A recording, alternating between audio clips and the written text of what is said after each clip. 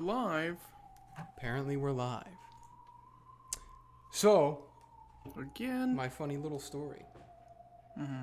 So today, actually just like 20 minutes ago, I was in class Yeah. in my graduate seminar about the history of conspiracy theories, right? Okay.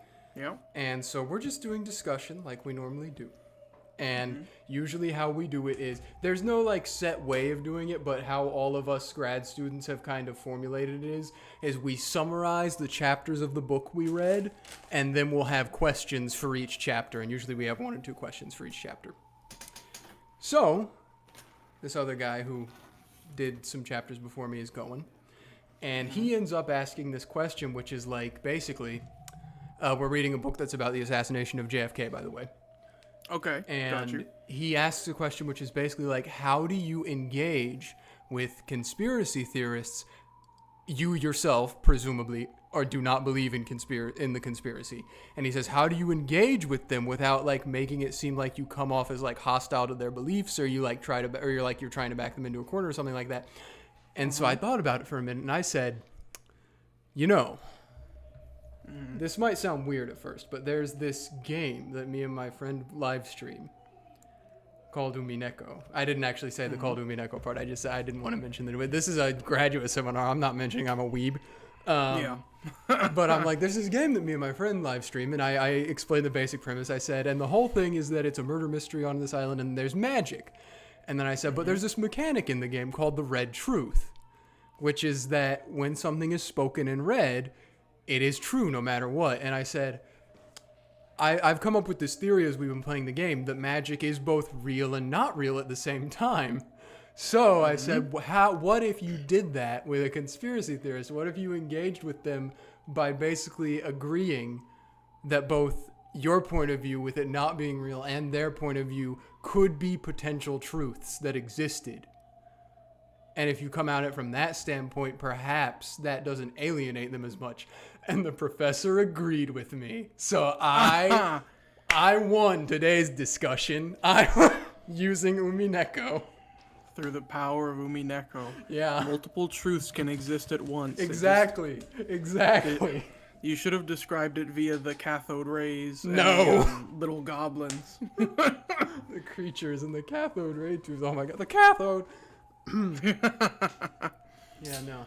Okay. That was my victory today. Well, excellent. Exactly. Like, Umineko is just so influential. There's just... It's You permeating can my use it school in life. everything. Good. It's in every fiber of my life. Before we fully launch in, though, I will request that you do an audio check because Terranria audio is screwed up. Dang. So, not to the point of irrecovery, but it almost is. So why don't you go Ours ahead and sounds make good. sure. I'm doing it right now, yeah. Okay, just want to make sure that like your voice and my voice sound comparable. Yeah. I'm taking a drink. I think we're Okay. good. Yeah. Okay. It's just more of my mic problems. Yeah, I don't know what goes on with yours over there. It's weird.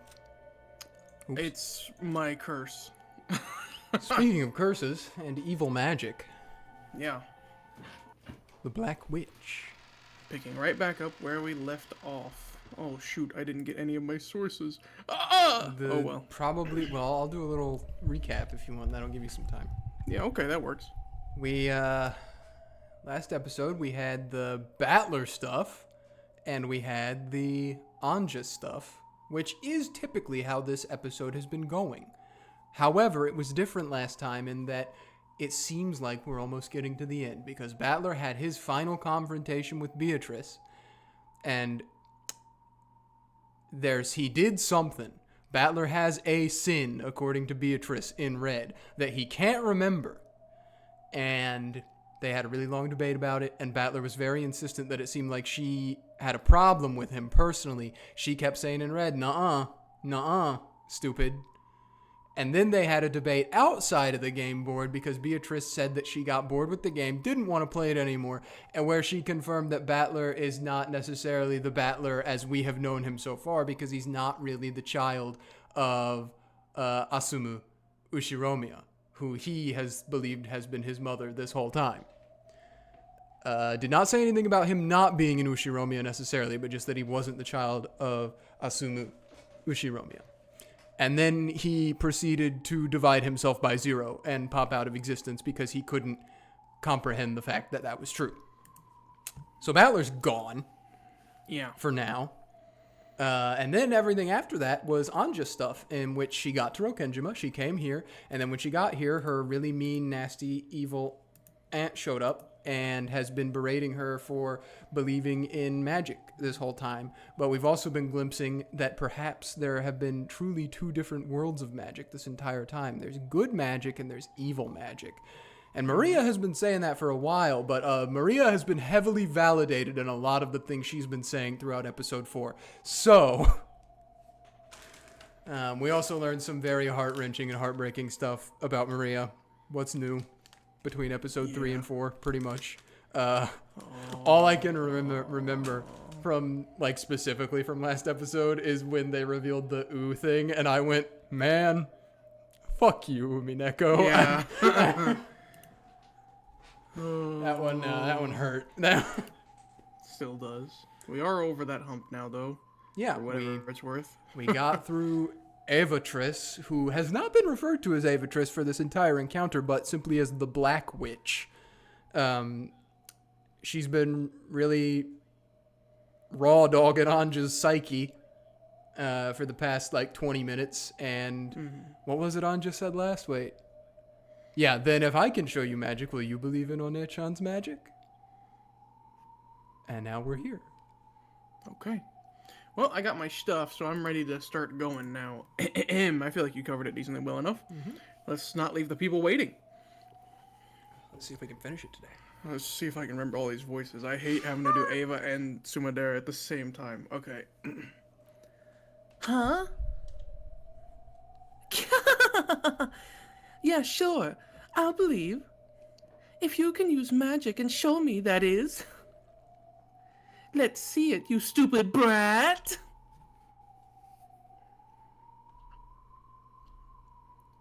Silently, slowly, I stood up. Sensations of this cramped world, such as the pain in my body, felt truly trifling. Oh, looks like you've still got plenty energy to stand up, Miss Great Witch.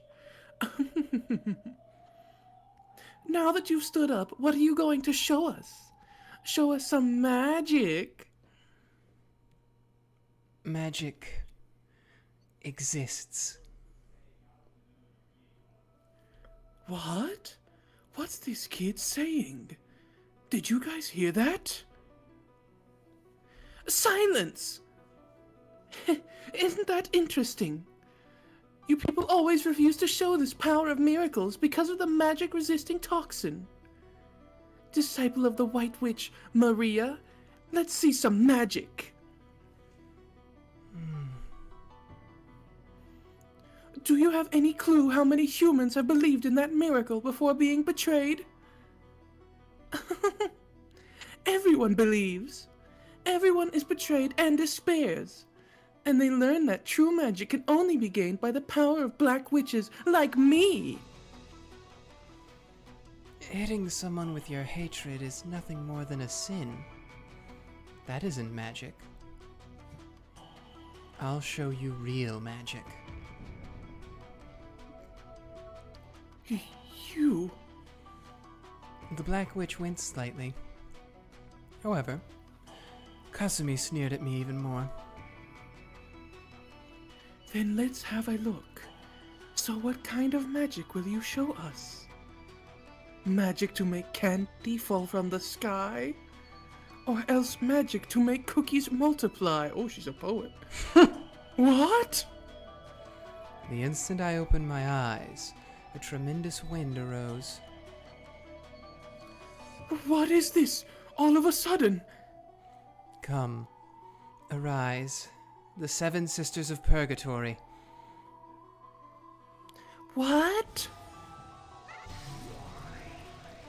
There was a flash behind me, and in an instant 7 pieces of high-level furniture were gathered there, It was a power that far surpassed the magical strength I'd had in my prime.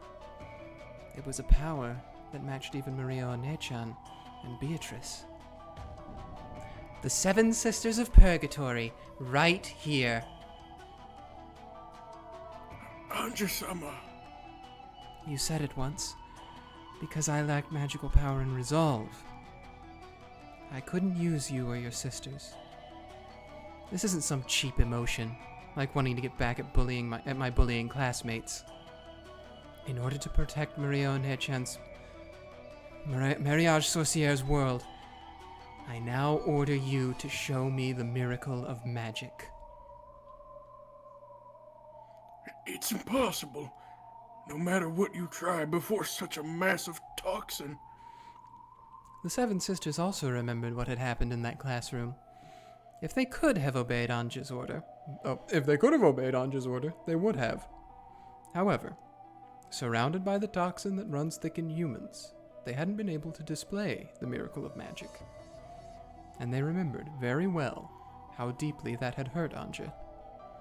But Ange spoke very quietly. In that case, you all believe too. Huh? Mariage Sorcière was created to bring people happiness. And also, to fight the Black Witch. In order to show that miracle to the foolish Black Witch, who denies the world that one of the founders, the Witch of Origins, Lady Maria, gave birth to, and in order to protect that world, believe in magic, in witches, in miracles, right now. When Kasumi gave an order to the black suits, one of them took out a gun and pointed it at Ange. You'll show us magic, right? Then let's have it. Use magic to shoot this man down with a fireball or lightning or something. You get 1 chance. Show us before I count to 3. Got it? If you can't, then you'd best prepare yourself, okay?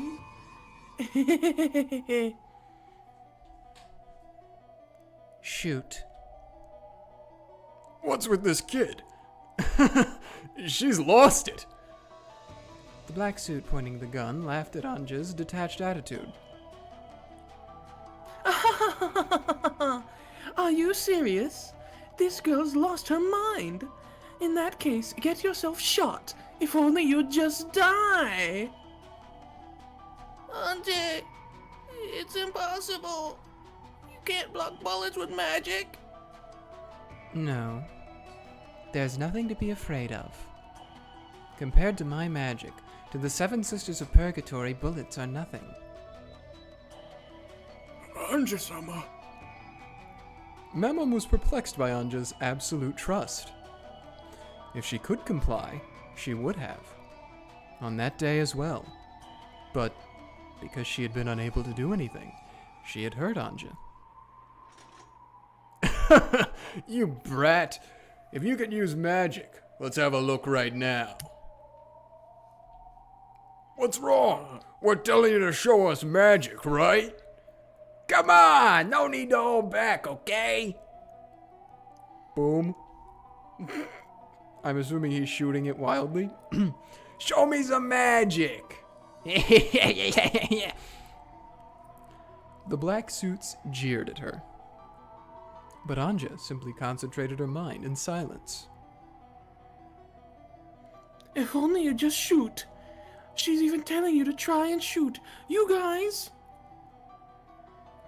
This kid's already lost her mind from fear. Bye-bye, Ange-chan. Go and pretend to be a witch as much as you want in heaven. Fire!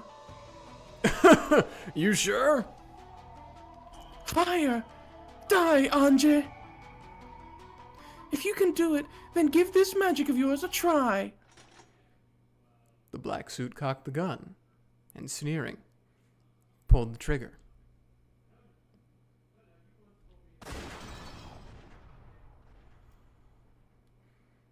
The sound of gunfire rang out, and the world stopped. A red spray scattered out, and chunks of flesh flew.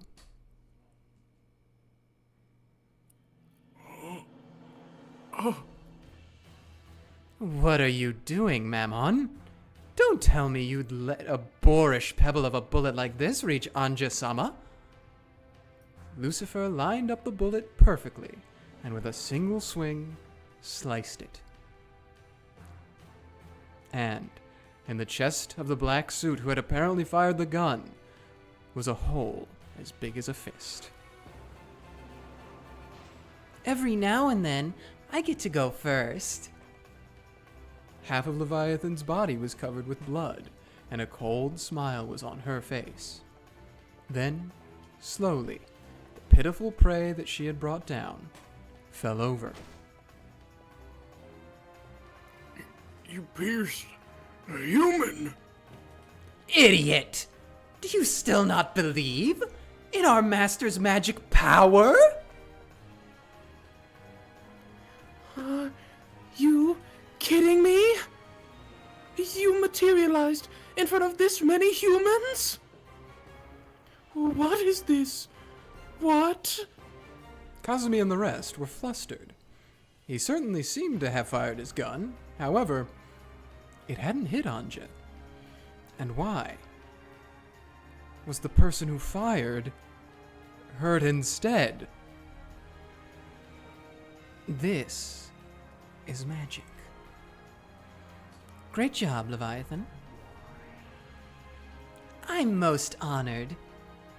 You foolish humans who dare oppose our master, now is the time of judgment. Prostrate yourselves.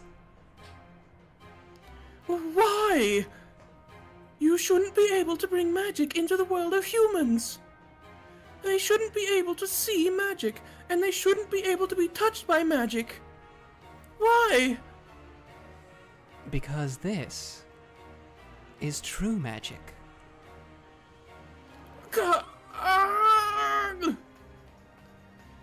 What are you people doing? Kill! One of the black suits, who had finally come to his senses, took his gun, readied it. Like I'd allow you the disrespect of pointing a gun barrel at our master. Die. Those words were a requiem. The man's chest had already been pierced by Lucifer, who had become the stake of pride in an instant. Thump. With the sound of the second person falling, the black suits now realized for certain that their lives were in peril. Ah! Save me! The instant one of the black suits doubled over in shock and turned on his heels to escape from that place, the stake of sloth. Be thankful that your violence against our master will be repaid with this alone. Die! In his right eye, a hole as big as a walnut opened and his head split. Belphegor was sprayed with blood, and her face twisted demonically with the joy at being able to use her full power. Oh! Who's that? Who's there? Where are you? The black suits were flustered, pointing their guns in every direction. But they didn't understand what was happening. They knew that something terrifying was coming for them, from somewhere, but they didn't know where. Dumbass! The enemy is right before your eyes! The witch's furniture is after you! But they couldn't see. Because they didn't believe in magic, they could not see. Just as the Black Witch said, Satan was standing boldly right in front of a black suit. What a sentence. However, Yeah. the black suit couldn't see her at all. Without context, Satan is standing right in front of him. Did you think humans could see our forms? That they could follow us? Stupid humans. Time to pay a fool's price for forgetting your awe of magic. Eek! What is this? What's going on? You can't see it because you have no love. Impossible! Even though there are so many humans here, even though the magic-resisting toxin is everywhere, why can you manifest your magic? Who are you? A witch. And unlike you, a real one. What? Damn it, you bitch! As though announcing his candidacy for becoming the fourth victim, one of the black suits pointed his gun at Ange, I will go next. and the trigger was. Ange glared at him coldly and simply ordered, Die! Next one. Satan. Satan of Wrath already right here. Blockhead. You think a simple bullet could hit Ange-sama or us now? The stake of anger pierced and smashed the bullet fired by the black suit, and continued straight on towards the man's face. Know your foolishness and regret in hell. Die! With a terrible explosive sound, the upper half of the man's head was smashed. Bathed in scattered flesh and blood, Ange quietly asked one more question. Hey, Aunt Kasumi. Do you still not feel like believing in magic? There's no way something so ridiculous could exist. I won't accept it. There's no way magic exists. Yes, that's right. There's no way magic exists. There's no way witches exist. Dang. Magic exists. He's not- material. Yeah. I was gonna say. Witches exist. Who do you? That's right. Magic exists. Witches exist. And in this world filled with anger and sadness, it can become the key that opens the door to the world of happiness. I won't let someone like you deny that. The key to a world of happiness lies in every person's hands. No one has any right to steal that away. You pitiful human who cannot understand this. If there had been magic in your life, it would probably have turned out differently, becoming much more peaceful. When I think that in your entire life you were never able to meet with a true witch, I pity you.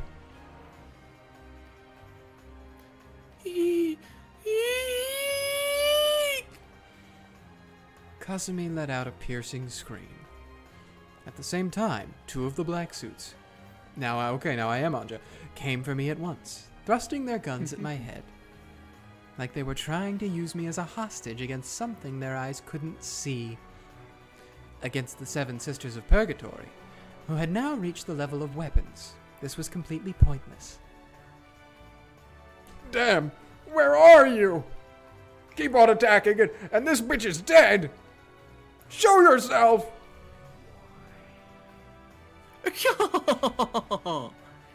What the hell is he saying? And his guts look so tasty too. Hi, Beelzebub, I'm glad to have you back. Ange-sama, leave the next one to me. Go ahead. Kill him. Thank you so much. I'm so happy. Jai! It's too good, man. Oh, and the chimney swift accent is too good. Oh, it makes perfect sense when you think about it. The man's chest split and his guts poured out. This terrible way of dying threw the other man into a total panic. However, Asmodeus's form was already at his back, grasping his neck and smiling obscenely. I forgot, is she like the yup. Yeah. What a She's the one who makes cutie. it sexual. She's Hey, where do you want to get pierced?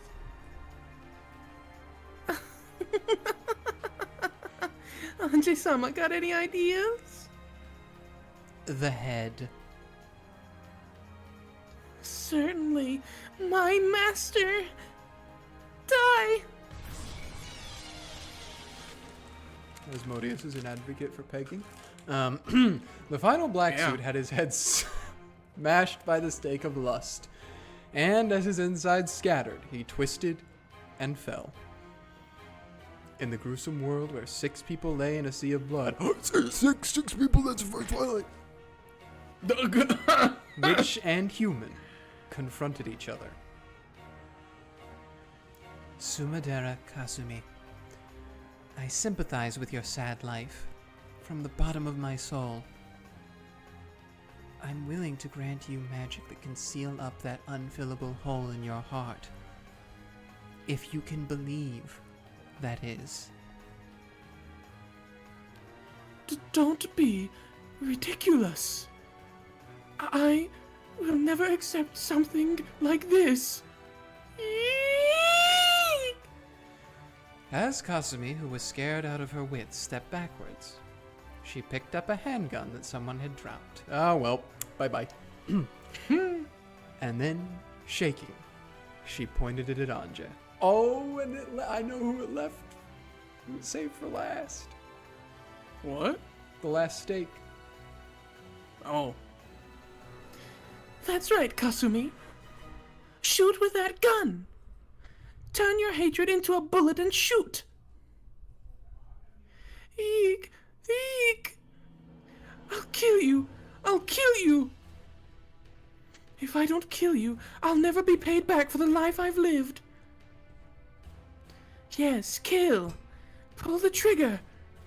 Take all of the anger and pain from your shabby life until now. Use it all against her. If you don't, you won't be released from your pain and anguish. Stop it, Aunt Kasumi. You mustn't listen to the Black Witch. I'll kill you. I'll kill you. Because of your mother.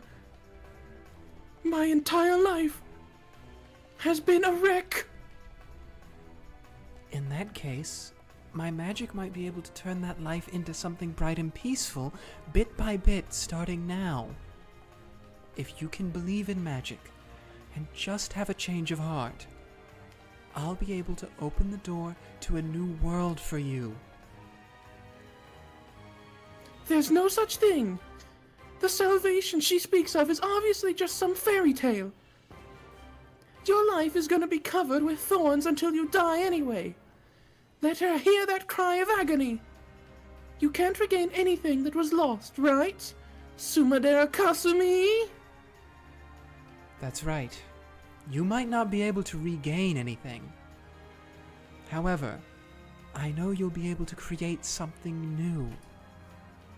So, Aunt Kasumi, throw that gun away. I might be able to teach you too about a world of happiness. Eek! Eek! You know, because your mother ran away, I was forced to marry her fiancé in her place. There was a man I swore I'd spend my life with, and I was forced to break up with him. You think you understand how I felt when I was forced to be wed in your mother's place, and was held by a man I had barely even talked to? I wanted to kill her, but Nason just went and died on her own. That's why I'll kill you. Otherwise, my thorn-filled life will never end. From Kasumi's eyes, tears of passion dripped down. So pitiable. This person's tears were so clear and beautiful. But for that very reason, she hadn't been able to fully withstand her sad pain, and had been given no choice but to listen to the Black Witch's temptation. So sad. In that case, I'll at least release you, your soul, for all eternity, and free you from the bonds of resentment. That might be the only bit of charity I can give right now. Die! Ushiromiya Ange! Goodbye, Aunt Kasumi. Take a long rest in a quiet world. I no longer feel anger or hatred for you. I just want to let your soul rest in peace. Kasumi's handgun spat fire. Slowly, that bullet continued through a world frozen to the utmost limit, aiming for Ange's forehead. Mammon. Yeah! Mammon of Greed, right here. Thanks. Huh? Because I met you and Sakutaro, I was able to understand everything. Ange. Look away, Sakutaro. Mammon, release that woman. And protect the honor of Mariage Sorcière. Yes. Prepare yourself, Sumadera Kasumi. Even though the world was frozen, the stake of greed flashed like lightning, and had already gotten behind Kasumi. If there's any virtue in you, we'll meet again on the mountain of purgatory. Die! The upper half of Sumadera Kasumi's head was smashed.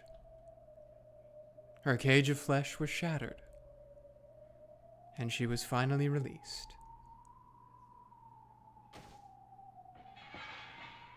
What about the Black Witch? She's still around? Okay. We just separated the two that were close. That's what I was about to say. That's Next is you, the Black Witch. Oh, okay. No, we're immediately getting into that. By now, I think even the fact that you look like Aunt Eva is inexcusable to her.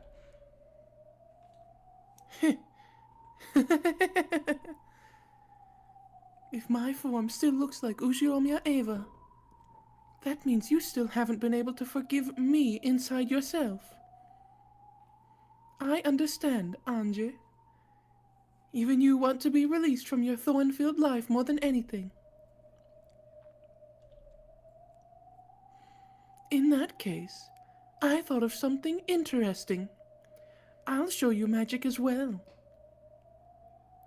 I won't be the one to kill you. With the worst of smiles on her face, the Black Witch changed her form into something like a black mist, or else a vast swarm of black flying insects, which began to swirl around me. Then, that black mist began to gather bit by bit, shaping itself into the form of a human. Is it going to be Maria? What's this supposed to be? I've forgotten this part. You've got at least a vague idea, don't you? It's the woman you hated and despised the most. Oh no, it's Ava. The woman who hated and despised you the most.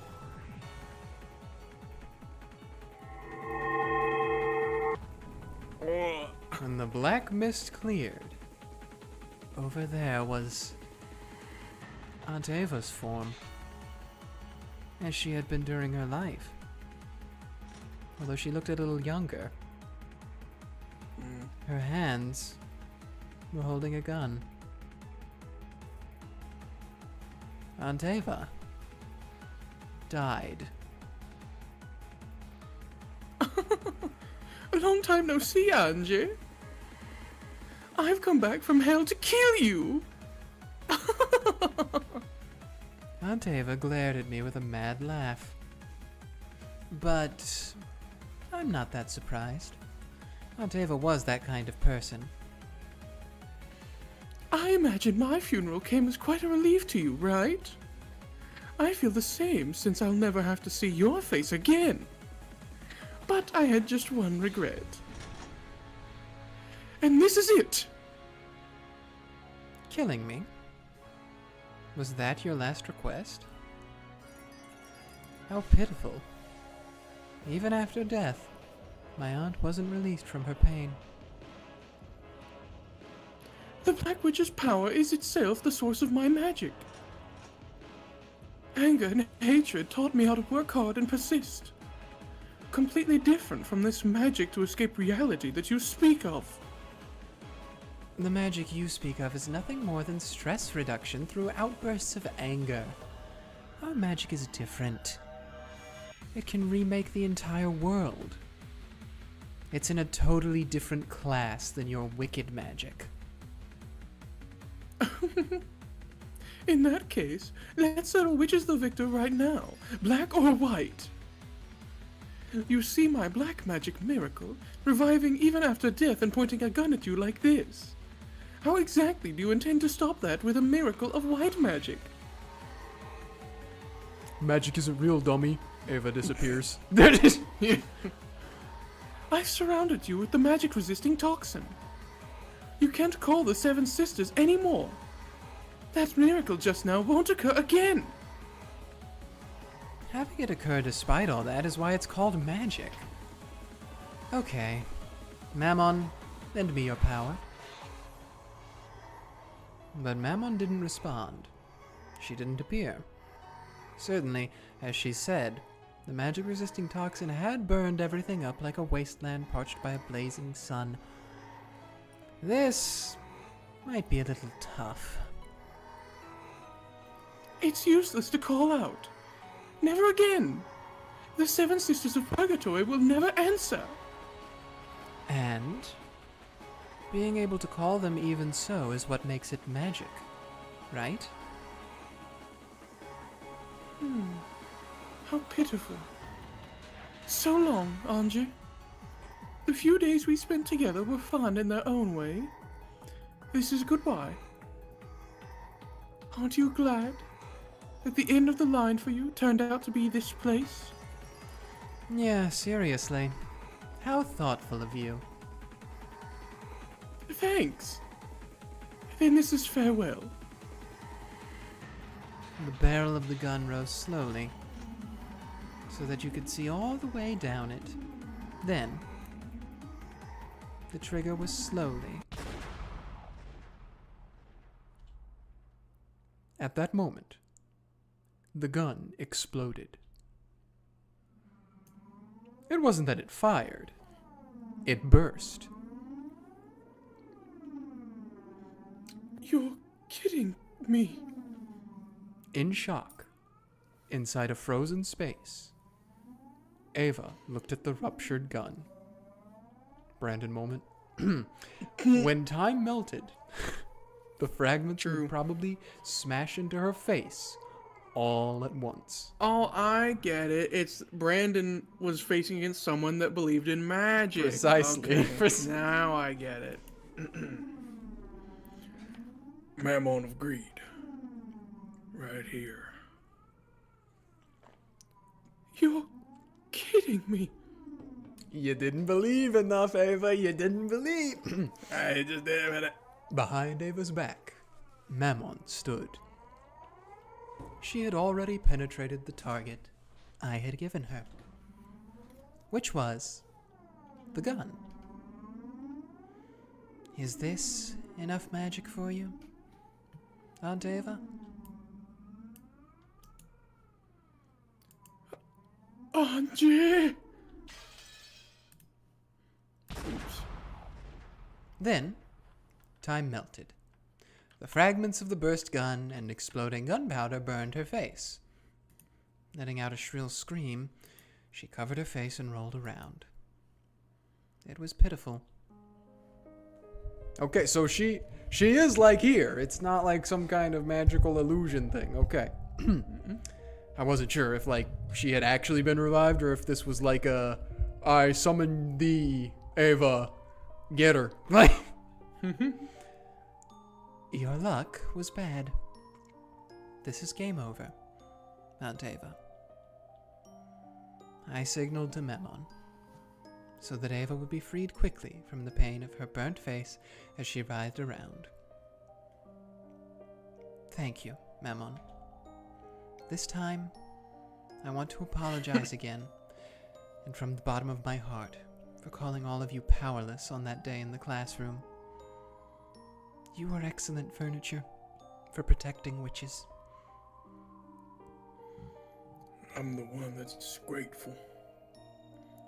I feel truly honored at being able to meet a good witch, a good master in the end, and at being able to fulfill my duty as furniture. Mammon had understood. This would be the final job I'd give her.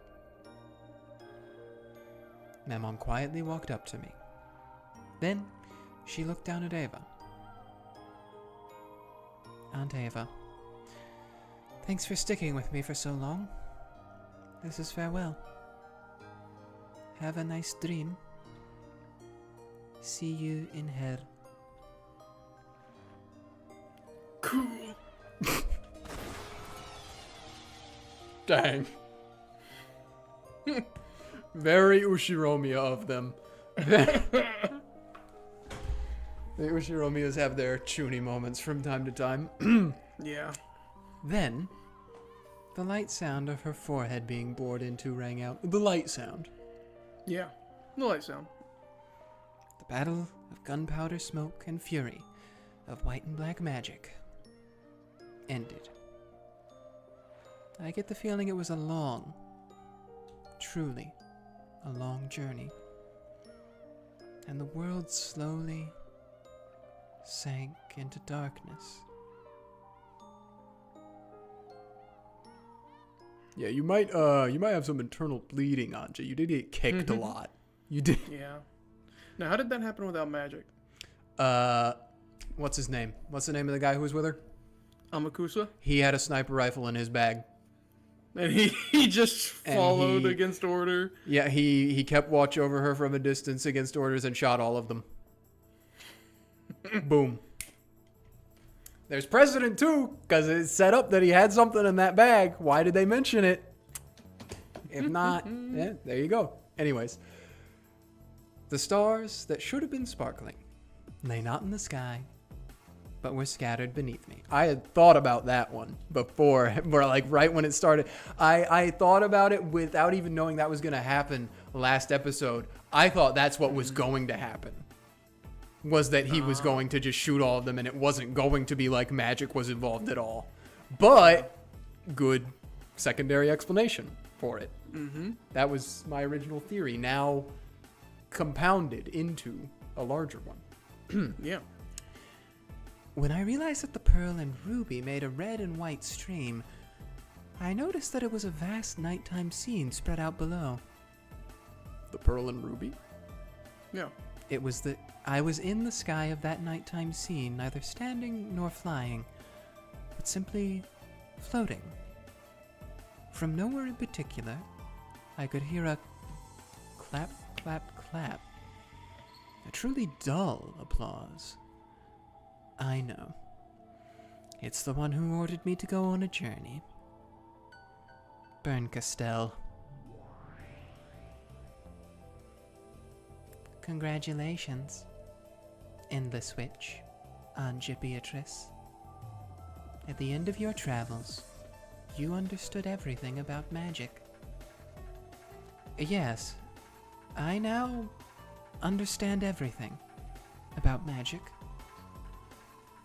I am a witch. The last witch who inherited the magical world created by Mariage Sorcière. No one besides you can tear Beatrice's world to pieces. Because I know witches. I learned how to resist them. Magic is made of love and sadness and anger. No matter how cruel a witch Beatrice might have been, the source of her magic is exactly the same. And that's why I wish I could leave that world of hers alone. After all, in her eyes at least, that world is complete. But then you'd have to give up on your family. That's right. So, I don't like doing it, but I have to fight. The very reason I left on this journey to become a witch was so I could bet on the faint chance that I'd be able to take my family back someday. Unless you kill Beatrice, only worlds of isolation can exist for you. As one who has traveled to billions of fragments, I guarantee it. I understand. I can't afford to have compassion. I must make my heart a demon and tear her heart to pieces. It's good that you're steady in that resolve. I was worried that, as another witch like her, you might grow attached and lose your will to continue. It felt a bit hollow hearing that from a person whose face was almost always expressionless. Berncastel, the mysterious witch who invited me on this journey. At times, I've suspected that you might have lied to me. Why? I am the Ange of 1998, so even if I save my family, they will only be saved for the Ange of 1986. They won't be saved for me. So I've sometimes felt like I was being deceived. That is correct. I deceived you. But now I'm grateful. After all, in the end, you did teach me how to get my family back. I didn't teach you anything. If you know something, it's because you've reached that mental state by yourself, as a witch. That mental state is different from my own. I personally cannot understand it, but if that's the truth, then congratulations. I'm not a player in this game, but a piece. You said that to me, right? Yes, I said it. Now I fully understand that role. A piece doesn't need emotions. It just has to give its all for victory's sake.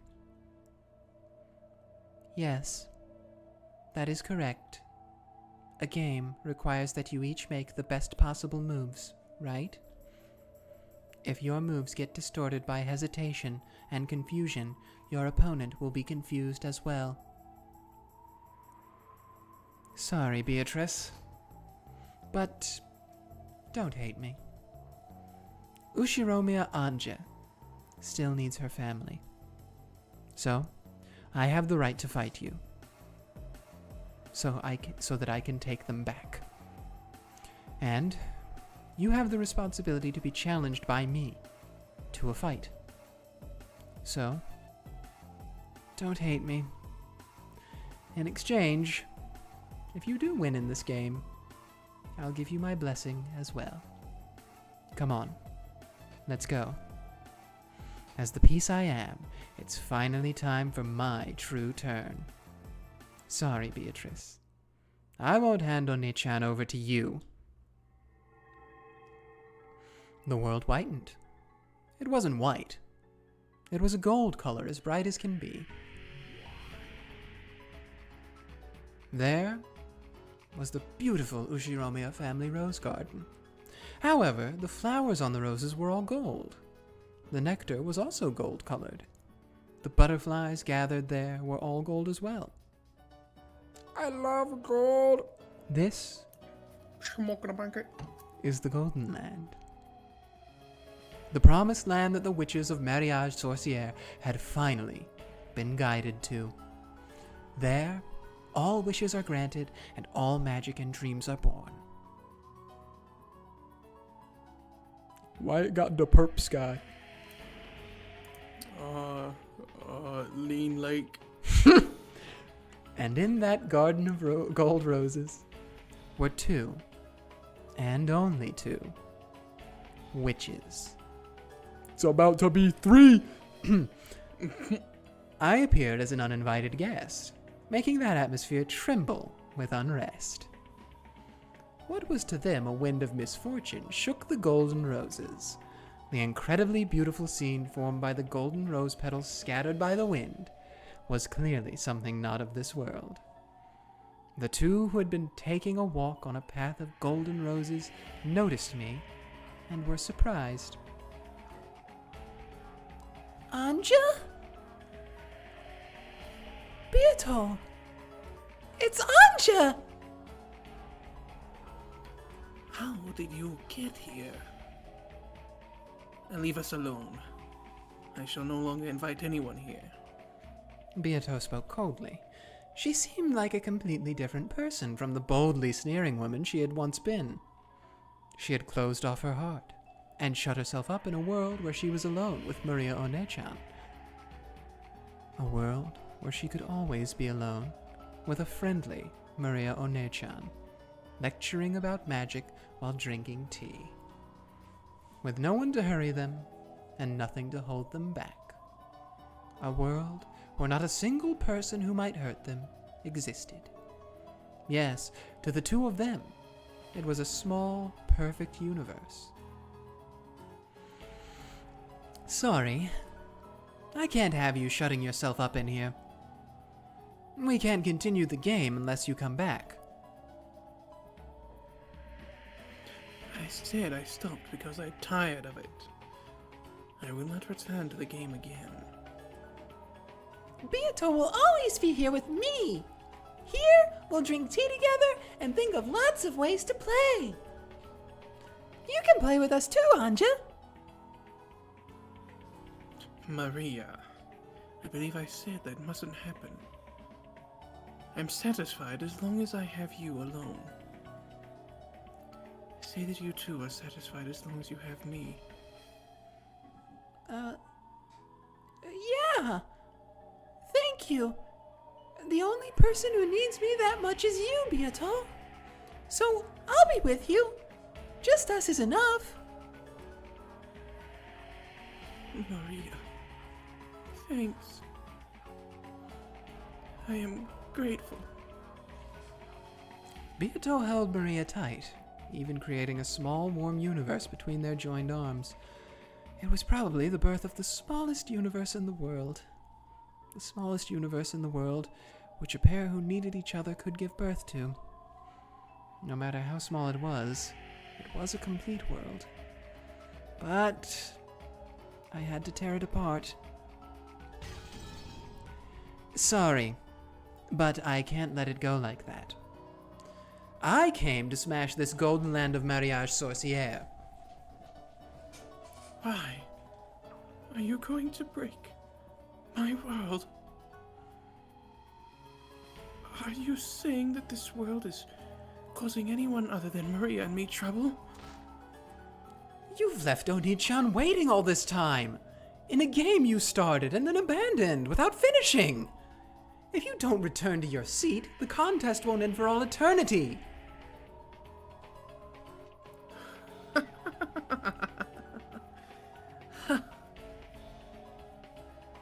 There is no longer a single player in that game. Battler vanished, and I did as well, coming here. That game is already over. It isn't over. You started the game, right? Take responsibility and see it through to the very end. Will you defeat Battler and give birth to the world you truly wished for? Or will you be defeated and everything swallowed up by your magic released? Take responsibility until the very end. Don't, Ange. Beato will spend her time in this world, alone with me for eternity. And I don't need anything else, as long as I have Beato. Here, all wishes are granted. Everything is here. Can you imagine Umineko in Smash? I don't have to imagine. There is an What do you Umineko mean? smash. What? Is it Rosa Umineko? No, it's... I would start, but then I wouldn't stop. Anyways, This golden land is made up of nothing more than the crystallization of Beatrice and Maria One-chan's thoughts. To drag Beato out of this world, I'm going to have to destroy it. I will destroy this golden land, which must be a final, peaceful world in Beatrice's eyes. One-chan, that's wrong. This golden land is a liar. It won't grant the one wish you truly want granted. That's not true. Anything can be granted here. Look, there's even a nice mama here. Dang. Whoa. Gold butterflies gathered behind Maria, forming into a kindly smiling Aunt Rosa. Does all she say is ukyu? True. After smiling sweetly at me, it became golden petals and crumbled. Dang, couldn't even have it speak. Just, That's when it all goes wrong, frankly. yep. Here, anything can be created. Even Ange, even Battler, even George One-chan, even Jessica One-chan. You can summon as many as you want, and everyone is nice. You come too, Ange. Let's play together. Sorry, One-chan. And what about Sakutaro?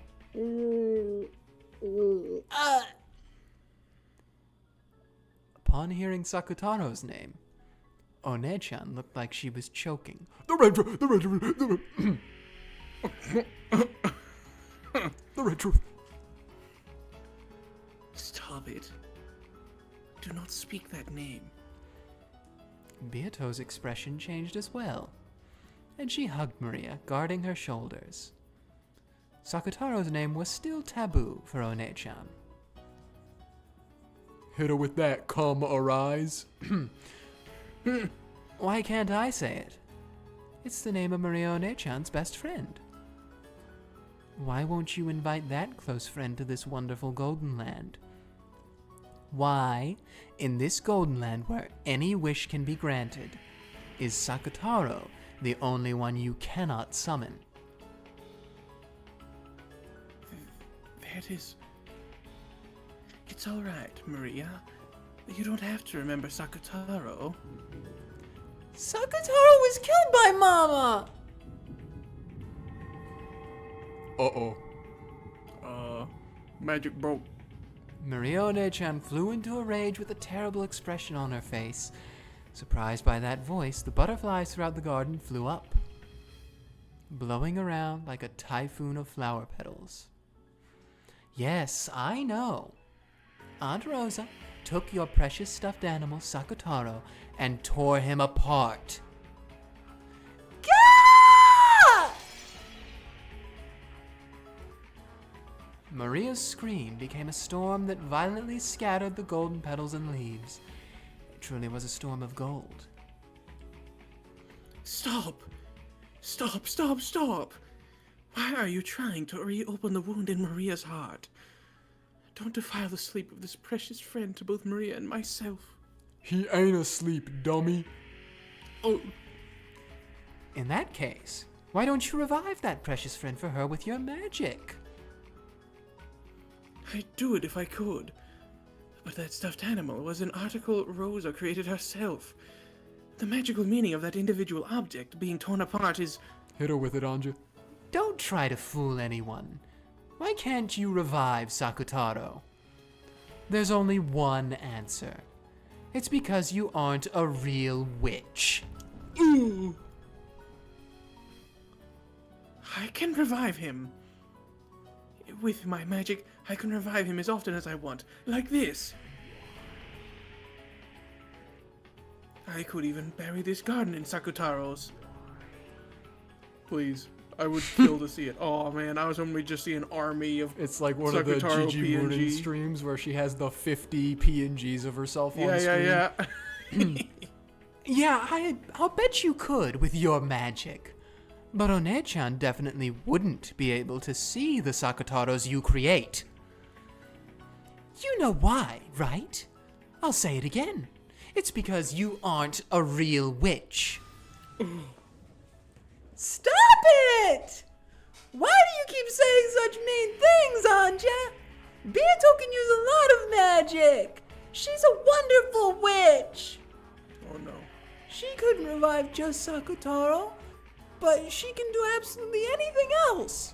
So I can at least do without Sakutaro. No, One-chan, that's wrong. There's nothing a witch can't do. As soon as she couldn't do that, it was clear that Beatrice wasn't a real witch. That's wrong! It's because Sakutaro's stuffed animal vessel was something Mama made specially herself, And that's why she can't revive him. Is Beatrice's your magic so inconvenient?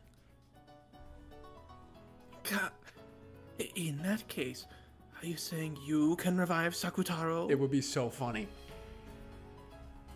Are you saying you can do that with your magic? Please. I can.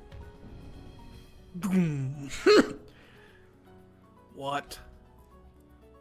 Maria One-chan, I'll show you some real magic. I'll revive Sakutaro for you. really? Even Beatrice couldn't do it, right? Really? Yes, I can. In exchange, promise me. Once I revive Sakutaro, Yes! Dude, leave this golden land.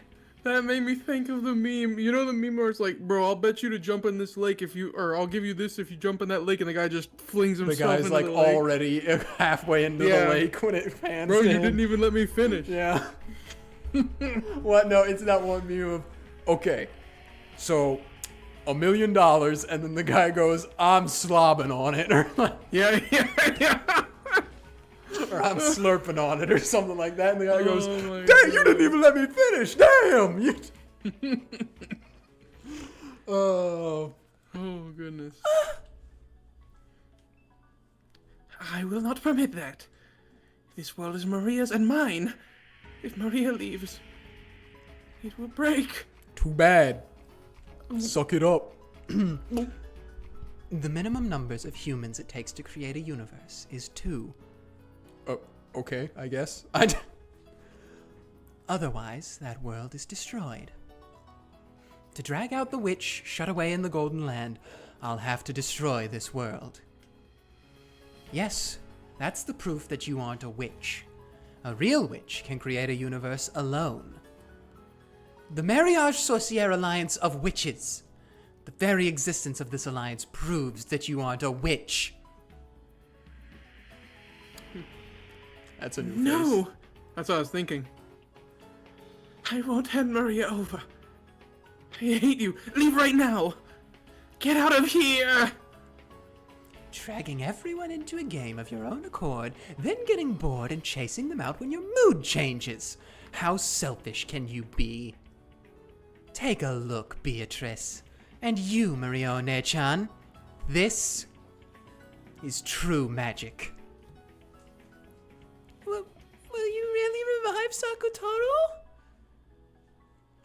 There's no way you can. That's also a new face. This is a golden land for Maria and me alone. There's not a single spell that an outsider like you could use.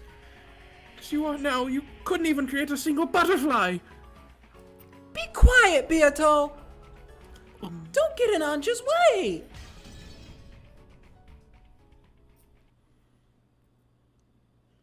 Gulp.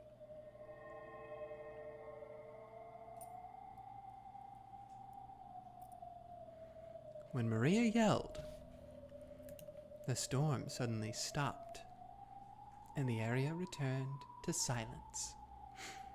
The scene, as a massive number of golden petals that had been blown upwards quietly drifted down, was fantastical, as though a golden snow was falling.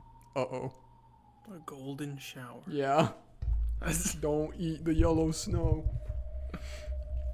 Maria, thinking about this unlikely, if only miracle, had unconsciously joined her hands together as though praying.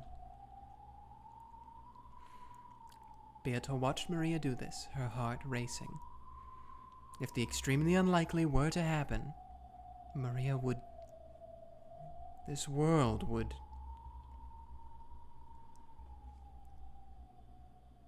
I suppose that's me. But it's unthinkable. Absolutely impossible. That stuffed animal, which had been the only one in the world, was torn apart and thrown away. Not a thread remained. Reviving it was certainly and absolutely impossible. This is my golden land. A world where magic that isn't mine certainly cannot exist. You think you can do it? Let's see what you've got. Ushiromi Ange! At Beato's scream-like cry, the world lost its sound. I slowly recited the incantation for true magic. Come, try to remember Maria's close friend, Sakutaro. Try and remember what form you had. Try and remember what a lovable stuffed animal you were.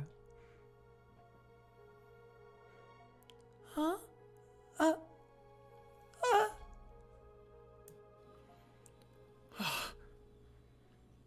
Expressions of shock rose to both of their faces.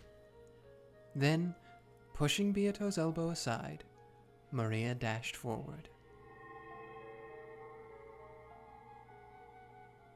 Sakutaro?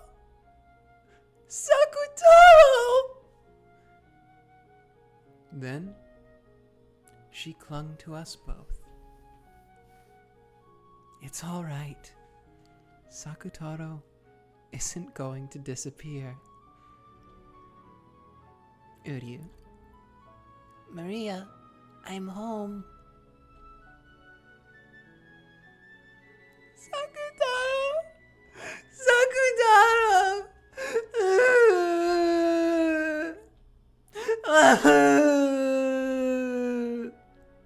Sakutaro!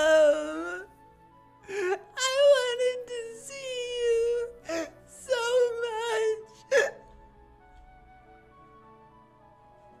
It was, without a doubt, that stuffed animal lion, Sakutaro.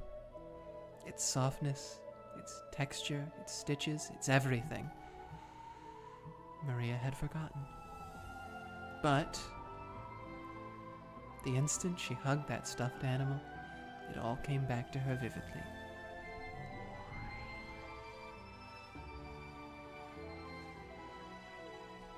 Uryu, Maria, I'm home. Sakutaro! Sakutaro! Is your body alright? Does it hurt anywhere? Even though something so horrible was done to you. Are you all okay? Uryu, Ange revived me with magic, so I'm perfectly fine. Thank goodness! Thank goodness! Welcome back, Sakutaro!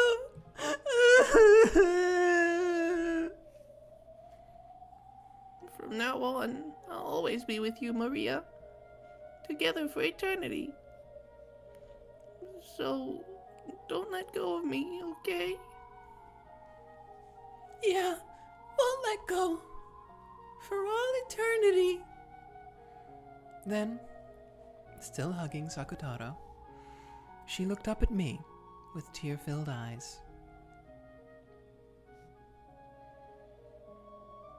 New favorite witch acquired. Yeah? Thank you, Ange! Ange's magic is amazing! How? How can you revive Sakutaro? When Beato couldn't do it? Impossible. Impossible. How? How can a human other than me use magic in my golden land? This is completely impossible. What are you so flustered about, Beatrice? This is magic, right? There's no way that's magic. This is my golden land. A world where magic that isn't mine certainly cannot exist. And my magic was not able to revive Sakutaro. Notice the "my" isn't in red. There's no way it could. That is a special stuffed animal. Made by Rosa for her daughter's birthday. And in the entire world, the only.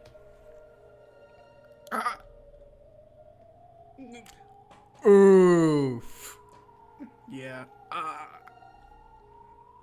Dang, look at those chompers. I know. She's been brushing. We've got the gums coming out. Everybody says they love Fang until they see this one. No, I still like it. Yeah. See? It's magic, right? Oh.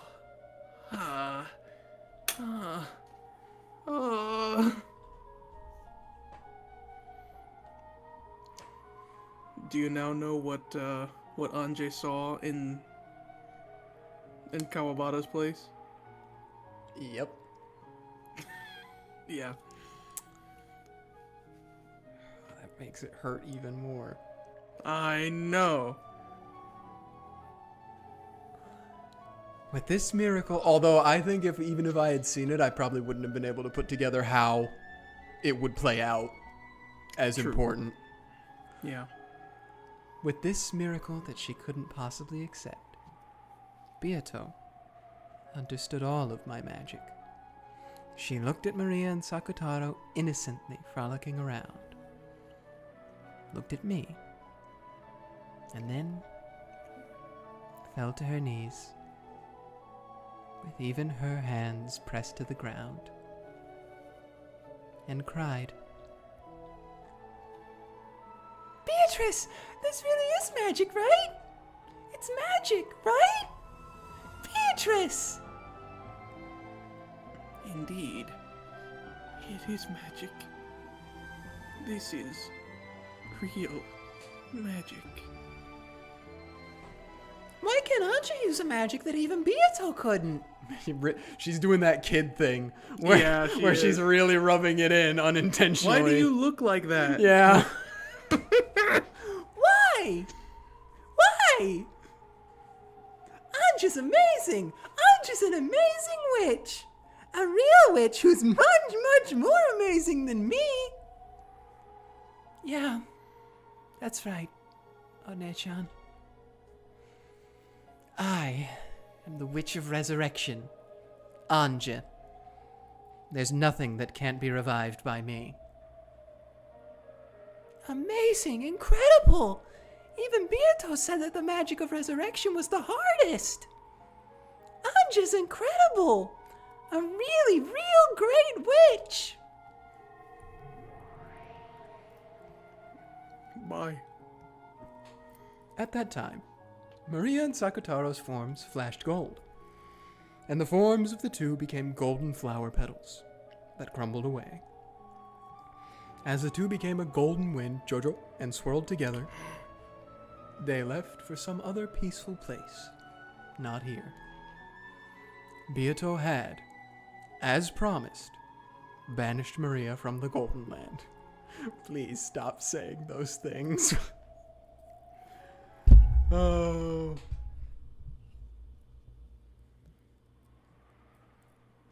Goodbye, Maria One-chan. And be happy forever. Don't worry. You definitely exist in One-chan's world too. But that isn't you.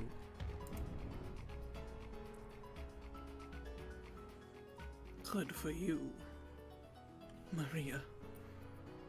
As your close friend, I celebrate this reunion from the bottom of my heart. On Beato's face was a mixture of what was probably every expression a human could muster. It was joy, anger, and sadness. That's the source of magic isn't it? Without love, without sadness, without anger, magic cannot be seen.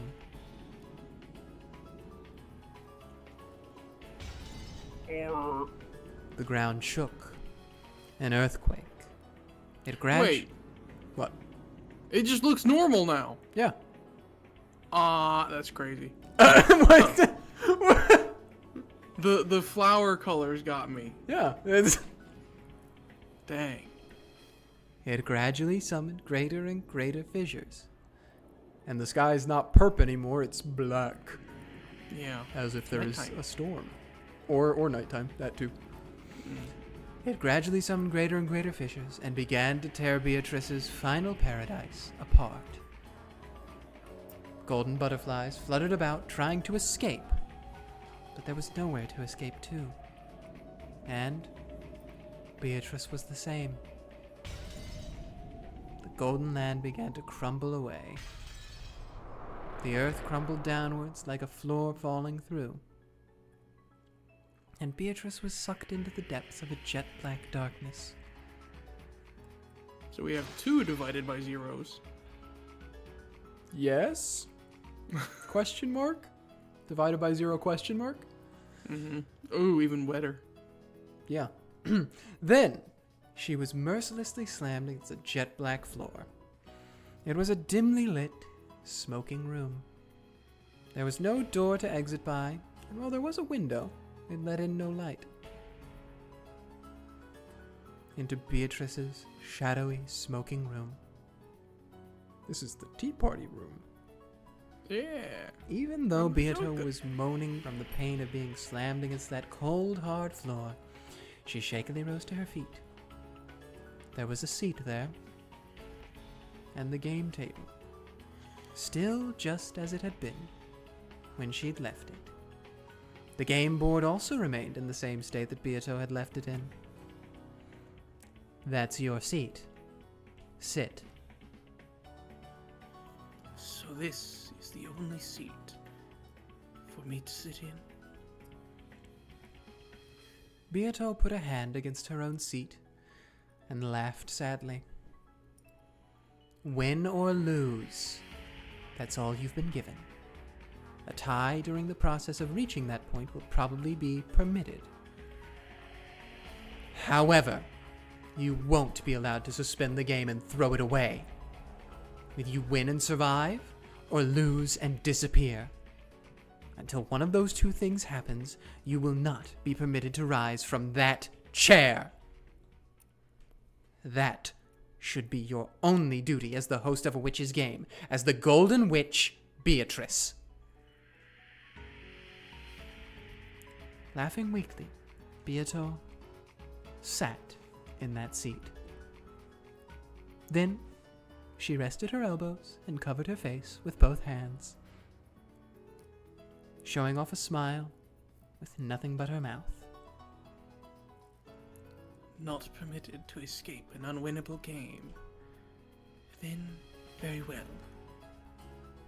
Why don't I repeat this until I lose? Uh-oh, she's suicidal. No. Quit being so faint-hearted. Win. Use the best moves you have. You started this game. You have a duty to make the best moves possible. Give all that indecisive fooling around a rest. That's for Oni-chan. At that time, there was a violent sound. Beato felt a cold, pathetic sensation on her leg. Gotcha! I finally got you, eh, Beato? Oh, great Lady Lambda Delta, is it? To think that you were still here. Beato's foot was caught in an ice-cold steel shackle, tying her to the chair she sat in. She would no longer be able to escape from this seat.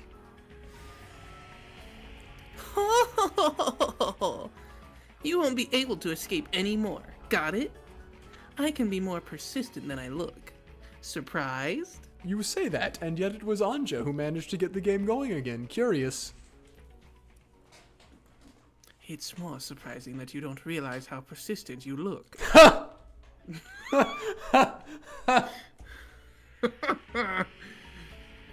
You are not permitted to leave early or suspend this game. You'll fight for all eternity in order to win, okay? You don't want to lose, do you? I feel like she might be getting to that point, honestly. You want a little peek at the kind of wonderful world you'll be thrown into if you lose? Don't worry. You can win because I, the great Lady Lambda Delta, will be looking after you. Constantly. Until you win. For all eternity.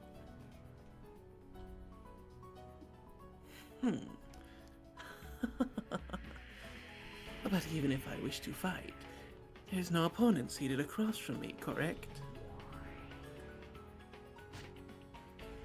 Don't worry. I found Battler. She found him? Just like that. It's that easy. It's When Vern Castell appeared and clapped her hands, Battler appeared from the sky and plopped into the opposite chair. It's that easy. Where did he go? It's that easy. Battler's eyes were slightly open, but there was no sparkle in them, almost like a doll's. Without one of the pillars that established his soul, he had fallen into the depths of darkness, and had been drifting about all this time. He should have then scattered and disappeared like mist. Burkestel had managed to scrape him together. Dang, that was probably pretty hard. Good work, Burn. He was in Gary, Indiana. Okay. Yeah. It's incredible that she managed to bring him back to a human form. Good work, Burn. Yeah. Burnt. However, even though his flesh had returned, his soul had not. Ange, figure out who he is. Get him back. Yeah. It had been blown away by Beatrice after having its existence denied. It wouldn't come back easily. Hey, that's not it wouldn't come back. Battler won't run from this fight either. Not until he defeats you. Just because your chances of winning are shrinking doesn't mean you'll be permitted the inelegance of abandoning everything and running. Even he doesn't want that. Isn't that right, Ushiromiya Battler? Battler didn't answer. His heart was still dead. Well, I've got nothing. No. That was the only thing I could think of. True. His eyes wavered slightly at the question, but he couldn't answer. Battler! Get a hold of yourself. You are here, and the enemy is before your eyes. Fight! Fight to win! Battler lazily repeated that, speaking incoherently. He'd come back. The wound he bore on his soul was no small thing. That was only natural. Beatrice had woven her red, and he had been denied. He had learned that the mother he'd respected was not his birth mother, and he didn't know who he was. He was not Ushiromiya Battler. Don't talk stupid. You are Ushiromiya Battler, no one else. No matter who acknowledges that or denies that, make sure you believe it yourself. After all, you're the only one who can create your own world. Don't lose the world where you're Ushiromiya Battler. Then, who am I? I'm not my mom's child, right? Where was I born from? Battler asked that question as his eyes, which still hadn't regained their sparkle, stared lazily up at the ceiling. Of course, she answered right away. Yes, that's right. Beato proclaimed it with the red truth. So I'll proclaim it too. Ushiromiya Battler is not Ushiromiya Asumu's son.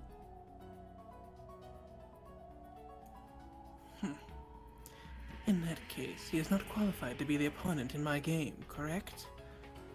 Beatrice, repeat it.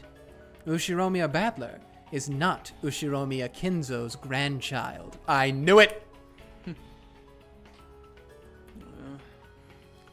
As Beato wrinkled her forehead, A painful-looking smile rose to her face. You can't stop thinking, Battler. You can't stop thinking. If you would have just thought a little bit harder, you would have been fine.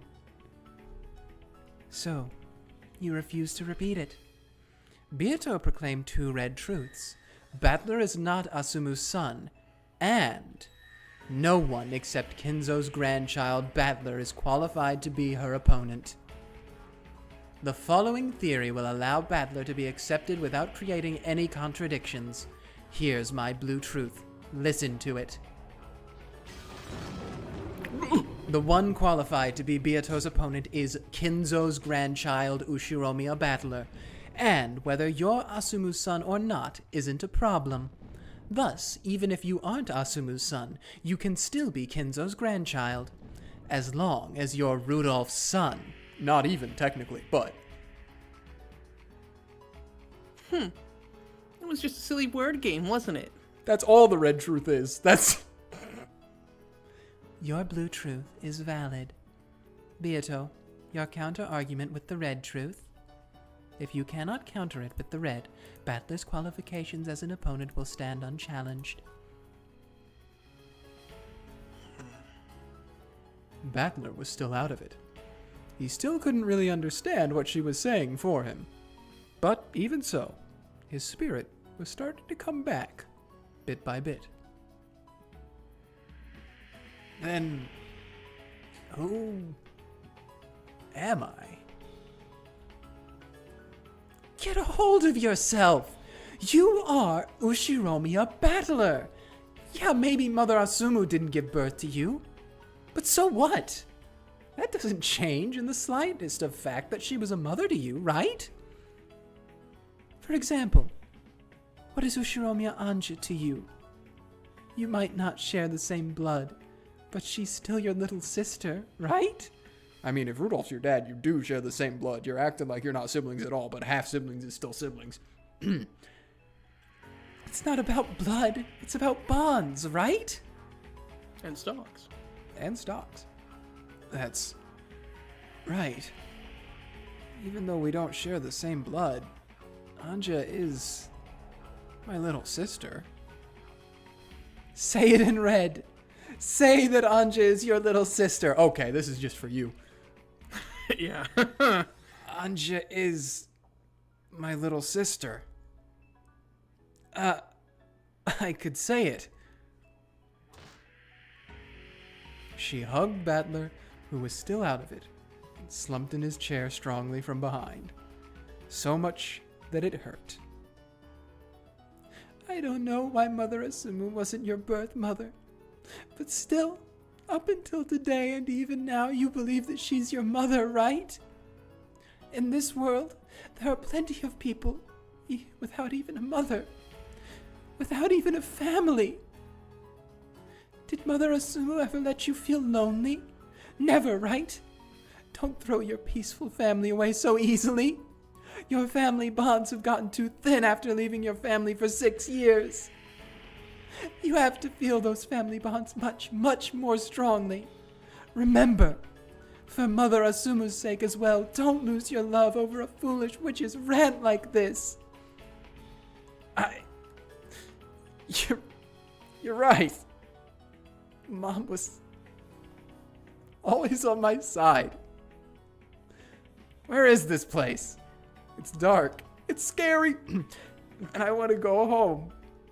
Where's all my family? The light still hadn't returned to Battler's eyes. But tears appeared. Your little sister is waiting at home for you to come back. If even you don't come back, she'll be all alone forever. For your little sister's sake, please, win this witch's game. Ange. My little sister. But I still don't get it. Why do I have to keep repeating this incomprehensible, cruel game with Beato? I've had enough. In that case, settle this game quickly and go back home. Ushiromiya Battler, how long are you going to play around in a place like this? Your little sister is waiting for you to come home. That's right. Battler had been caught up in this strange game before he even knew it, and still unable to understand why he was fighting. He had been constantly sucked into the witch's pace, played with and made to fight. That should have been his most simple and first question. Because he didn't understand that, he'd lost his purpose in fighting. That's why my voice won't reach Battler's ears.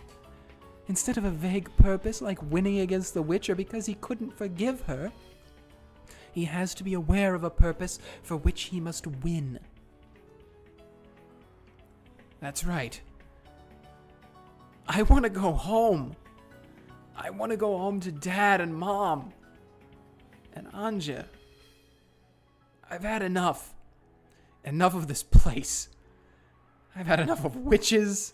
I've had enough of games and murders. Enough. Enough. Battler's soul is starting to come back. But it can't quite reach. You've had enough, right?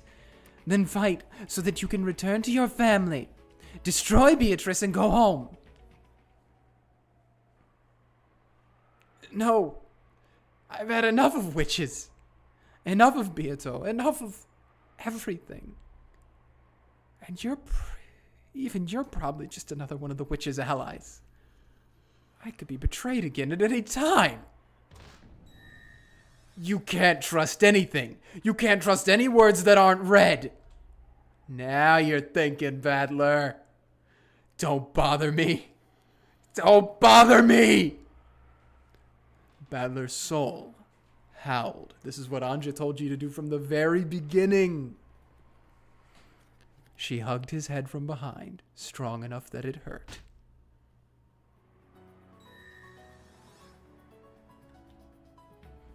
Give me a second.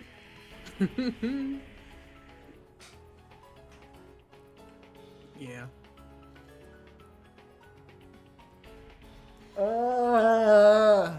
A great CG. Shame that it probably won't be used in a thumbnail because it's towards the end of the episode. It's almost time for Halloween. Don't Don't come to my house. Come home quickly, Oni-chan. Don't leave me all alone. Huh? Who are you? It's me. It's me, Ange. Dad and Mom and Oni-chan. No one came home. I'm so lonely. I beg you, come home quickly. Ange. You were... Ange? That's right. I'm Ange. The Ushiromiya Ange of a world where no one comes home. My entire family never came home from Rokkenjima that day. The witch before your eyes stole away my whole family. Even you, Oni-chan. Only you can finish her, Oni-chan. Finish her. Then take your family back. And then come home to me. Beato did that to my family.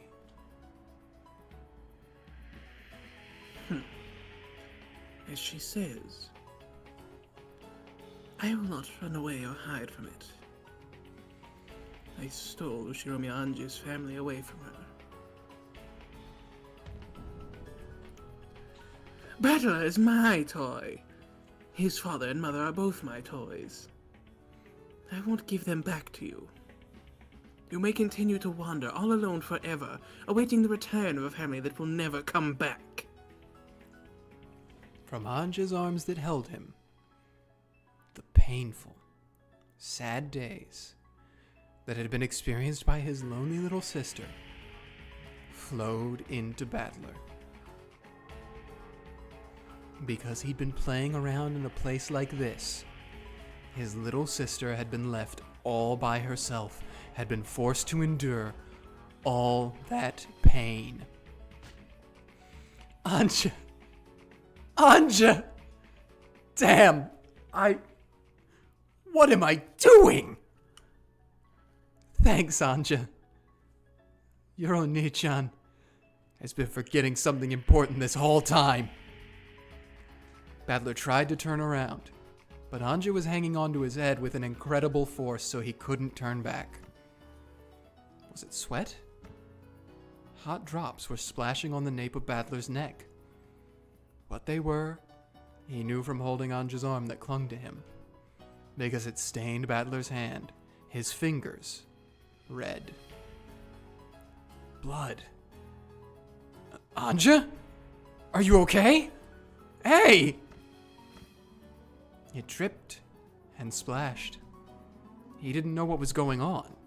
Battler didn't know because he couldn't turn around. But the hot drops that stained his entire back were surely blood. In order to save you, Oni-chan, in order to come here, there was a single rule I had to follow. This is it. Letting you, Oni-chan, know that I was Ange. It was so hard. Even though Oni-chan was right before my eyes, I couldn't even say that. As long as I followed this rule, I should have been able to stay by Oni-chan's side for all eternity. I should have been able to play in this game against the witch for eternity with Oni-chan. But that's no good. Oni. Chan. You have to come back. Your sister's waiting for you. At home. That person isn't me. But this way, your sister will be saved.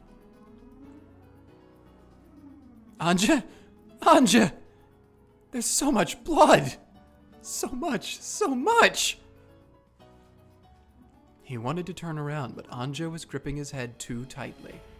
However, judging by the blood that was pouring out and Ange's pained breathing, he realized that something seriously wrong was happening to her right now. Don't worry. I'm only a piece. You know, in chess, they have this move called a sacrifice. What? Who cares about chess? Let's get you some first aid, quickly! Let go for a second, Ange! A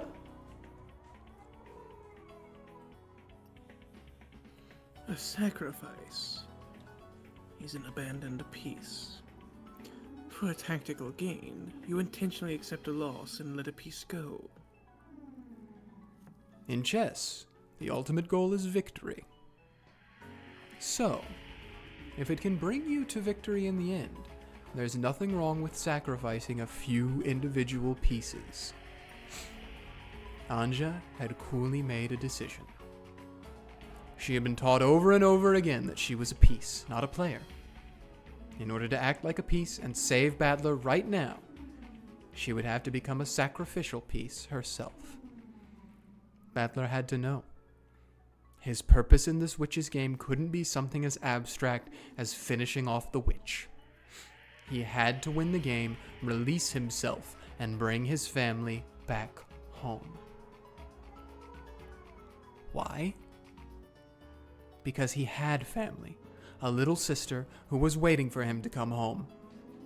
A being was created so that Ushiromiya Ange's voice could reach you. That's me, Ange Beatrice. I'll sacrifice the piece I am to give you the will to fight and give you purpose. My purpose isn't to play with you in a witch's game for all eternity. I came to bring you Ushiromiya Ange's mourning and sadness. That is my unshakable purpose.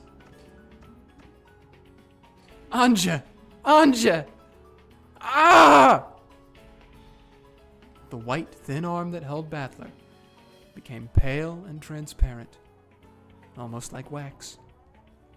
And even so, the fresh blood stained it so cruelly. I will disappear now, but Oni-chan, fight with all you've got, and I'm sure you'll come back to me. I'll be waiting. Always. I'd planned on helping you out a lot more than this.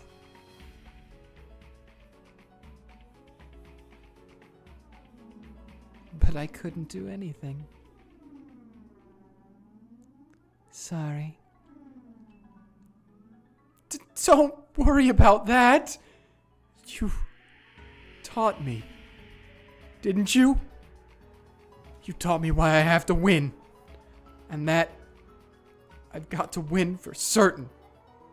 And come back to you. What am I doing lazing about in a place like this? Yeah, I won't play around anymore. 'Cause I'll come back. I'll come home. I'll definitely come home bringing a souvenir, I promise. I don't need one. So promise me one thing. What? I'll promise anything. In a second, I'm going to let go of this hand. It hurt, didn't it? Sorry. I held it so tightly. I'm okay.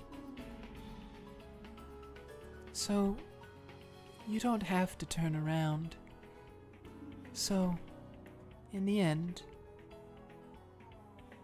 let me see the coolest part of you. Oni-chan. Rise from your seat. Point at the witch before your eyes. And announce that the game will start up again. Ange's hand slid and disappeared behind me. There were bloody fingerprints left behind, blurred by her fingernails. But I turned around right away to take care of Ange's wounds. Ange.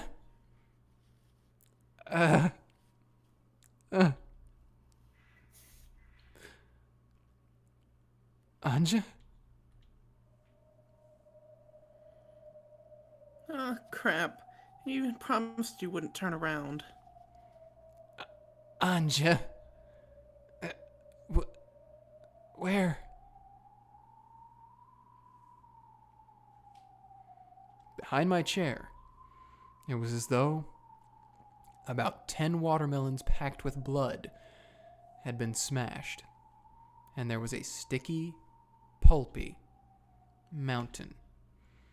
And around that mountain of blood and minced meat, the clothes and shoes that Ange had been wearing lay crumpled as though they'd been taken off and thrown away.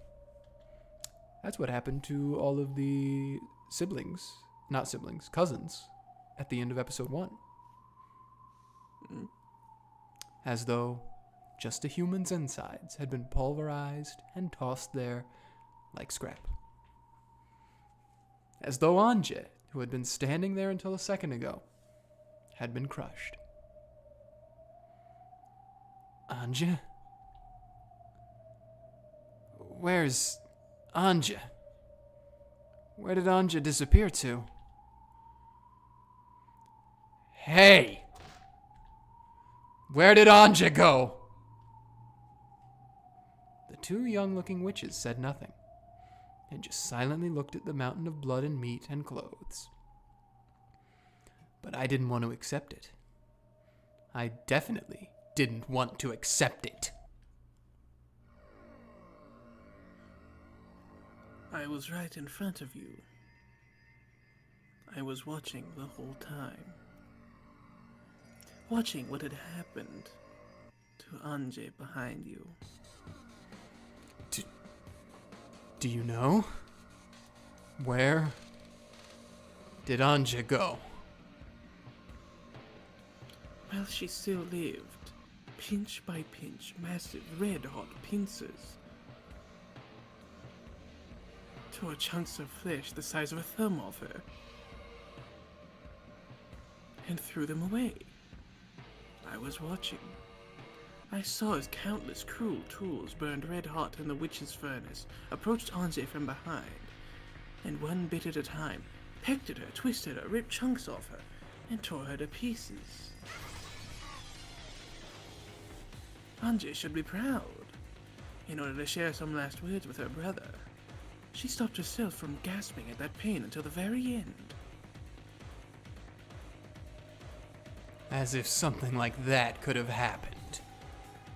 But on top of that mountain of flesh and clothes, what had fallen there was without a doubt what she had been wearing on her head. Those pink jeweled hair ornaments. To be honest, I thought they were a bit too childish for her and didn't suit her. So I remembered them well. Why did Ange wear such cheap hair ornaments all the time? No. The thought that this is Ange couldn't possibly be.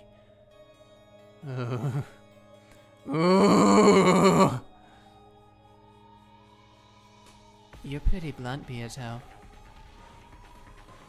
Battler didn't see it, so you could have just said she turned into butterflies and flew away, or something. You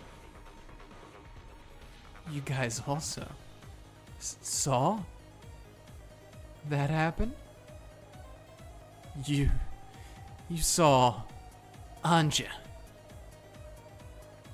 torn into little bits? You were watching, and yet you stayed so calm the whole time? Without answering, Berncasto, Lambda Delta, and Beatrice stared at me. Some in pity, others in derision, watching me. Since she'd called herself Gretel, and after what had happened with Virgilia in the last game, I thought she might be Beato's underling, and I'd been wary of her, not trusting her even though she was an ally. And now, after learning that it truly was Ange, without even being allowed to see her face, I turn around and find something like this. Ah! Why does it matter? All this about your little sister. What did you say? After all, you'll never return from this place for all eternity anyway. Whatever happens to your little sister in a world where you don't come home has nothing to do with you. As long as you play here, the Anges of countless worlds will live in isolation. And the same pain of her final moments just now will be forced upon her, spread over a period of more than a decade. However, that is of no importance, correct? It cannot be seen by you from here. You cannot observe it. An unobservable fact cannot be proven except by the red truth. Therefore, your anxiety over Ange's misfortune after this may be needless. She might, surprisingly, be able to live a casual life without ever having to work thanks to Rudolph's inheritance, right?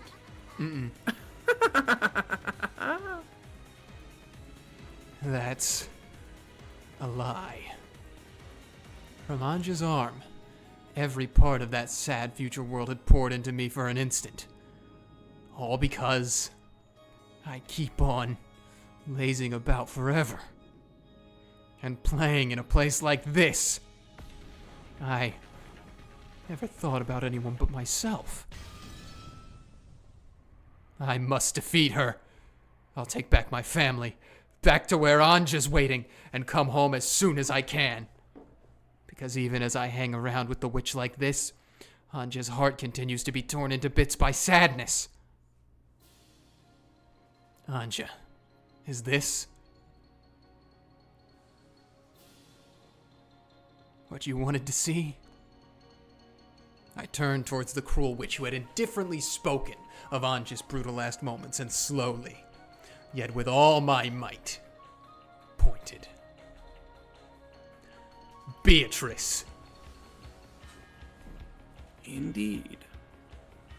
Resume this game. I won't run away anymore, and I won't let you escape. Bring it on. I can no longer escape or hide. Let us decide this between you and me for good. One shall win. One shall lose and be destroyed. No other resolution can exist. I'll win. No matter how long it takes, I'll definitely smash you.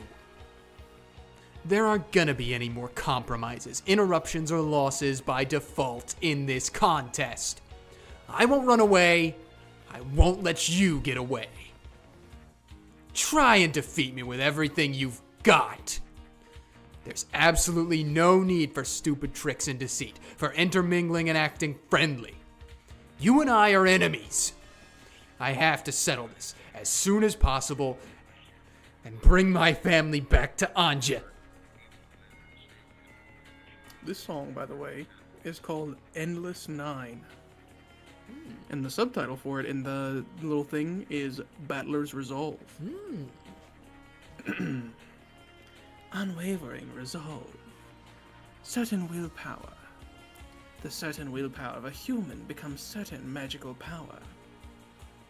That leads to a miracle, and promises that it shall be so. Yes, this is a promised, certain miracle. Are my chances of victory not even 1 in a billion? No, shall it be certainly impossible without any fragment of a miracle? Before I knew it, a cold, stiff chain had bound my other leg without a sound. I'm assuming this is not her actually speaking, but I don't know. No, yeah, I would think this is her in her head. Yeah. Tying me to the chair. The visual novel is very liberal with when it does and doesn't use the name for who's speaking. Yeah. All that's left is to either be killed and lose to Battler, or resist and continue in an endless tie for all eternity. Or perhaps I should say, it's to continue tying until I've prepared my heart for death. Either way, I must fight to lose, and nothing more. I've already been bound by the chains of eternity, and Battler won't let me escape either. Should I pathetically beg his forgiveness? Should I beg for compassion by appealing to his pitying heart? Should I forget appearances and prostrate myself? I don't think you have it in you. Because of the chains, even that choice will not be granted me. Checkmate. This is a perfect stranglehold. However, I am the Golden Witch, Beatrice, the demon lord of gold who reigns in the Golden Land.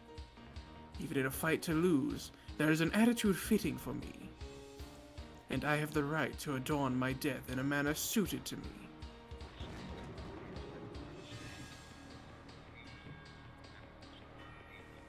I am no different. I'll make you accept the existence of my magic, and the door to the Golden Land will open on this island. You shall become the guest of honor at that first tea party. Everyone besides you has gathered already, you see? Because the honored guest's arrival has been delayed, the tea party cannot begin. Your father, mother, cousins, and everyone else are getting tired of waiting for your arrival. Sure, that's perfect. That's just perfect. What the hell is magic? What the hell are witches? I'm done playing with you. Here we go, Beatrice. Come as hard as you can. There will be no compromise, interruptions, or losing by default. One shall win, and one shall be destroyed. If you have no desire to lose, then you must defeat me. Kill me. However, I won't be killed so easily. Until you can prepare a fitting end for me, I can resist over and over again.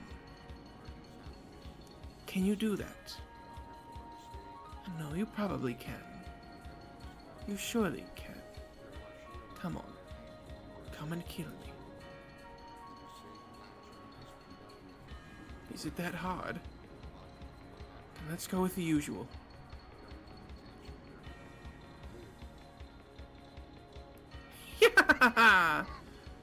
As if I'd be killed. Even if I can't win, I can at least harass you enough to stop you from snatching victory, right? Oh, that's a good look on your face.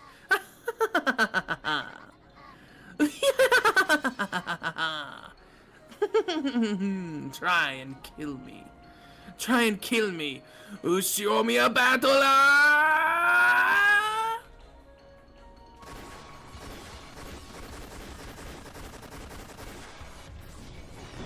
Dang. Yeah.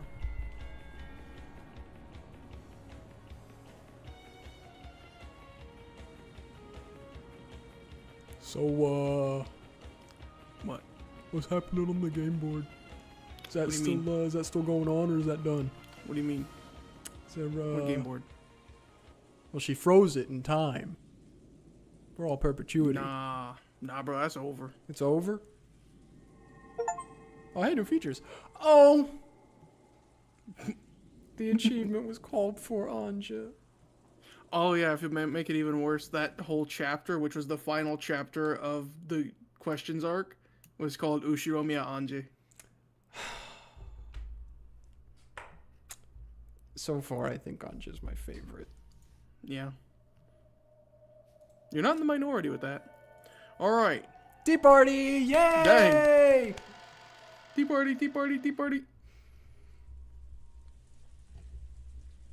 The second day, October 5th, 1986. I've heard of that one. Hey, this is what I was just asking about. This I've seen this before.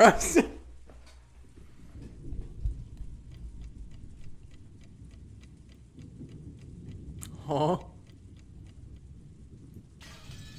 But have you, though?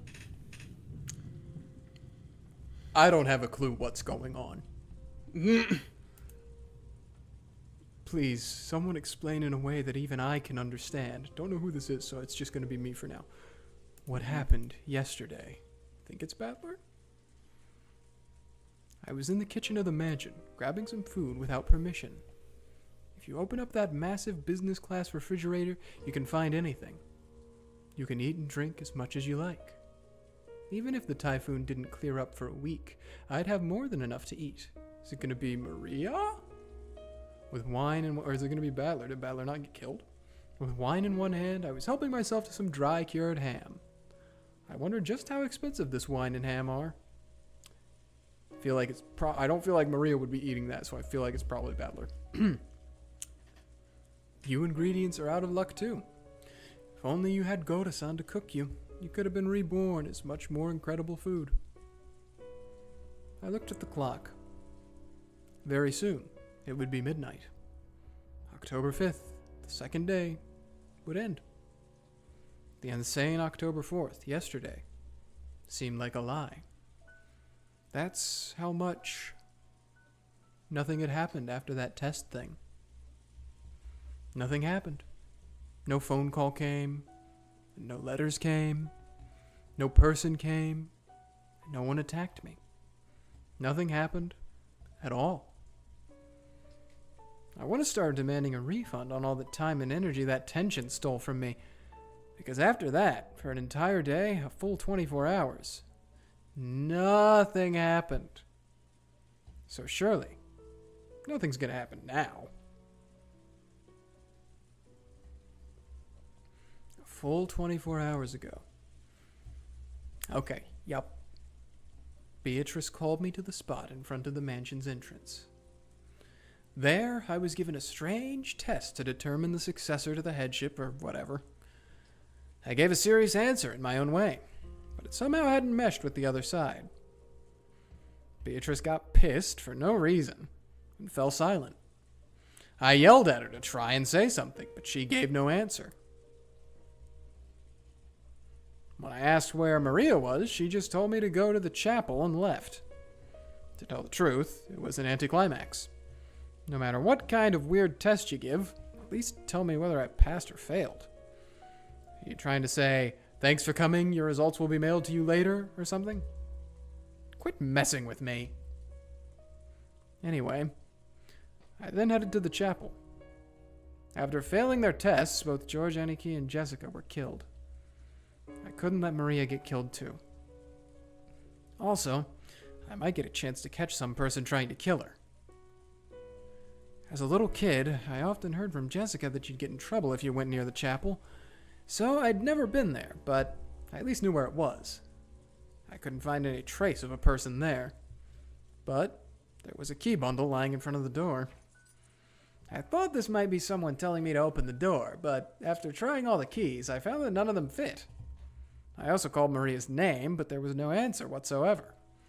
I searched around the chapel, but there was a limit to what I could do in the pitch black with just a flashlight. I realized that this key bundle might be a set of master keys, which could make it possible to open the door to the mansion. I found no sign of Maria, so I returned to the mansion. The mansion was wrapped in silence, and in a horrible stench. However, it's amazing how good humans are at adapting. The inside of the mansion must still be wrapped up in that smell. However, I grew completely used to it and stopped minding it. It didn't seem any worse than any old house where someone had burnt some meat. At first, I was bewildered by the stench, but I decided to head to the dining hall for the time being. And found those corpses that were so pitiful. Goto-san and the rest had hesitated to speak of them in detail. There we go. Been observed. They've been observed. Half of her head was destroyed, probably reasonable to assume that she was murdered with a powerful gun or something similar. However, the witnesses don't believe she was killed with a gun. The witnesses? Kinzo's still alive.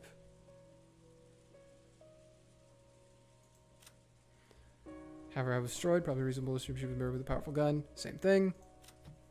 Same thing. We already read this one. Mm-hmm. Same thing. Same thing. Same thing. Mm-hmm. That's it. Yep. That's all the ones been observed so far.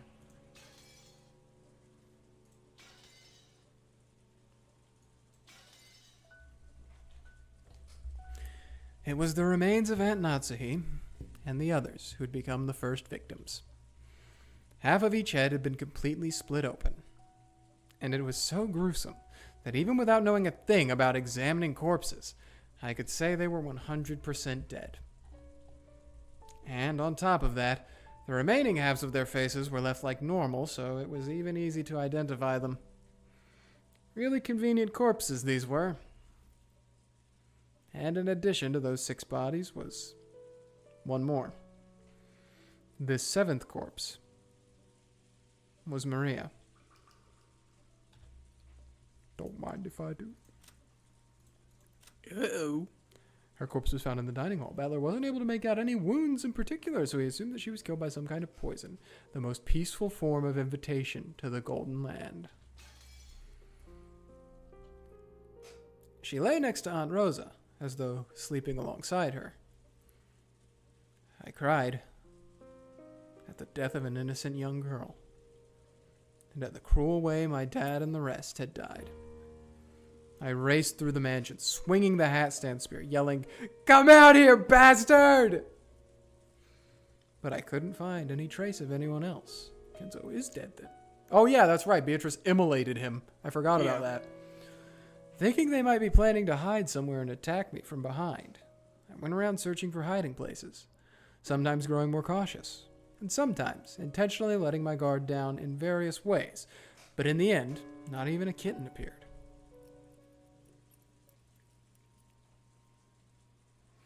Then, morning came. My tension and fatigue combined with my drowsiness, making for the worst kind of dawn.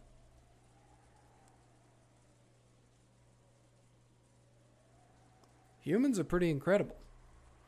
Even when a murderer might have been hiding somewhere, we prioritize drowsiness and fatigue over our own lives.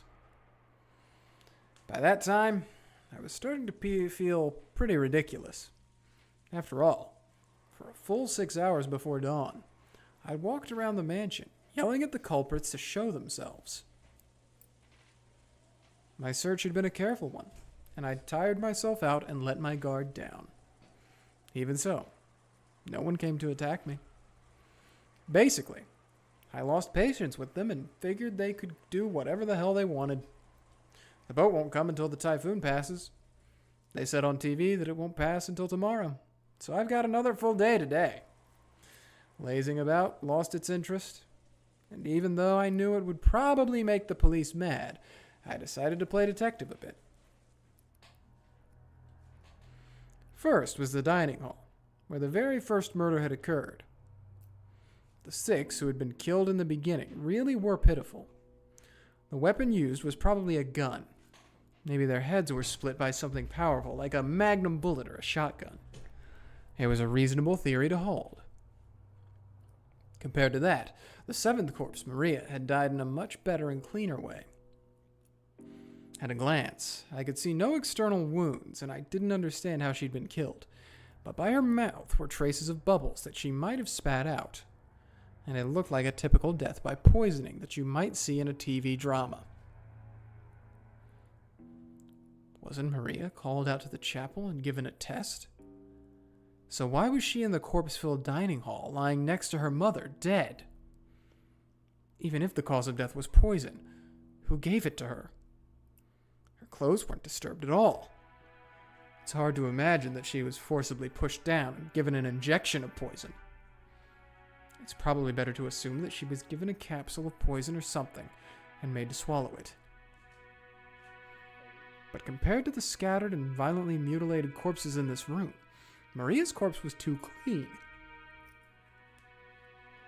If they had a gun, they only needed to pull the trigger.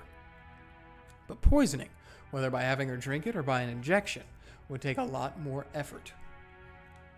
Considering the culprit's brutal nature, you'd think Maria's death alone was given special treatment. Why was only Maria given a sleep-like death? True, being killed is always a pitiful thing. But for some reason, Maria's death alone seemed very courteous to me. Both of Maria's hands were joined on her chest, as though the dead person had put them there herself. Did Maria do that herself before dying? Isn't this usually something done by someone else after the person dies? As though sleeping with her mother, whose head was half crushed, Maria dozed in peace. For some reason, that contrast really bugged me. Including the direct cause, it's probably safe to say that Maria's death is shrouded in mystery. And more than anything else, the biggest mystery of this dining hall was the pitfalls. The pitfalls that both Uncle Krause's group and Goda-san's had mentioned. After the first 6 were killed, 5 more fell through pitfalls and were captured. What are pitfalls? Those things that suddenly open and you fall through them, right? The room had a solid floor with a carpet that looked dignified, but if a bit worn out. No matter how you looked at it, it was a single piece. If a pitfall had opened up, there would have had to be a seam just in that place. And if there had been some trick like a pitfall, wouldn't it creak when you walked on it? No matter how much I walked around, feeling the carpet, I just couldn't imagine. Sorry. I just couldn't imagine that a pitfall was hidden there. Anyway, it'd be one thing if a single person fell, but a full 5 people did. By putting together everyone's stories, Each of them had fallen from a different location. So at the very least, there had to be 5 separate places with pitfalls. So what does this mean? Was this room actually made with pitfalls across the entire floor? So by pushing a button, you could open up a pitfall in the location of your choice? Some kind of contraption like that? That kind of ridiculous mechanism would be surprising even in a ninja mansion. But if Dad and the rest had heard about this, I wonder if they'd say, I wouldn't put it past Grandfather to do it, to make it. At any rate, I didn't learn anything more from the dining hall. Do the pitfalls not exist? Or do they exist but I just can't find them, amateur that I am? I can't say for sure. Since they claim that the pitfalls were there, I can't ignore them, even if I can't find them.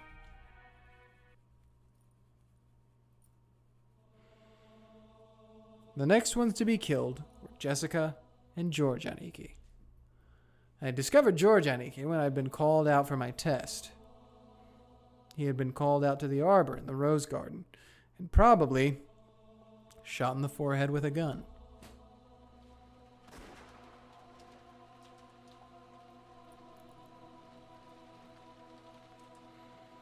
Jessica had been called to her own room on the 2nd floor of the mansion.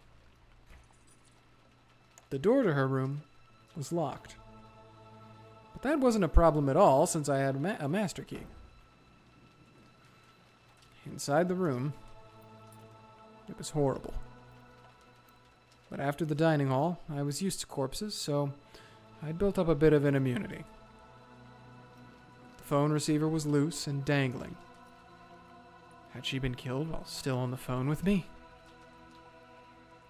Jessica was leaning against the wall, right next to it, with half of her head split open. I Anything see you- it. Nope. Well, she was smashed by her own attack due to George's counteroffensive specialized barrier. That's different, but this Yeah. isn't different. Correct.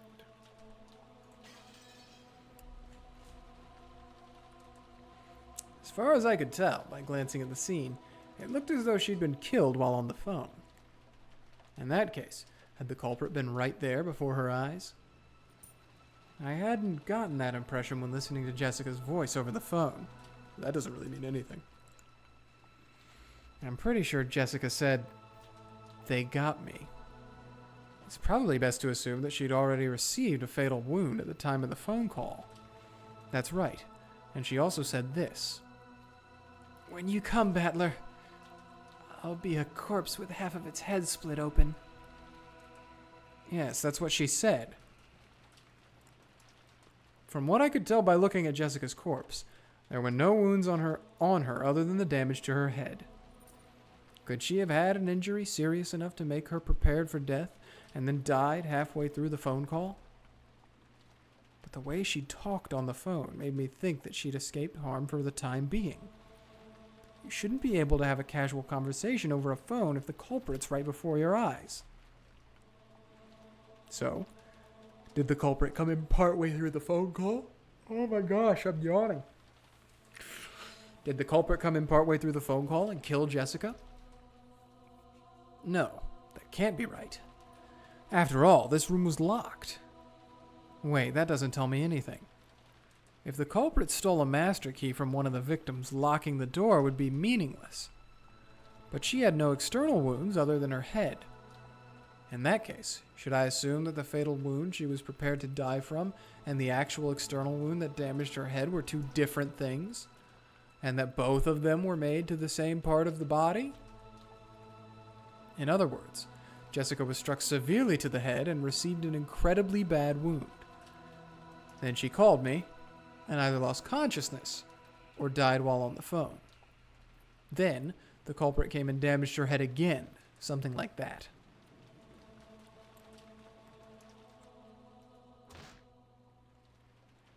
After being called to this room, Jessica was attacked by the culprit and received a serious injury. And then, the culprit thought she'd been killed and went away for the time being. But Jessica miraculously started breathing again and called me with what would become her dying message. Then, the culprit realized that they'd failed to kill her and rushed back to deliver the final blow after Jessica fell unconscious from massive blood loss. That seems to add up, more or less. Except for how Jessica was able to accurately predict the nature of that final blow. And there was one more thing that bugged me about the phone call from Jessica. Jessica had said this. George Nissan's done for too. That was an instant death. She said it almost as though she'd witnessed George Aniki being killed. But while you certainly could see the rose garden from the window in Jessica's room, and you could even see the roof of the arbor where George Aniki had been summoned, it was very far away. Add on the fact that it was the night of a typhoon, and it's very hard to imagine that she was able to witness everything that happened by the arbor from this window. And more than anything else, Jessica left before George Aniki. So she shouldn't have known that George Aniki's test took place by the arbor. Why did Jessica know that George Aniki had been killed? She killed him. Also, during my search of the entire mansion, I found Kyrie-san's corpse as well. Bingus.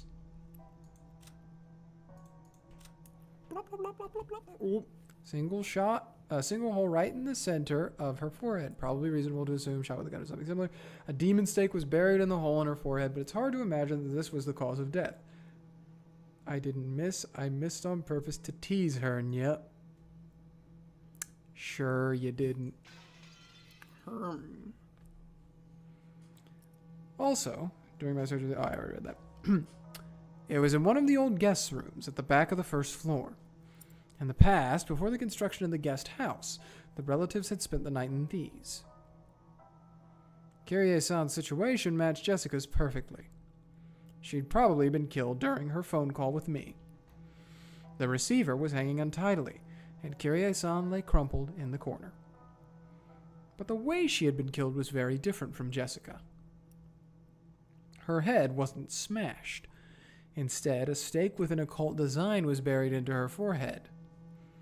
It was so gruesome, so I pulled it out.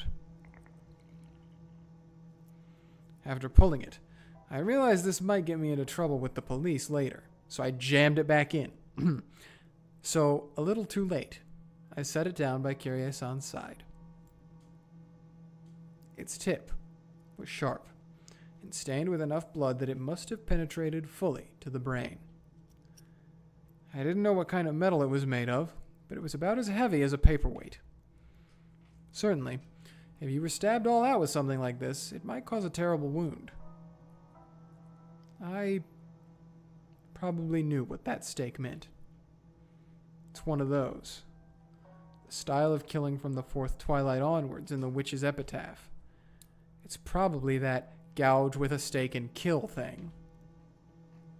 However, a human skull is very firm. No matter how much someone mustered their strength, could it really have been pierced so neatly? No.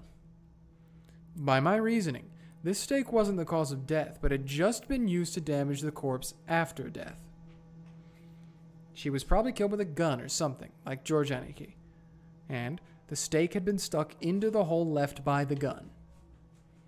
Thinking of it that way makes it easier to accept. Must have been a low-power gun if the bullet didn't go out the other side. Japan one.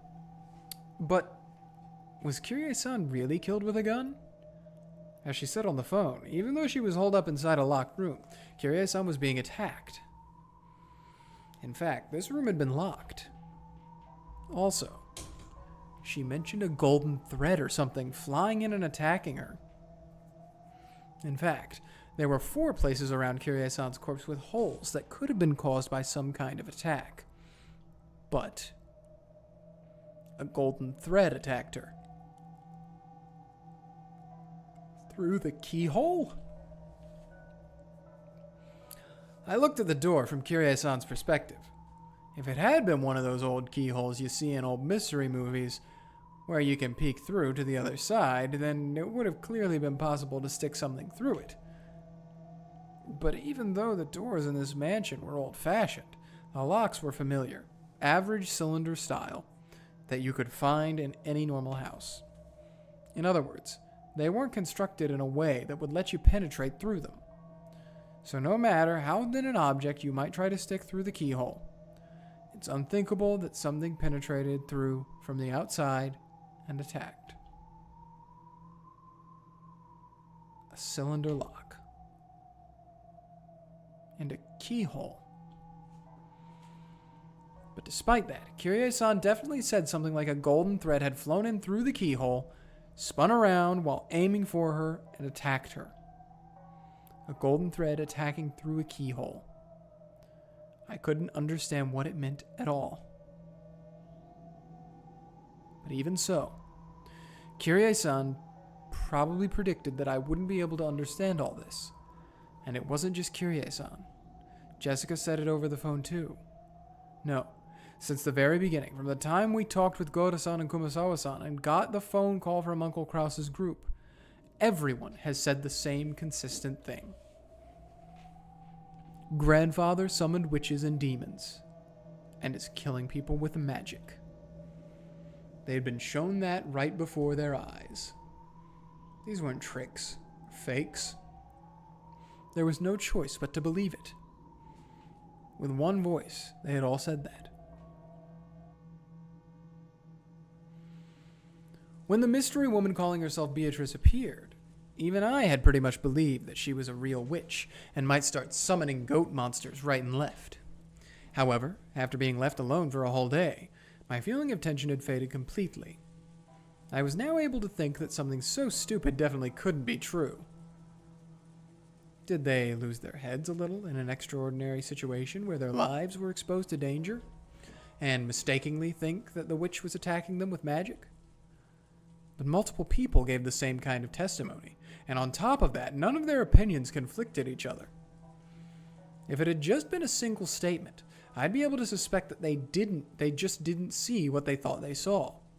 But doing that now is pretty difficult.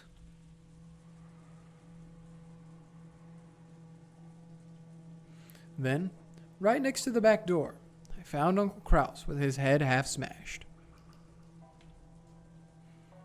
Even though he'd escaped the dungeon of Kuwadorian, and somehow made it this far by a secret underground passage, he had been killed.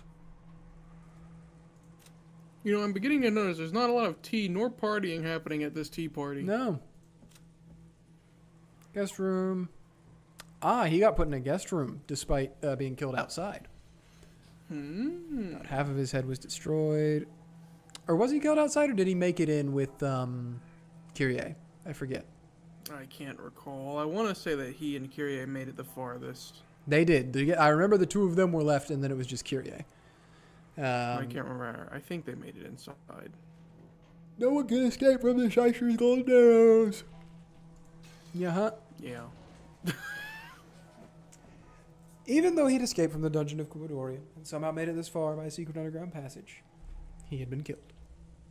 Buried into the gruesome cross-section of his half-crushed head was a stake with an occult design like the one that had been buried into Kyrie-san's forehead. And in this situation, it was very hard to imagine that this stake was the weapon used. He had been killed with a powerful gun like the 6 in the dining hall, and after death had been jabbed with a stake like Kyrie-san. I wonder if the golden threads that Kyrie-san spoke of attacked Uncle Kraus too. Does there exist some kind of tool like an endoscope that's very thin but can be moved about at will? And that can also attack people? No way. I've never heard of anything like that. But even so, if this fact had been revealed to one of the relatives, maybe they'd say, I wouldn't put it past grandfather to make it. Since I can't deny the existence of Golden Thread X, that can be moved at will and attack people, I can either accept this mysterious weapon exists, or else I'll have to accept that this was a murder committed with magic. To find the next corpse, I had to go through the back door and search around outside of it.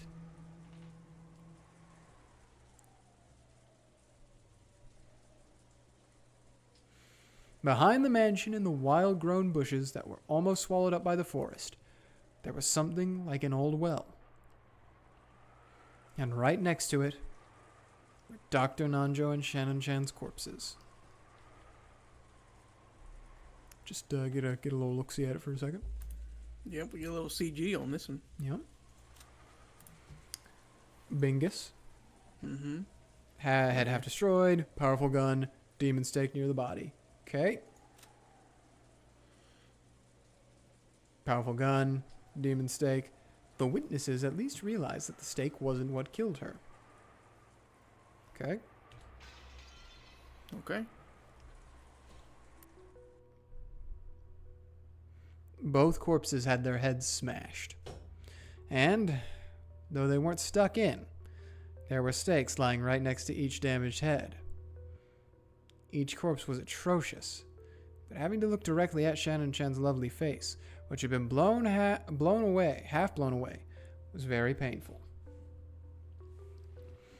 Then, there was the well. I had heard that inside it was a secret underground passage to the mysterious mansion, Kuwadorian. By this time, I had begun to think that Beatrice and her accomplices might have used this underground passage and left for Kuwadorian. Even though there had apparently been at least 10 of them, I hadn't seen a trace of anyone. It seemed very likely that they'd already escaped to a different location. There's the typhoon. They can't go out to sea. It goes the same for the forest. There's no way they could traverse such a deep, uncultivated forest on foot. In that case, they had only one place to go. The mysterious hidden mansion, Kuwadorian. Through the secret underground passage at the bottom of the well. By this time, I had entirely lost my fear of being killed if I happened to come across the enemy. Don't fuck with me. This time, I'll storm into your mansion. What the hell? Damn it! The old well had a firm cover on it. The cover was an iron grill. The gaps between the bars were perhaps 20 centimeters across. You could peer inside, but it really wasn't something a human could pass through. If I hadn't known better, I wouldn't have thought it anything more than a simple cover to prevent falls. But from what Kirie-san told me, I knew that its purpose was to prevent intruders from entering the secret underground passage in its depths. But the cover was extremely firm and rigid, and no matter how much I pushed or pulled, I couldn't even get close to opening it. I couldn't find any obvious lock. It might be sealed by some mechanism, but no matter how much I investigated it, I couldn't find anything to release it. The biggest piece of information Kirie-san had tried to give me, gambling her final moments, was the underground passage in this well. Don't think I'll be stopped by something like this cover. I'll smash it to bits. I'll search for a tool. I had an idea. After all, I had seen the various tools in the gardening shed when we'd locked Goda-san and Kumasawa-san in there. But the shutter of the gardening shed was locked. On top of that, the key was with Goda-san, who was dead on the inside. You got master keys. In other words, this gardening shed was a closed room. There's no way to open it from the outside. In that case, I gotta break the shutter. There has to be a tool for that somewhere. Kinda feels like I'm going in circles here. Then, while searching for that, I learned that the source of the stench that had permeated the mansion this whole time was the underground boiler room.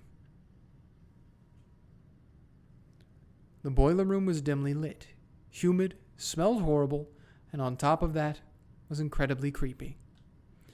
But there were several large tools there, and I managed to find a fire hatchet and some massive wire cutters. And grandfather's corpse. In the boiler? Interesting. Burnt. Incinerator. No evidence of a struggle was found inside the incinerator. It's probably reasonable to assume he was burned after his murder. Dust to dust, ashes to ashes, the dead to the dead. Slowly but surely, everyone's dead except Battler. No, strictly speaking, I should probably say that I found a burnt corpse of a person who was probably grandfather. Someone's corpse had been stuffed into the blazing fires of the boiler. However, by coincidence, I was able to notice the number of toes on his corpse. Can't forget about his toes. He's got strange toes. Both feet had 6 toes. Polydactyly. Double polydactyly. Triple polydactyly. Quad polydactyly. Quin polydactyly. Polly wanna crackerly.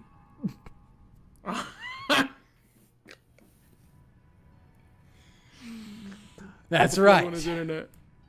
I think I heard it from Dad some time long ago. Something about grandfather having polydactyly with extra toes. According to old Ushiromiya family tradition, it seems that those with extra fingers or toes had some kind of good fortune and were treated as a good omen. And, because of that, grandfather was selected to be the successor. Or something. But I wonder if I can be certain this is grandfather's body just from the number of toes. After all, grandfather was supposed to be the leader of the group of the culprits. I didn't have a clue why he'd get stuffed into a boiler in a place like this and die. I mean, betrayal. A mysterious corpse, burning and spitting out a terrible stench amid the flames. If it really was grandfather, did that mean that the leader of the group of culprits wasn't grandfather, but that Beatrice after all? Grandfather was used because he was convenient, and was then thrown away? Unfortunately, it didn't look like I'd be given a chance to hear grandfather's side of the story.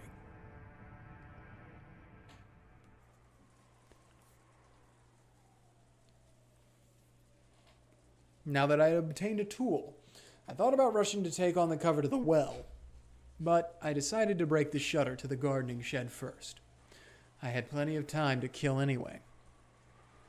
I figured I should check on the condition of Goto-san's and Kumasawa-san's corpses.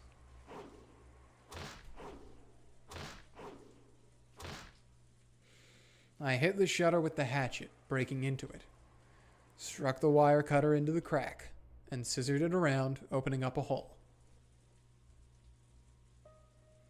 Then, I faced Goto-san and Kumasawa-san's corpses once more. Bingus. Bingus indeed. Content warning for Bingus. 1 second, I'm going to check something because I accidentally fat-fingered some keys. Just want to make sure I didn't do anything wrong. Okay, no, we're good. Oh, okay, alright. Corpse found in the Rose Garden storehouse. Assumed he was hung by the neck after being shot in the forehead. They put ropes around their own necks. That can be a pretty interesting experience now and then. Whoa. Oh, whoops. Wait. Samakuwa. Mm-hmm. Assumed she was hung by the neck after being shot in the forehead. As long as I could construct a closed-room murder, nothing else mattered. Interesting that their heads are also partially vanished. Yeah, I think it's that, well, I don't know if we can see it in the CG, but I'm assuming it's that strategy that they talked about before of the head smashed in, smashing half their heads in. smashed. Yeah. Yeah, You can vaguely make it out in the CG just a little bit. yeah. As a result, I learned a new fact. First, they had not died by being hung by the neck. Both of their feet were solidly on the floor. And on both of their foreheads were signs that they'd been shot with a gun.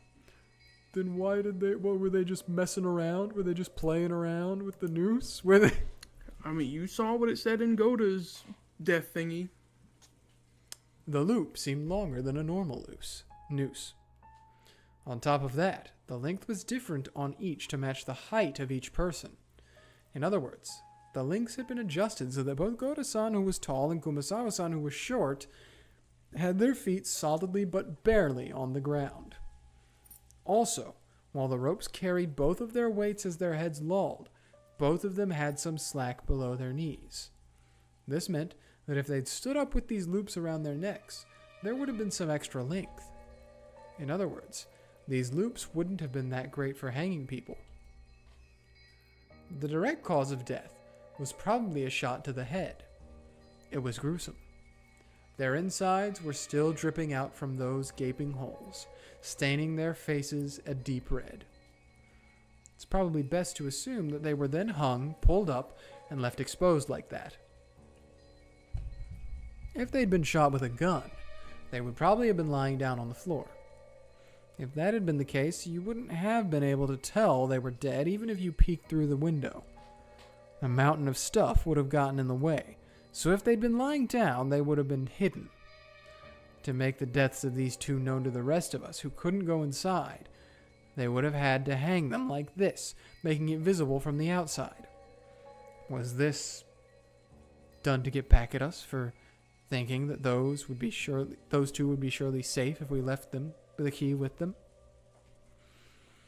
I wonder where the shutter key we gave Goda-san, which should have ensured their safety, is now. That key was in the pocket of his trousers. The gardening shed key had been kindly left there, and even the plate was attached.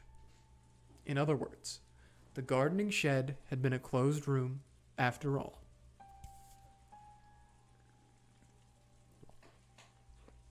I need a sipper. Oh. Yeah. We're getting all the Holy Game Over moly. stuff. I've been talking for so long. Yeah. And that gave rise to another question. Because this can't be explained by a hanging. If they didn't commit suicide, then those nooses were set up by the culprit. It might have been possible to shoot them through the window, but it's really unthinkable that someone could have tied 2 loops to the beam from outside. And furthermore, there's no way they could have lifted up the heavy corpses. They threatened Kumasawa and Goda to do it from outside with a gun, causing them to do it themselves, and then shot them anyways. In other words, to do all of this, they would have had to go inside. But the key was in Goda-san's pocket, and the shutter had been locked. In other words, the gardening shed had been a closed room. Goda-san had said that there was only one key to this shutter. But is it possible that there was a copy? And that the culprit was in possession of it? If we're allowed to theorize that there actually was a duplicate of the gardening storehouse key, and that Goda-san just didn't know about it, then this isn't even that close to a closed room. But why is that, despite the fact that almost all of the other corpses were shot to death and left almost completely alone? Just these 2 corpses were intentionally hoisted up. I couldn't help but feel something a bit odd about that. After this, if we assume that the mystery corpse in the boiler was grandfather's, the deaths of 16 people have been confirmed. There were 18 people on this island. I'm here, and there are 16 corpses. Kanon-kun's corpse is the only one I haven't been able to confirm. Well, go to the well. Well. Oh, sorry. According to Kirie-san, he had been killed while climbing out of the well and fallen down into it. So, with the well closed up like this, it's impossible to check. Well, you got wire cutters. I tried shining a flashlight through the bars, down into the darkness in the depths of the well. But it seemed that the jet black darkness had no intention of showing me its depths with a light of that level. It looked like I'd have to break the bars after all. Using the hatchets and things I dragged from the boiler room and the gardening shed, tried breaking the cover of the well. But the metal bars were extraordinarily sturdy, and breaking them wasn't easy. I hit them with the hatchet over and over, until my hands started feeling weird and eventually gave up on breaking them. It's impossible. If they were at least wood, I might have been able to break them. But this metal... That's right. There's no way you can slice through metal bars like butter with a human's strength. You have wire cutters. I mean, I guess I don't know how big the bars are. I can't even begin to understand that story about how Kenon-kun cut through metal bars. I guess if they're big enough to keep people from falling in, then they're probably pretty big bars. Yeah, jail cell bars. I heard that a light like a red laser beam grew out of his arm, and that he sliced through the metal bars like he was cutting through butter. Blowtorch. Cutting through metal bars like butter? And what's with the red laser beam? Blowtorch. Does that mean he secretly had a burner on him or something? And used that to burn through the bars? No. Still, just what kind of laser could cut through metal bars like butter? Blowtorch. Jet engine. Jet engine. Fuel. It almost sounds like the kind of laser beam you'd find in those robot anime I loved as a kid, doesn't it? I guess. Does something like that actually exist? Actually, yes. Although it may not have at the time this was written. It's very, very, very advanced technology. And I wouldn't necessarily say it cuts through metal like butter. It takes time, but there are lasers that can cut through metal. Anyways, that aside. And how did Kenon-kun get that laser beam? No matter how much I want to ask him, he's already been killed. Plus, even his corpse is now in the depths of the well, beyond this cover. If Kenon-kun could slice through metal bars, I'm sure he could handle this metal cover in a single swing. It feels like the closed room Goda-san was locked in while holding the key. Only one person can open the door, but they're locked inside. If only I had that power of Kenon-kun's, I'd be able to do something about this cover myself.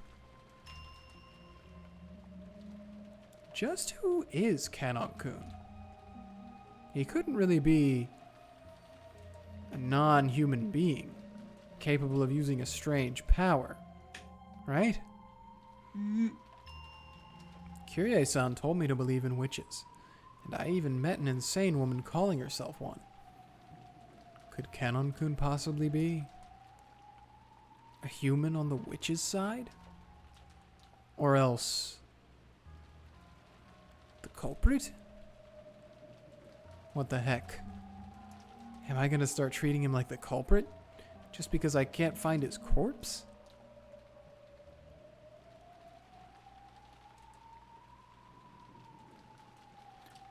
Oh, treating him like the culprit because there's no corpse. And who was the one babbling about the suspicious being innocent? Very well, I couldn't bear having you push all the crimes on Canon and building a human culprit theory that way. I will guarantee it with the red. Canon is dead. Among the 5 people in Kirie's group, he was the first to die. In short, he was the 9th victim. Thank you, Beatrice. Oh, you're welcome. Wait, I wanna... Okay. Ding dong ding. Boop. Battler was not able to find his corpse. No matter how he's killed with magic, without a corpse, he's a definite suspect. Now that's definitely anti-fantasy. Therefore, I guarantee his death with the red truth. Now that's definitely anti-mystery. Since there's no corpse, I can't say for sure that Kenon-kun is dead. So, my whispering in red does not reach the peace you peace. No. But it did reach you, right? Alternate reality where Battler is Northern Lion instead. I think he would lose at episode 1. Oh, big time, absolutely. I prefer Battler as Dan Giesling myself. Oh, Dan Giesling could win against Beatrice. He would win He so could win easily. so hard against Beatrice. He'd keep saying, how do you get out of a jail cell made out of cake? One bite at a time. Let's go. Oh, you insufferable man. You. True. Oh. He wasn't a Big Brother winner 2 times in a row almost. For no reason. I watched someone, not to have this all be about Dan Giesling right now, but I watched someone do like there's this channel on YouTube that does analyses of all the winners of Big Brother and like how they did it. And I watched the one about the first time he won. Wow, I was actually kind of blown away. Was that with Dan's funeral? No. Okay, that must have been the second one through. Then. That's what I was going to say is I haven't watched the second time he won yet. I do know he's won twice, but I haven't watched. But that's crazy to me is like the way he won the first time by being so risky and playing with so many gambles and playing on people's emotions so many times. It's crazy to me that he managed to win a second time even without knowing how he did it, because I feel like everyone should have immediately gunned for him. But they didn't. That's why I love Big Brother and Dan Giesling. Actually, that's not the reason I love Dan Giesling. I like him for that, but I also like him because he's a great streamer. Yeah. Anyways. And very funny. At a glance, this was a mass murder due to something strange that could only be thought of as magic. Don't stop thinking, Battler. Golden threads that attack through keyholes. No. We even have testimony that something gold flew around the dining hall when the first 6 died. The two might have been the same weapon. Then, there was the closed room murder of the garden shed and the laser beam that could cut metal bars. And that wasn't all.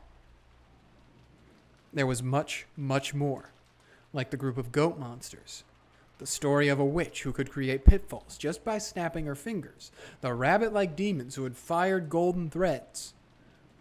I think there was more, but each part was all screwed up.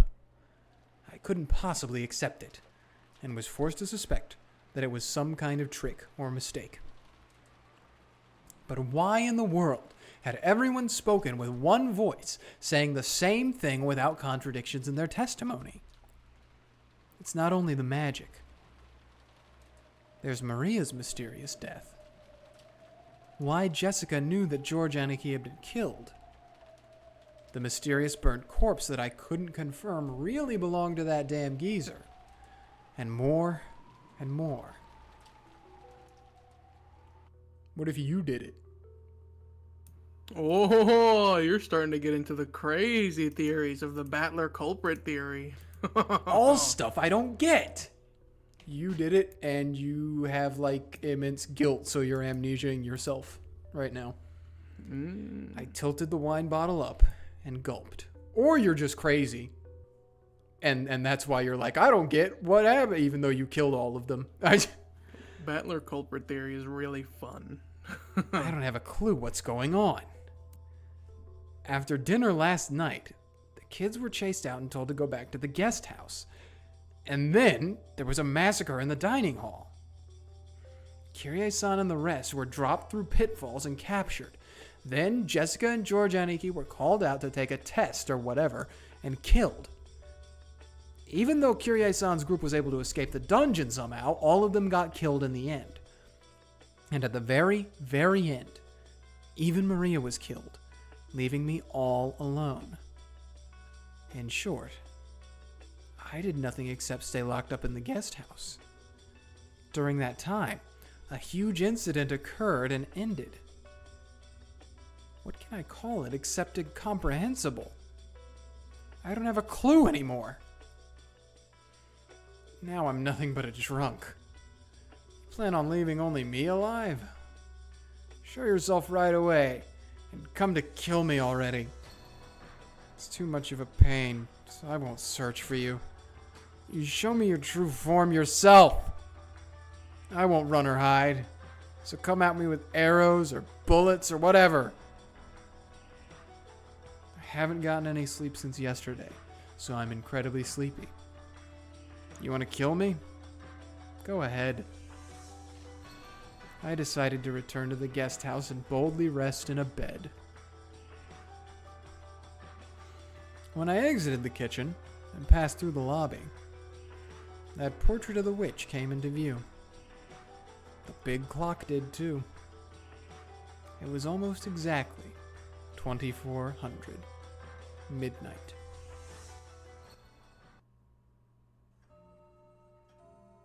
Then, the sound of the bell rang out, proclaiming that midnight had arrived.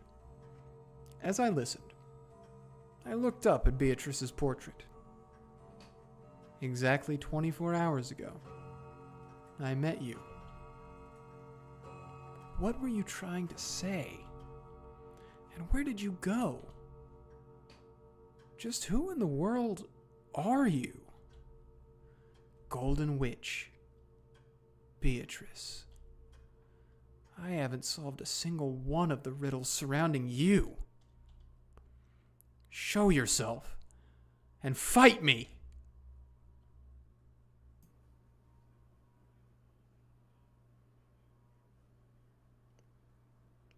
Then, the witch showed herself. Oh, like that. Like a guest of honor finally appearing, she showed herself on the landing at the top of the big staircase. So, you finally show yourself. I've been kept bored for a whole day. Correct. I gave you a whole day. Was that enough for you to fully exercise the rights of the human side? Yeah. I was bored after all. I did a heck of a lot of it. Ange was a good piece. Don't you speak Ange's name.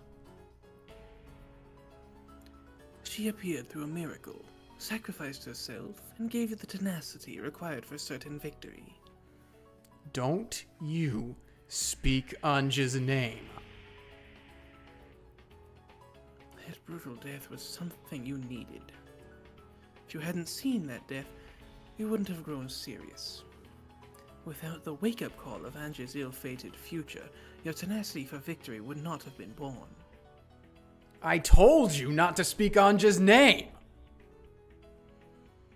In short, she was a necessary sacrifice. Otherwise, an anger great enough to kill me would not have been born in you. The rivalry between us cannot be destroyed.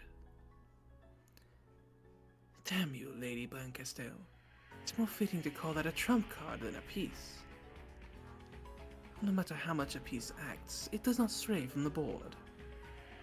But no matter how much power a trump card wields, it is always thrown away after it is used. Ange was truly... Oh, sorry. Excuse... I don't know. Ange was truly a good trump card for you. Don't you speak Ange's name! At Battler's angry roar, Beato finally stopped talking.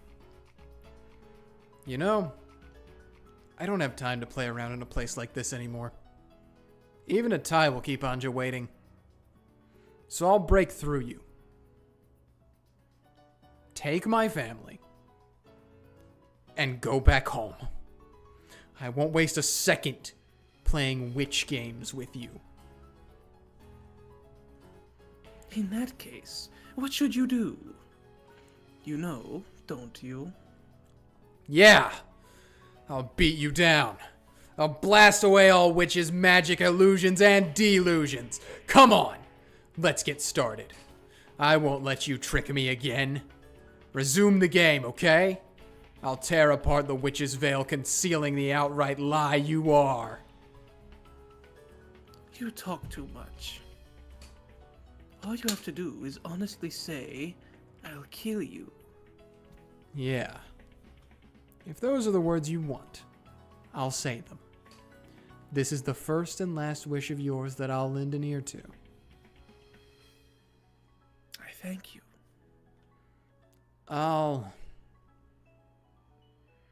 Dang, she's so happy. Yeah.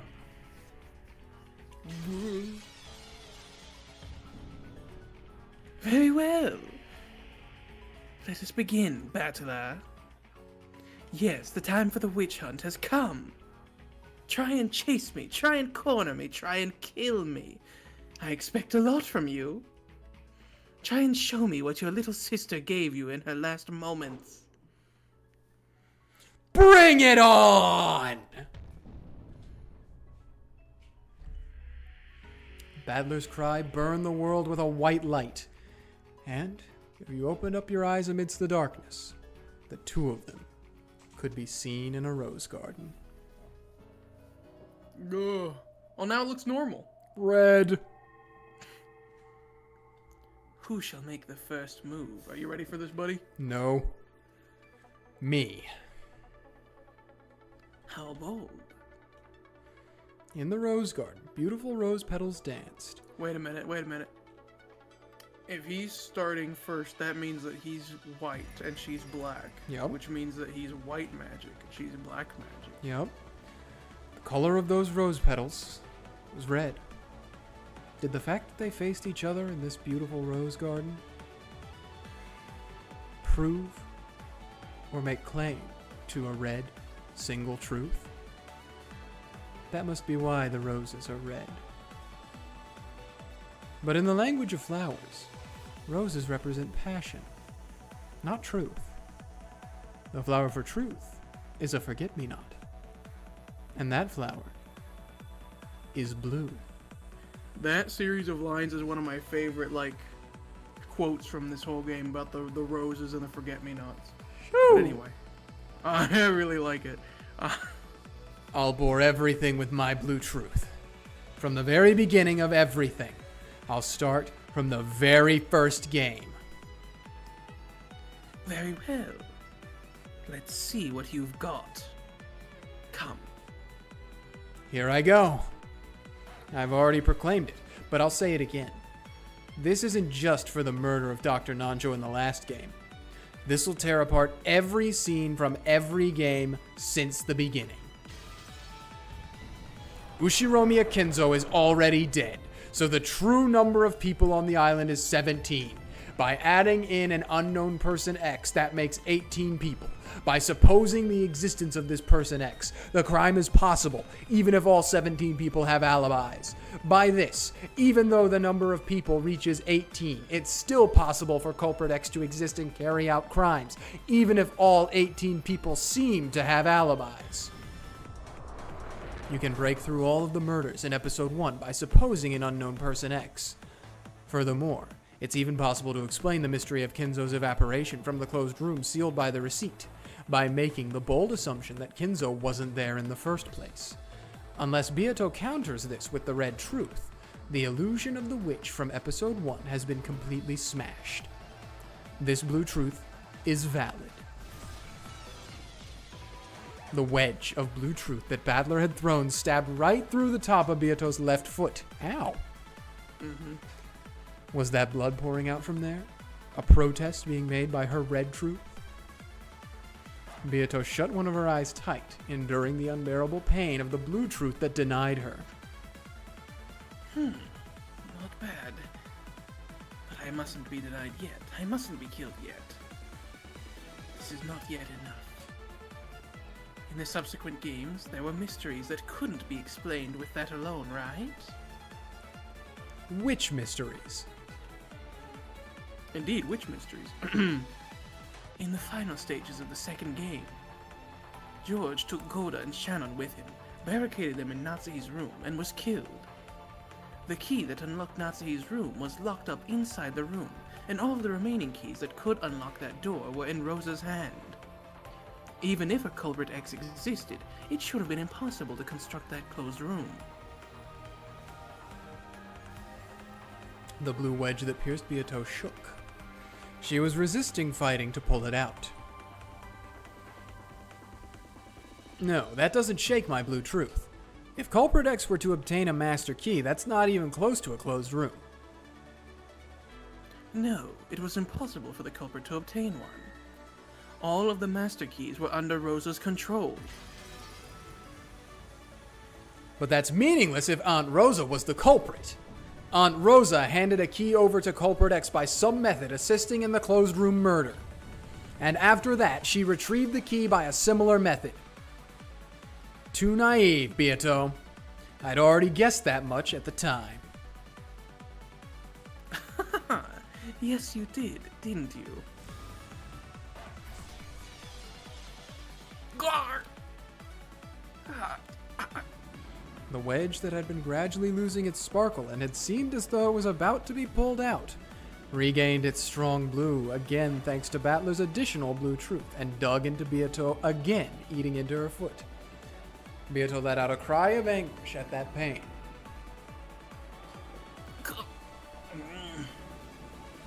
Not yet. This is still nothing. Not yet. Not yet! On to the third game. The 6 link-closed rooms, the murders of Aunt Rosa and Maria, Dad and the rest deaths in the hall, the murders of Uncle Kraus and Aunt Natsuhi, all of that can be explained if we suppose that Aunt Ava was the culprit. This argument was already won back then, and even that final riddle you proposed through Ava, the murder of Dr. Nanjo, can be explained with an 18th unknown person X. That breaks through the whole third game. Can you counter that? Of course. This much is nothing to worry about. In that case, how do you explain George's disappearance from the guest house? I shall add to the red truth. George did not go down the stairs of the guest house. He flew out through the window. In the final stages of the third game, George suddenly vanished from the second floor of the guest house. Ava, who had been on the first floor, claimed that no one had come downstairs, but because of the blue truth, George could have snuck down to the first floor and escaped while Ava was busy carrying Krause's and Nazi's corpses outside. But by adding an additional red truth, Beato had denied that possibility. To go outside without going down the staircase to the first floor, he would have had to leave by the window. But all of the windows had been locked from the inside. So what? It's just like you said. He flew out the window, right? There was a lawn, so we couldn't tell if he jumped down and it wasn't raining so hard. Any light traces would have disappeared. I'll use the red truth again. All windows and doors leading to the outside were locked from the inside. Furthermore, it is impossible to lock any of those from the outside.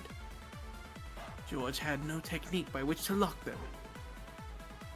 I'll use more of the blue. I said it myself at the time. In that case, everything works out as long as someone locked the window after George Aniki escaped through it. Nothing difficult about that.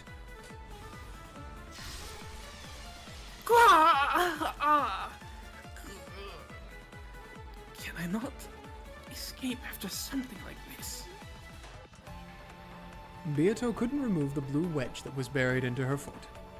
The fake witch was burned more and more by that forceful blue.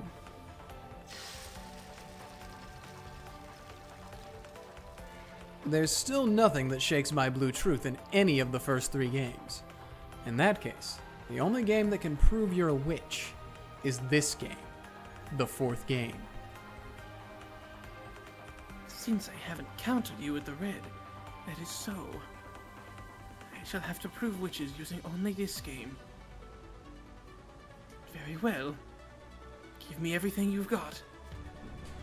There's nothing strange about the murder of the 6 people in the dining hall. The 18th person X went wild with a gun and killed everyone. As for the pitfalls, there's a chance that the pitfalls truly were hidden there, and it's possible to explain it using Kyrie-san's theory, supposing that the poison dart shooting device X, which can knock a person out instantly, exists. The murders of George Aniki, Jessica, and those who escaped from the dungeon can also be explained with guns, just like the dining hall. There's nothing strange about it. But I'm sure you've got a counterattack, right? Bring it on. Your greatest sword, this 18th person X, is based on the theory that Kinzo was already dead. I knew you would make that claim. That's why I took Kinzo out of his study. All members in the family conference welcomed that Kinzo, right? All of those who met at the family conference acknowledged the presence of Kinzo. What if that Kinzo wasn't Kinzo? That's right. But grandfather was seriously ill, bedridden, on the verge of life and death, right? If he was so worn out that he looked like a different person, maybe no one would have cared, right? I'll counter with this. That grandfather was a different person, a body double. A different person the relatives mistook for grandfather. Everyone was calling him Goldsmith and not Kinzo the whole time. Then I'll counter with this. No person would mistake Ushiromiya Kinzo by sight. No matter what disguise might be used, they would not mistake Ushiromiya Kinzo by sight. And then I'll use this. In the second game, when you announced with the red truth that there were 5 master keys, even though there could have been more than 5 in the first game, you changed the premises of the later games. So, it's possible that Kinzo's life or death status was changed for the 4th game alone. Therefore, Kinzo's presence in the 4th game doesn't serve as proof that he was present in the previous games. Therefore, even if we suppose that the 6 murders in the dining hall were carried out by Grandfather, it contradicts nothing. Then let me counter this way. Kinzo's life or death status is the same at the start of all 4 games. The setup was not different for the 4th game alone. Repeat it. Kinzo was alive at the start time of every game. I refuse to repeat it. I won't answer, Battler. I won't give you the red truth you so desire. Damn. You're standing in my way, geezer. Are you putting yourself on the line to protect Beatrice, this most beloved witch of yours? Cool. Swaying, that damn geezer came into view. Is he trying to be some kind of knight, blocking the path between me and Beato? Unhand the lady. Yeah. Batter, are you capable of surpassing me? I won't let you reach. I will not let you reach. Not to the Golden Witch's height, you see? Your thoughtless reasoning cannot surpass even me alone. Die! Is this where we get the...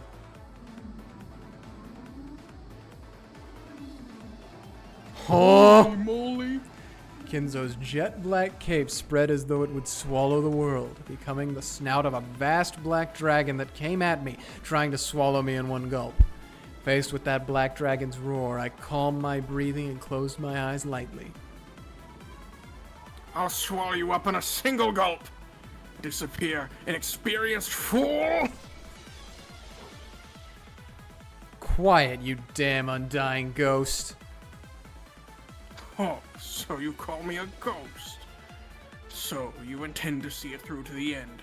This theory that I am already dead. That will prove fatal to you. Be swallowed up by the first twilight of the 4th game and disappear! The black dragon's vast mouth, its snout, its fangs, swallowed Battler whole. In that instant, Battler suddenly opened his eyes. Thanks, Beatrice. Your 3rd game became a foothold for my counterattack. What? See ya, damn geezer. This is goodbye. As a basis for claiming that Kinzo was dead, even in the 4th game, I propose the following theory. Very well. Come with all you have, my descendant. Here I go, you damn geezer. My theory's that the name of Kinzo gets passed on as the title of Ushiromiya family head. Ushiromiya Kinzo was already dead, and he passed that name on to someone else. Everyone acknowledged that. That way, all of those who met at the family conference acknowledged the presence of Kinzo. There wasn't even any need for someone to disguise themselves as grandfather, because everyone acknowledged a new Kinzo. So, they didn't actually mistake Kinzo by sight.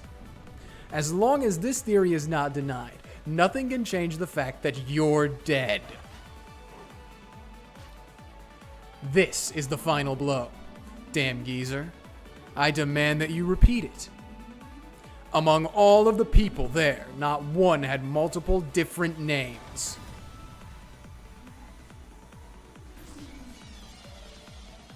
I cannot go.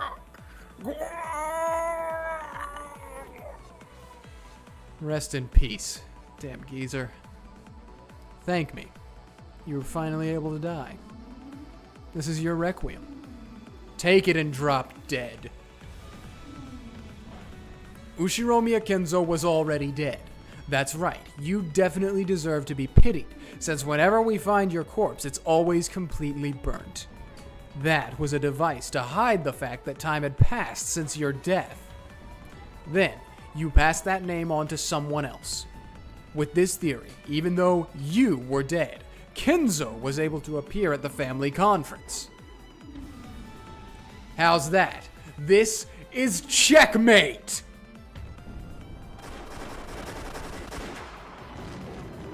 Several dozen blue stakes bored into Kenzo's ghost.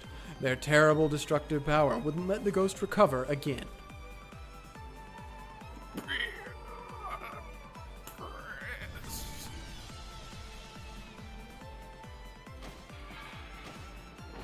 Look, our boy's all grown up in deductive reasoning.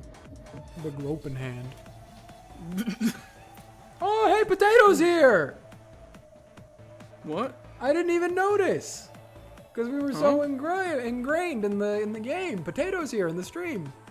Oh, hey, Potato. The messages weren't loading for me. Yeah.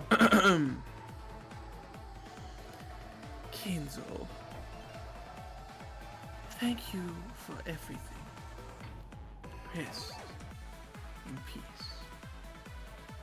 I will not forget my time spent with you.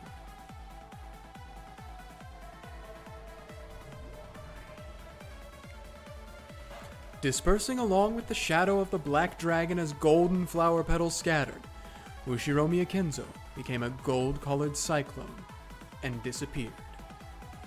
Even after death, he had fought for the sake of the woman he loved. There's no doubting that your love and madness were the real thing. Battler. Don't hate me. Let the dead sleep. Excuse me. Don't wake them. I've been talking for a while. Yeah. You're up next. This is the end for you, too. I'm gonna say it. We're probably not gonna be able to do the question mark tonight. No, it's really short. It's really short. I have work in the morning. I do too. Beato still couldn't pull out the blue wedge that pierced her foot. She realized that she was on the verge of death. I've gone along with you a whole bunch. I think I've more than fulfilled any responsibility I had to play with you. But it's about time to finish things up. I've got a lonely little sister waiting at home. Let me take my leave with my whole family. Then kill me. In that case, try and kill me. I won't run or hide. By now I won't even be able to avoid it. Come on! Ushiromiya Battler!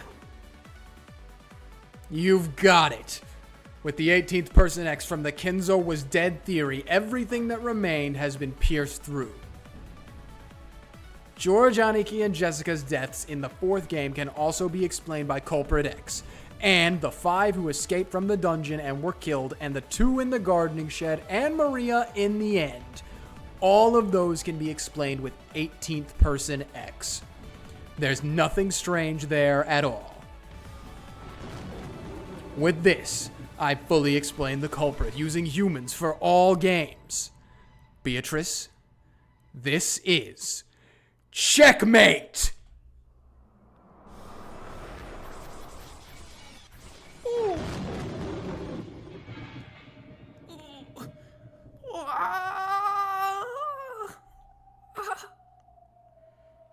Beatrice, who couldn't dodge, had several blue stakes driven into her and was skewered. Beato grabbed at them, trying to pull them out, somehow.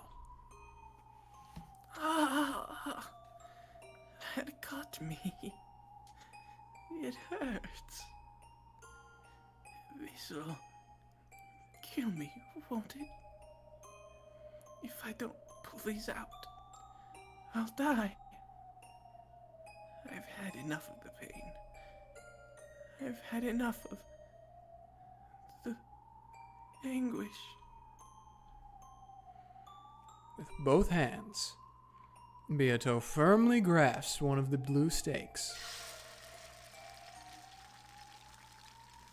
Naturally, the power of the witch-denying blue truth burned her hands. Unable even to hide her tears at the pain, Beato howled and tried to pull the stakes out with all her might. To Dylan in the chat, we are close to finishing half of the game. Yep. But This is anyway. the first half of the game. Yeah. This is the there are 2 games. So Yeah. this technically, yes, we did beat the game. We beat the first one. Yeah. If I can't pull these out, I'll die. This is my final counterattack. I'm waiting for her to just completely dismantle everything he said. Then, Battler, how do you explain my several acts of magic? The very first time those appeared was in the second game, when I fixed Maria's pumpkin marshmallow. At that time, Rosa definitely witnessed that magic. Certainly. At that time, Rosa witnessed gold butterflies gathering and the fixing of a marshmallow by the miracle of magic.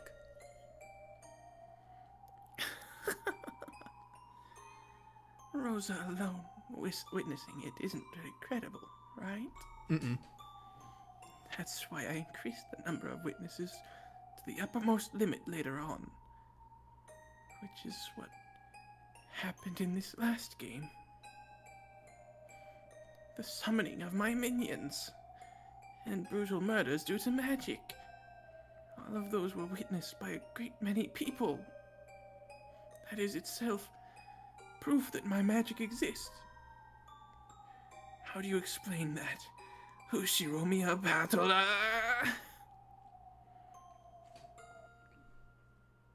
Stalemate. What? Magic exists because magic exists. Didn't the rules of our Brawn Tube trial say that you couldn't use that kind of argument? Yes, you're right.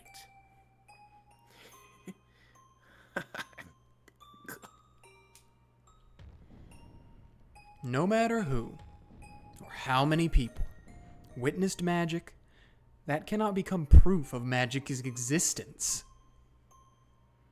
Whether all the magic you've shown exists or not, I can ignore it all and explain things with humans. That's my undeniable right. Am I wrong? At those words, the blue stakes let out an even brighter light. Oh, it's you. Oh, true. At those words, the blue stakes let out an even brighter light, knocking my hands away. Seems I can't pull them out after all.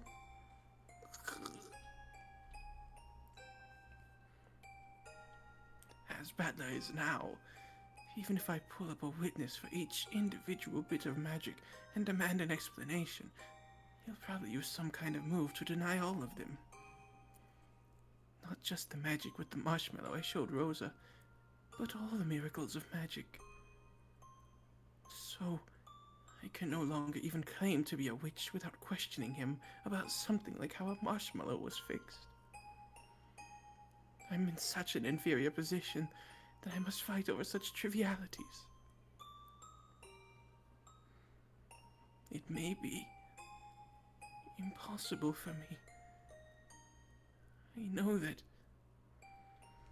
this was to be a game without victory from the very beginning. So it was only natural that the day of my defeat would eventually come. Have I fought up until today just to lose to Battler? I began the game thinking I might be able to win. Even if I wouldn't be able to win easily, I believed that in a game repeating endlessly, a miracle would eventually occur. After all, I had certain willpower on my side, an unwavering desire to win with certainty. However, I've now lost that miracle completely.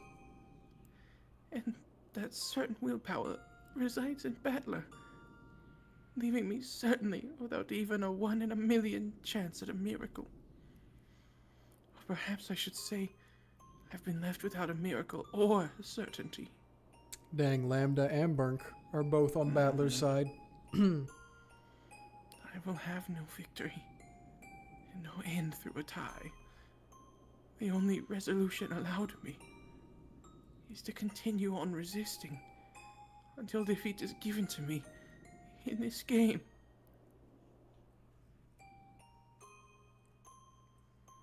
That's right, I am fighting only to be killed by Battler. I looked into Battler's eyes. That which was reflected inside them wasn't me. The figures of the little sister waiting for his return and the family he had to bring back were reflected in those eyes. To him, my existence is already not even that of an individual. Obviously, from the very beginning, he's been trying to deny the individual that I am. Yes, that last game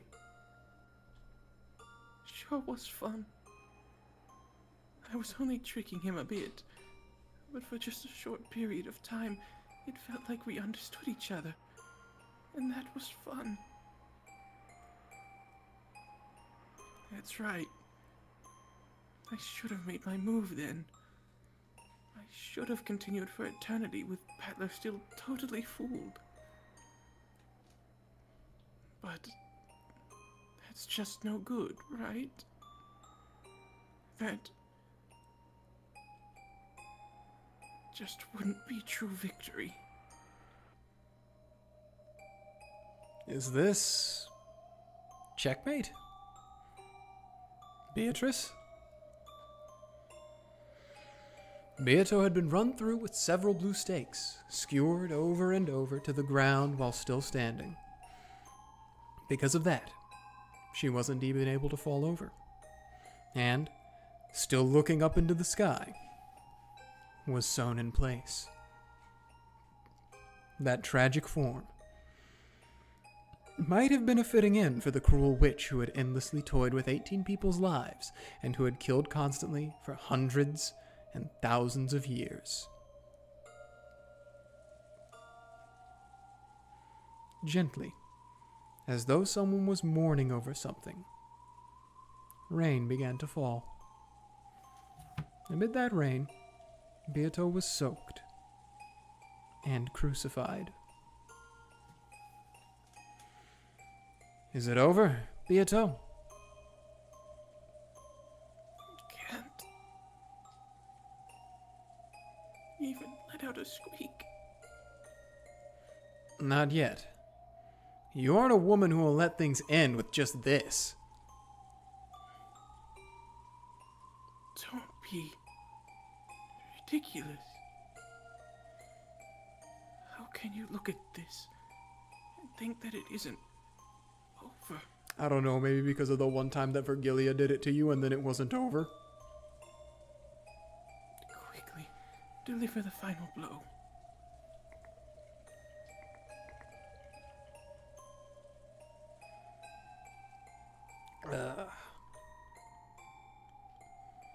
Just say it with your blue truth. According to this, witches do not exist. Say it. Just say it. With that single blow, just put a stop to my breathing. Oh no, he's gonna get compassionate, isn't he? Ah, alright. Let me take a sip. Yeah, me too, actually. It's useless.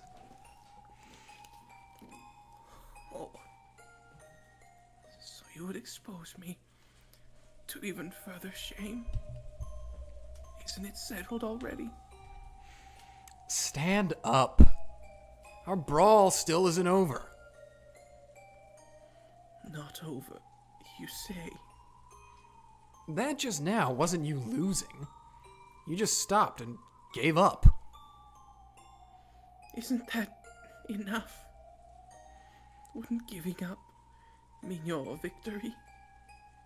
You should return to your little sister. Right away.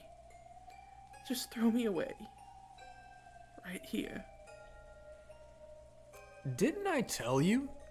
I won't run away. And I won't let you run away.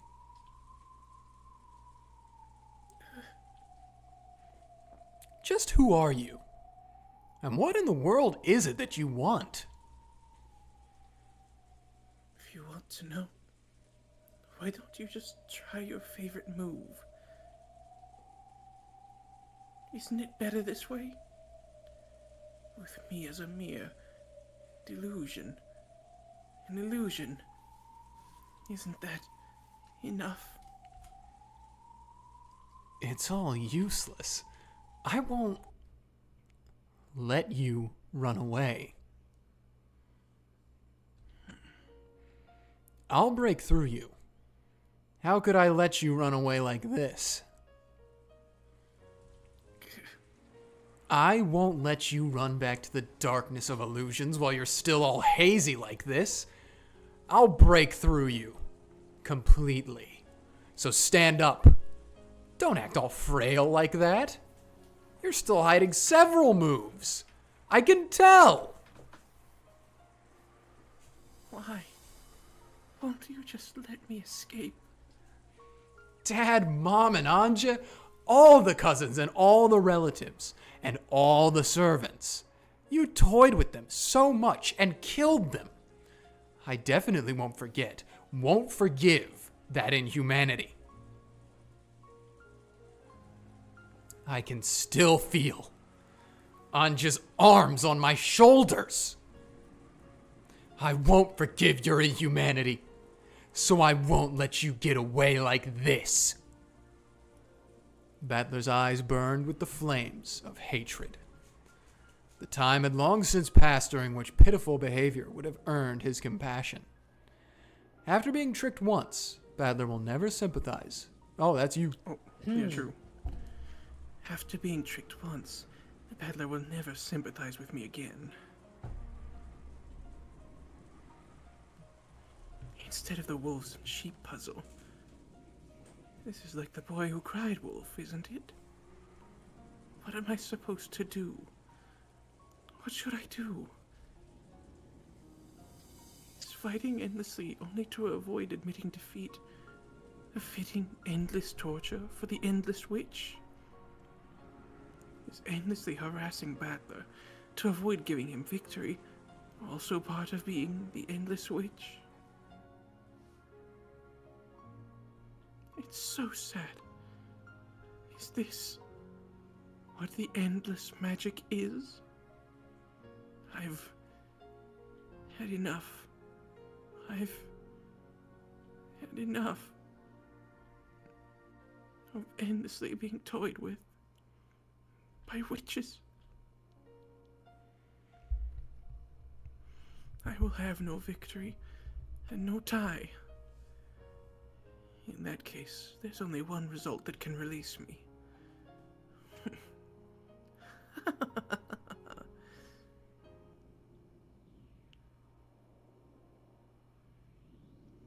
Since the time I succumbed to the path of witches, since the day I made that contract with demons, it was promised that I would meet my end through tragedy, was it not? What's wrong, Golden Witch Beatrice? If you are the ruler of Rokkenjima, show me a majesty fitting for that, even at the very end!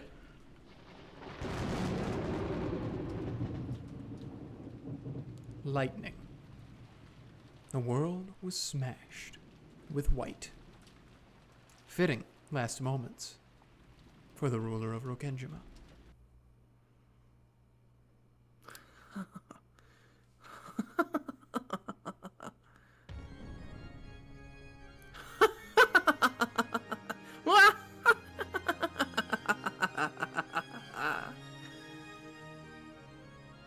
Still pierced by the blue stakes, Beato faced the rainy skies and let out a cry of laughter. Then she slowly raised her face and stared at Battler. Fool. Just when I was about to praise your good fight and hand over victory, you shall regret that pride. This isn't something for you to hand over. I'm gonna take it from you. The same goes for you, right? You could never accept an easygoing victory where I just say, maybe witches existing isn't so bad.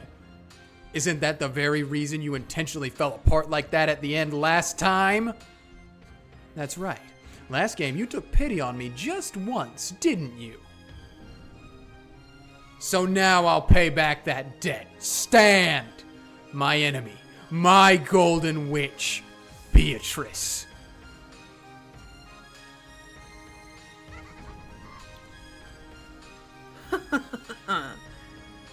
Fool. You fool! You simpleton! You think you'll get another chance? Ah! When Beato yelled, the blue stakes that had pierced her chest blew to bits and disappeared. However, the blue wedge that had pierced her foot in the very beginning did not vanish. You can't pull it out yet. You can't pull out the blue truth of the 18th person X.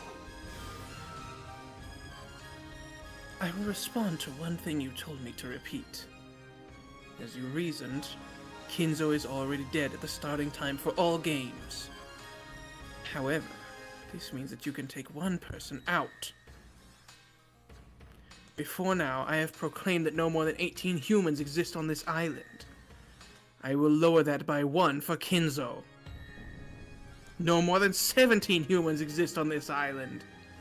That excludes any 18th person. In short, this 18th person X does not exist. This applies to all games. There's our girl. Yeah.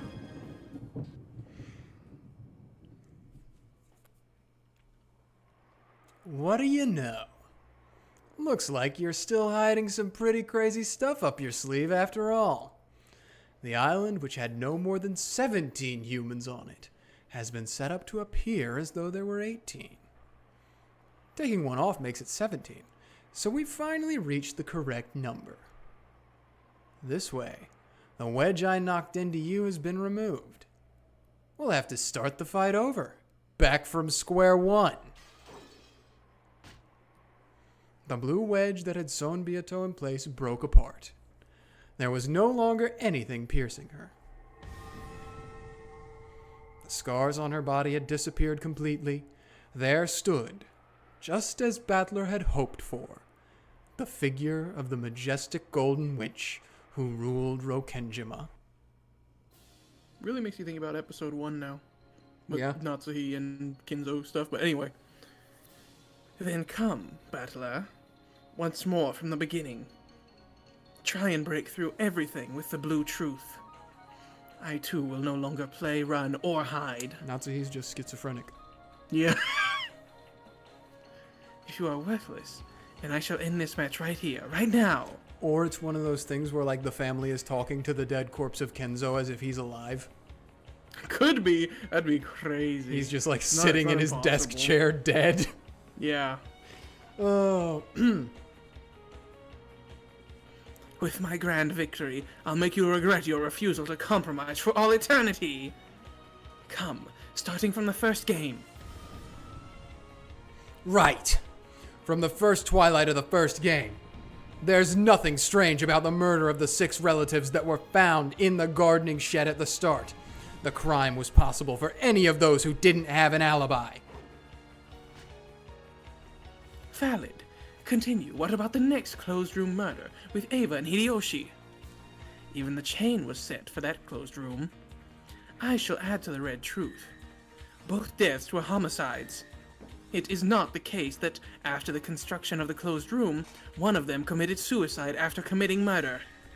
Furthermore, the murder was carried out with both the victim and the perpetrator in the same room. No method exists for the perpetrator to commit murder from outside the room. Suppose that the culprit was a human without an alibi.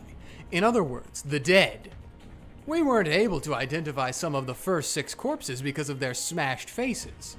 Maybe one was actually a disguised corpse, and Culprit X killed those 2 after making us think they were a victim and hiding away. Then, after the closed room murder was constructed, the culprit hid under the bed and waited for all of us to come and leave. Did I say that a long time ago? Not exactly that, but the hiding under the bed thing. I think you did say the hiding under the bed, but I don't know. Very well, next. Cannon was killed in the boiler room, correct? God, this is bringing back memories. I know, right? It feels so long ago. It was over a year ago, brother. I can't believe this only happened a few weeks ago. It was... I shall add to the red truth.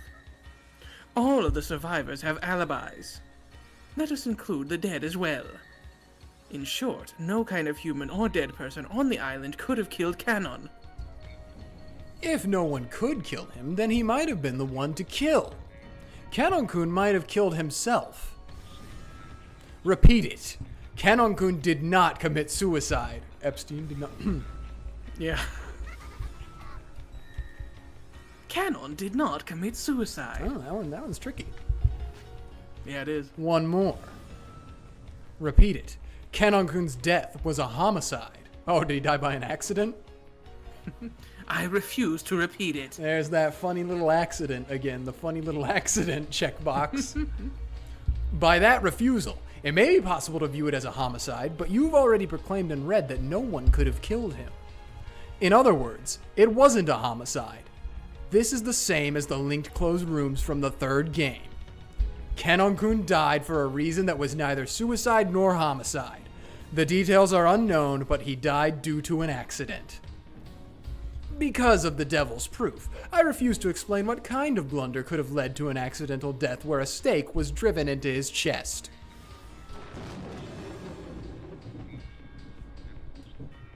Oh, now that you have borrowed the power of demons, you are without peer. It is valid.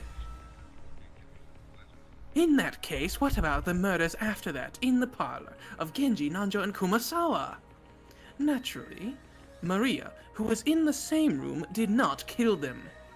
And of course, their 3 deaths were homicides. We can explain those murders with Culprit X, who hid away using an unidentified corpse. After all, those 3 had their faces smashed. It's completely possible that one of them was a body double corpse. I guarantee the identities of all unidentified corpses. Therefore, there were no body double tricks. Then you can explain it with simultaneous murders. Each of them had a gun, pointed it clockwise, and blew each other's faces off at the same time. After that, Maria collected those guns and hid them. How about that? What? What a ridiculous argument! But can you refute it? How amusing. But can you refute it? Then what about Natsuhi in the end? I shall add to the red truth. Natsuhi's death was a homicide. There were no unidentified corpses, and all of the survivors have alibis.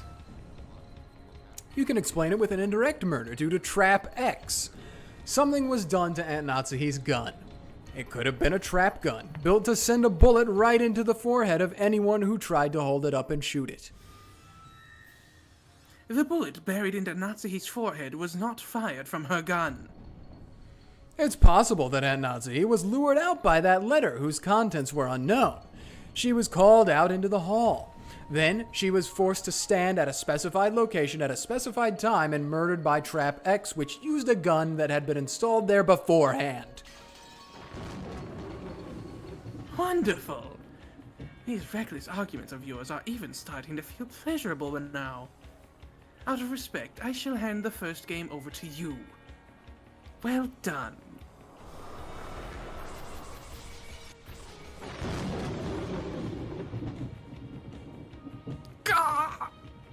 The instant Beato acknowledged her defeat in the first game, the stakes of the blue truth once again pierced her chest, letting out a terrible sound.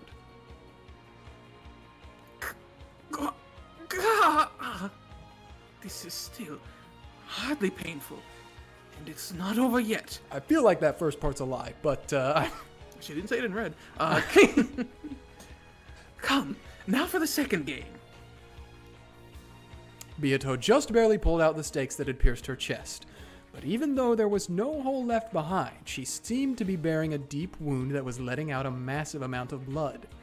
And she was tormented by an equally fierce pain.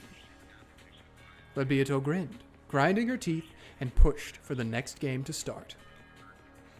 The Rosa game. But I won't feel sympathy for her. This is the Rosa game. Just by her existing there, we've been killed and harassed over and over. And Ange's been burdened with a future of isolation. Correct. Just by my being here and napping, this eternal hell will continue. I won't give your little sister back. Let her cry over the family that she'll not return for the next 1,000 years. Damn it! No compassion, no mercy. On to the second game. I'll start with the first crime. Right after it happened, I penetrated to the truth of the closed room murder where the 6 were killed in the chapel.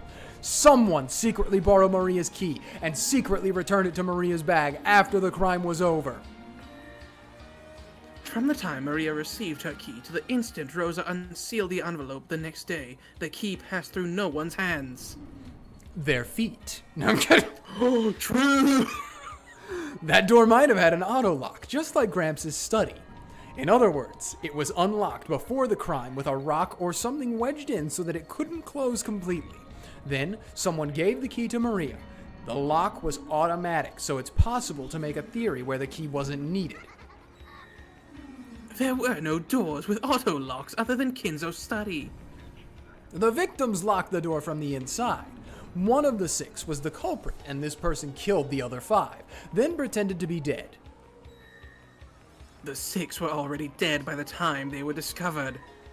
All of their deaths were homicides. All 6 were genuine victims and did not take part in a mutual murder. There was no simultaneous murder.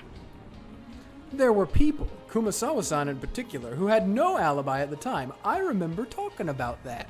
If we assume that someone was hiding on the inside, then we've got no problems. Proud of myself for picking up inklings of it correctly, at least. True, you were in fact Battler pilled. But anyway. There was no one hiding in the chapel. Therefore, the shut-in murder you suggest does not work. What's wrong? Is that all, Ushiromiya Battler? It's not so easy once you get to the second game, right? It was a thundering exchange of red and blue truth. They're back. The hooks. Can't you just imagine this being done in like an actual, I hate to say it, but like in a fight style? Wouldn't it be so pretty? It would probably be very good if we had a good team behind it. We did not. We did not. The stakes and wedges of blue truth that I sent flying attacked one after the other, and Beato cut them down one after another with her red truth, her treasured red sword, knocking them down. But the blood she'd lost from the first game was probably serious. This intense exercise was putting an even greater strain on her. I could also see her breath grow ragged.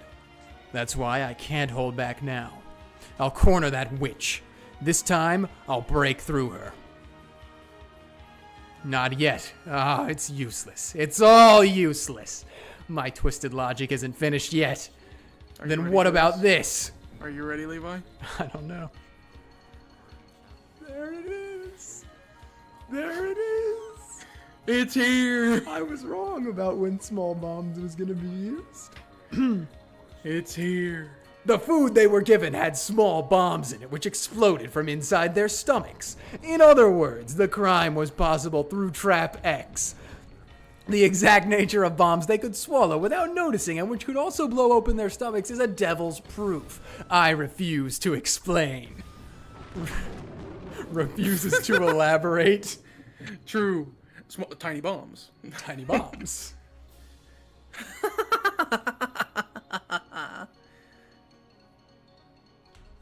Sorry, I was reading Potato. Oh. What the hell's that?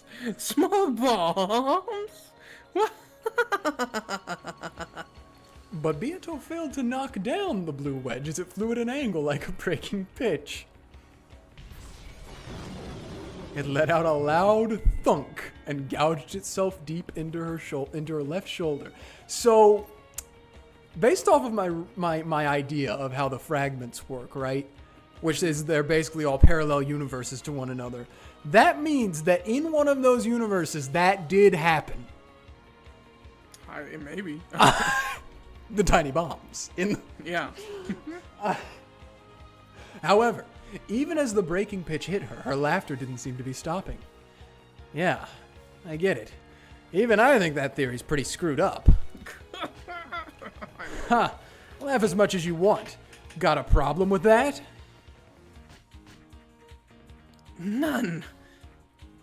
Quite a pleasurable, reckless argument. Next up is the closed room with Jessica and Canon. Oh, that was a sad one. It was sad. No problems there. If the culprit was one of the servants, they could have used a master key. It's not even a closed room. After that, there was an attack in the servant room from a mystery person who seemed to be Canon, and Nanjo and Kumasawa were killed, right? I had already proclaimed Canon's death in red before that time. So, who was that Canon?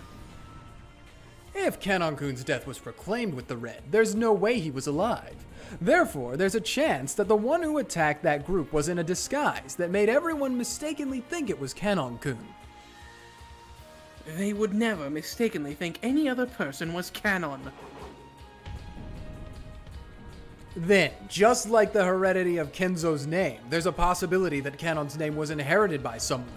You could suppose that Canon-kun was killed, a different person succeeded that name, and that this person attacked them.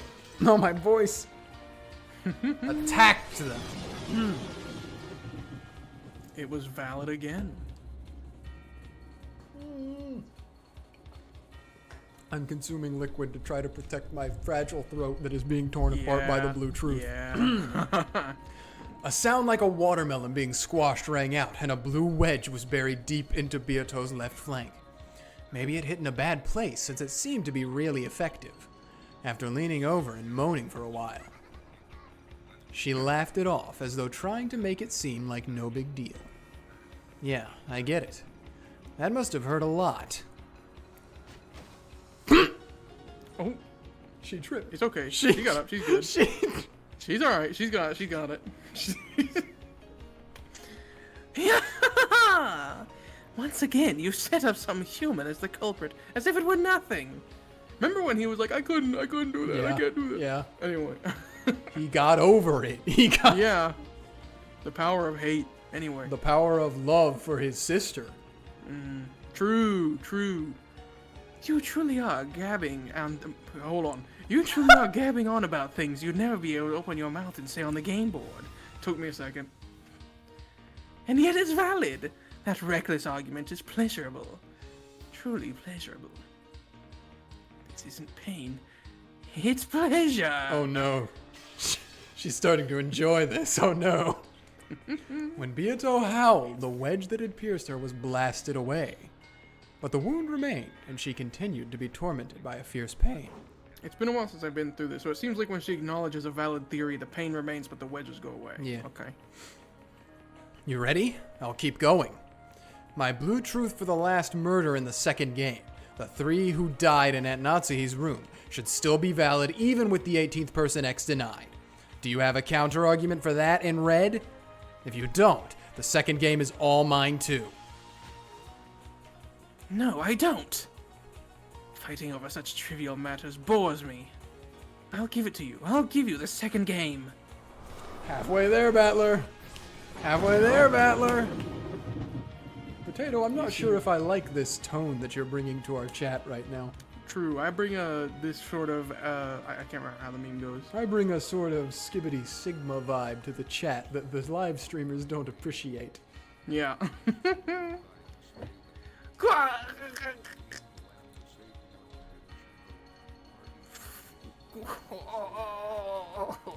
The instant she acknowledged her loss in the second game, 2 blue stakes gouged through Beato's chest this time. The witch's lungs were gouged, as were her intestines. Thanks for the image. Her face twisted in anguish. Her body twisted as she gasped in pain. Does it hurt? She tripped again. No, she's alright. She's alright. Hurt? No, this just tickles. At least compared to having your entire body torn to bits and turned into a pile of scrap meat like your sister. I'll make you scrap meat too.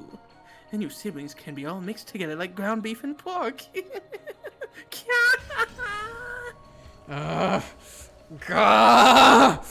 I'll beat you to death. I'll tear you to bits the same way. Next, the third game. How long are you gonna sit around all worn out like that? I've only just started knocking you down to hell. Beatrice. Naturally, as if something like this could wear me down. You're right. We're still just getting started. Come, let us begin the third game, starting with the 6 linked closed rooms. You supposedly did penetrate this closed room at the time. But then you killed off Kinzo. At the time, I theorized that Gramps was the culprit, and that after killing the other 5 and stringing the keys across each room, he'd constructed his own closed room in the boiler room, and that there he died in an accident while carrying out some kind of scheme, burning to death in the boiler. But now I've declared that Gramps was already dead, so I've denied my own theory myself, ironically enough. However, I feel like I know where he's going. there's no problem. Plenty of people besides Gramps could have committed the crime. You could even claim that all of the adults holding the family conference were in on it. All 5 master keys were discovered, each in the pocket of one of the servants. The individual room keys were found inside envelopes alongside the corpses. In short, all keys related to the linked closed rooms were locked inside the linked closed rooms. No key could have been returned from outside the room using the crack of the door, the crack of the window, vents, or any place of the sort. Then they were killed with poison gas. Even if a key couldn't pass through, gas could, right? The murder was carried out from outside the closed room. All of them had what appeared to be gunshot wounds that were fatal. Murdering them from outside the room would have been impossible. I shall say more with the red. When the 5 other than Kinzo were killed, the killer was definitely in the same room as them. I already proclaimed in red at the time that there were no suicides. I don't know, I just found it amusing that I shall say more with the red was in red because it is true. It's true, look, she's doing it.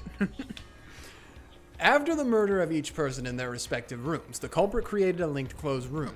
But the culprit had no way to return just the key to the very last room, and yet they were able to do it. After all, the first person to discover a corpse just had to pretend to find the key and pull it from the pocket of one of the corpses. Here it comes. She couldn't fully block the retort of that blue stake. Beato was pushed back by the blue wedges that were unleashed on her one after another, finally failed to block one, and once again took a severe wound. Gah! And she howled in pain. She pulled out the blue wedge that had pierced her right arm. Beato's entire body had been torn apart and pierced with blue wedges, stakes, and blades over and over again. And now she was totally covered in blood. But even so, Beato grinned. Yeah, Potato, I don't know if you're caught up. I don't see how you could be, with considering how much time that would have taken between like the last stream you were here, which was 2 streams ago. But now you are kind of getting a recap of everything that happened. True. All the way through the story. At least all the game boards. Yeah. Cackling, as though this was amusing. How could a man who promised to bring Ange's parents home voice a theory where those parents are culprits? Splendid, even that's just fine, right? go be a big, happy family getting their hands dirty with mass murder, then return to Ange stained with blood that will never come off. How could we expect anything less from the people who returned alive from the Witch's Island? Just what that mincemeat Ange needs. Yeah! Ah, shut up! I'll kill you. I'll tear you apart. No need to waste your time begging for your life. I'll definitely give you the worst kind of death by my own hands. Yes, you probably could do it. I've explored the depths of cruelty for over 1,000 years, and you probably will gift me with a fitting end for all that. Oh, does that hurt? Is it harsh? Or does it tickle? Is that supposed to torment me? Come on, Ushomya Battler. There are still mysteries left. Beato had already countered my first powerful move, the 18th person X, by making the number of people on the island 17. But just limiting the number of people to 17 didn't overturn the theory that Aunt Eva was the culprit. I can crush most of the murders in the third game this way. Blood dripped from all over the body of the Golden Witch. I cornered her, this time thoroughly, without mercy. This isn't a game played to decide who wins and who loses. Yeah, we aren't playing. Even the time I spend playing and fighting like this delays my trip home. In her isolation, Ange will continue to have her heart torn apart by loneliness and sadness. I have to go back to Ange as fast as I can. You're all worn out. Standing at death's door, are you?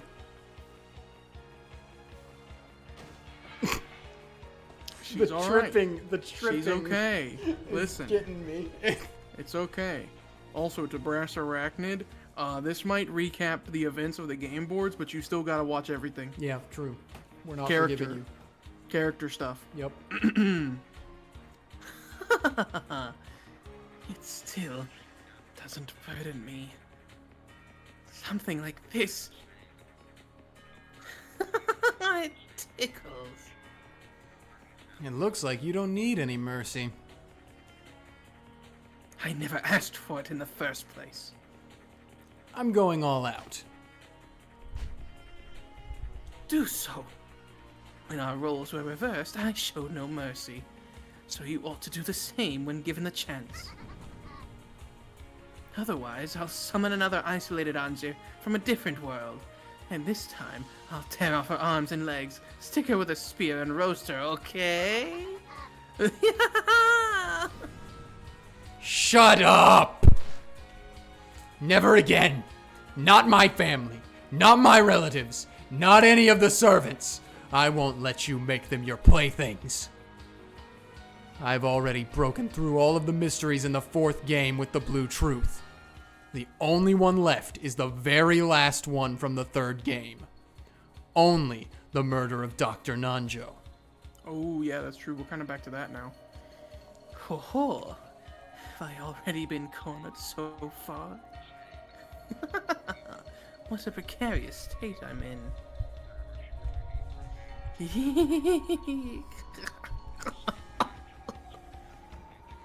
She coughed violently, spitting up blood. Her insides had been punched through so many times. It was only natural. Take a drink. In other words, the mystery of Dr. Nanjo's murder is the last line of defense for you being a witch, right? As you say, if you defeat that, it will mean that all of my mysteries have been defeated. Unless I counter one of your truths with some new red truth, or present a new mystery, you'll die. You don't look like someone who's been pushed into a corner, standing on the brink. You still have some kind of hidden pitch up your sleeve, right? Well, who knows? I have already tired of a too long life after 1,000 years. I've started to think that having this life ended by a rival like you, whom I stumbled upon at the very end, might not be so bad. You can do it, can't you? Do it. I beg you, kill me. I'm always the one killing, and I've never had the experience of being killed. I've killed the 18 of you hundreds of times, but I haven't been killed myself even once. So I wanted to experience it just once myself. Oh, she crazy. It was a graceless show of boldness, unchanged from before. But blood dripped from her mouth. Her once beautiful dress was covered with holes, and blood poured from all over her body, making her physical appearance stand in sharp contrast to her attitude. Maybe the shot she'd taken to the flank was still tormenting her, since she was still pressing down on it unconsciously, without a trace of grace. But I've got no time for pity. As long as I feel sympathy for this witch, my family and I won't be released from this place. Until I defeat her, we won't be able to go home. In the outside world, it may be possible for even enemies to understand each other when circumstances change, but pure evil does exist. Evil that brings misfortune just by existing, and is to be spared no compromise. Just by its continued existence alone, it's evil. I don't pity you, just like how you didn't show pity for any of us. Well, of course. All of you are just pieces in the game. It's just unbelievably fun to think about which 6 to kill in the beginning, how to kill the next 2, and whether I can find a much more grotesque method of murder, you see? Hey, Battler, I've reformed a little, so forgive me this time, too. If you do, I'll change my methods of killing into something a little better, okay? I'll listen to how you want them to be killed, and in what order, got it? It's so fun toying with people's lives. I'm sure you could think of a way to turn Ange into a pile of scrap meat much more thoroughly. Come, Battler. Try to expose the truth of Nanjo's murder. I don't know what's going on over in the chat right now. The 18th person X had been defeated. But I won't give in. This was a toughie. I'll stop that witch's breathing cold. I remember I gave some, thoughts on this one, but I didn't figure it, I didn't give a final solution to it. But there was something weird going on with, the wording of the red with Ava. And, I had caught on to something there, but it might have also been, a red herring. I might have just misremembered something. Let's see what they say. The end of the third game. It was announced in red that the survivors at that point in time, Battler, Ava, Jessica, and Nanjo, were all uninvolved with Nanjo's murder, and it was also proclaimed that he was murdered directly by someone before his eyes. All other people had the strongest possible alibi by having their deaths proclaimed in red. I'll break through this without using the 18th person X. That's right, because this was the red web. Yep. This was the hardest red truth of the game. Think. Don't stop thinking. Her red doesn't only bind me, it's also supposed to be her weak point. I've got to somehow use it against her. Like spinning the chessboard around? That's right. There's still a gap. There is? Where is she? Yeah. This way, I can break through it. This way, Beatrice's legend of the witch is finished. True. The others probably were dead. However, their deaths were not proclaimed in red at the instant Dr. Nanjo died. Strictly speaking, it was in the fight between me and Ava after Dr. Nanjo's corpse was found. In other words, if someone was alive at the time Dr. Nanjo was killed and then died before Ava made that proclamation, you can sew right through that crack. In other words, it's like this. Someone who was first confirmed dead by Ava's proclamation was a culprit. They cleverly played dead earlier and waited for us to come and go. Before their death was announced in red, we were made to think that they died. Then they killed Dr. Nanjo and later died for some reason. After that, Ava proclaimed their death in red. That theory can explain Dr. Nanjo's case. How's that, Beatrice? When he forcefully asked that question, there was a terrible sound that could only be likened to that of a compressor. And a blue stake that was as thick as a log appeared from under the earth and skewered the Golden Witch, Beato, pulling her up into the air. Ugly tearing sounds rang out, and each time a blue stake or wedge would appear and pierce Beatrice's body. When that finally ended, her tragic form was exposed there, pincushioned by more than 10 stakes and wedges all over her body and dripping with blood, dangling and crucified. Holy! Mm-hmm. Just, give it a, get out of here. Shoo! If it weren't for how violent this would probably be the thumbnail for the next one. I'll probably just use Kinzo's dragon. Yeah. Actually, there's one more I might use, but I can't mention it yet. There was none of the dignity of the brutal witch who had sneered at the honor of the dead and toyed with and killed hundreds of the living. The rain, Jordans are fake. which had started falling at some point, quietly tormented the crucified witch. That's not really being crucified. But I'll I mean, it's like a, Yeah. it's a turn of phrase kind of.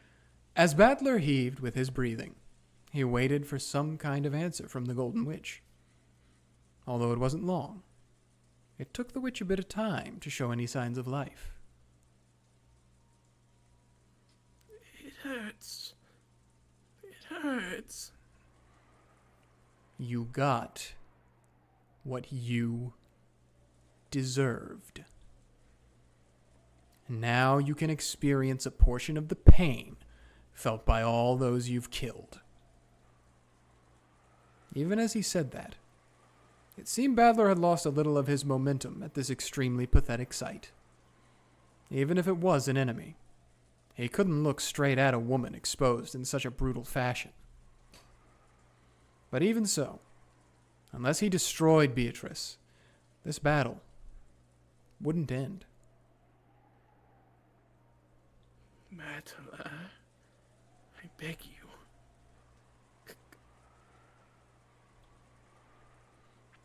Huh? Beato let out a sob. It hurts. It really hurts. End it. End it. Even with this, I still can't die. Even though it hurts so much, I still can't die.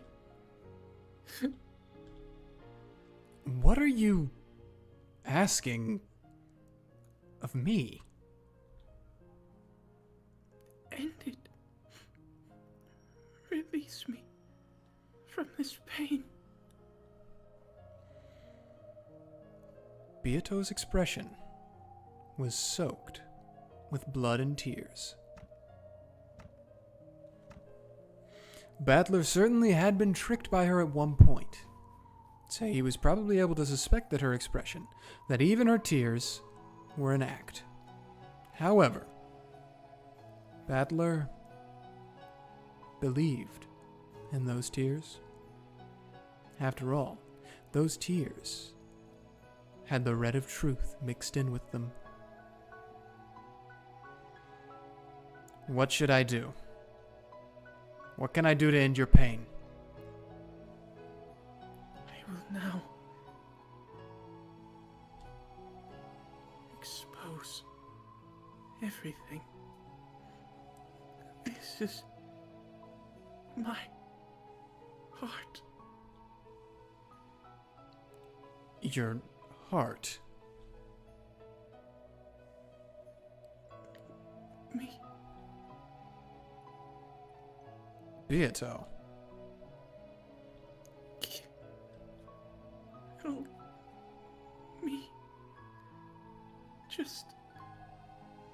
Let me die.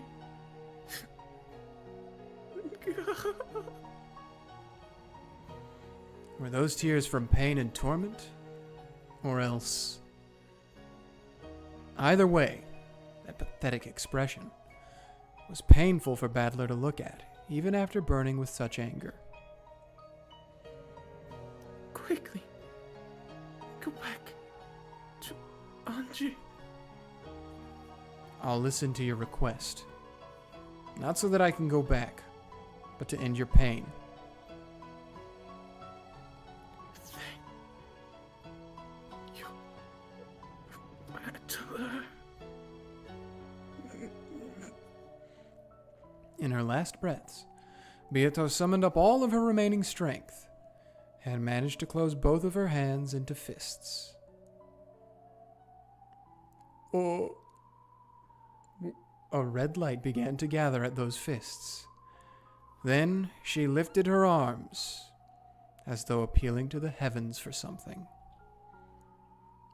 You'll be able to kill me. All of me. My heart. Crush it. Pierce it. Okay? The red light around both of her arms gradually began to strengthen.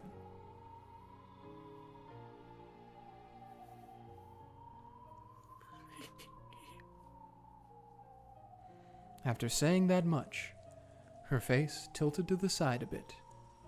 Then, her right arm lost its light and flopped down. But her left arm alone did not lose its light and remained held out towards the heavens.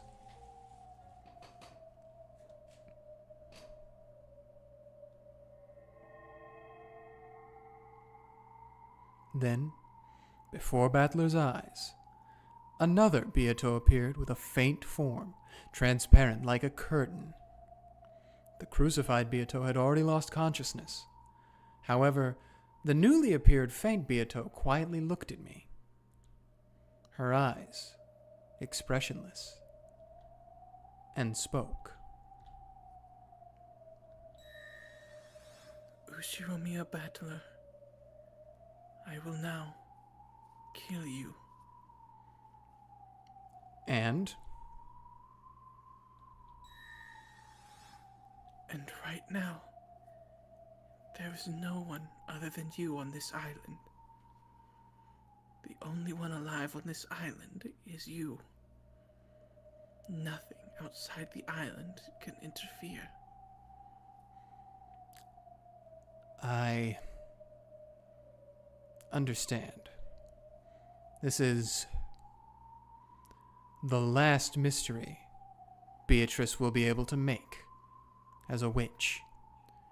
She's trying to offer it to me, entreating me to solve this final mystery and kill her.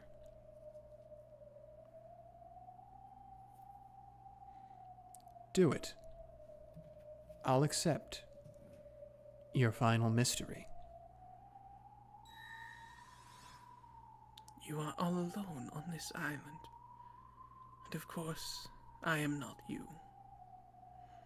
Yet I am here, now, and am about to kill you. Like a souped-up version of Dr. Nanjo's murder. So?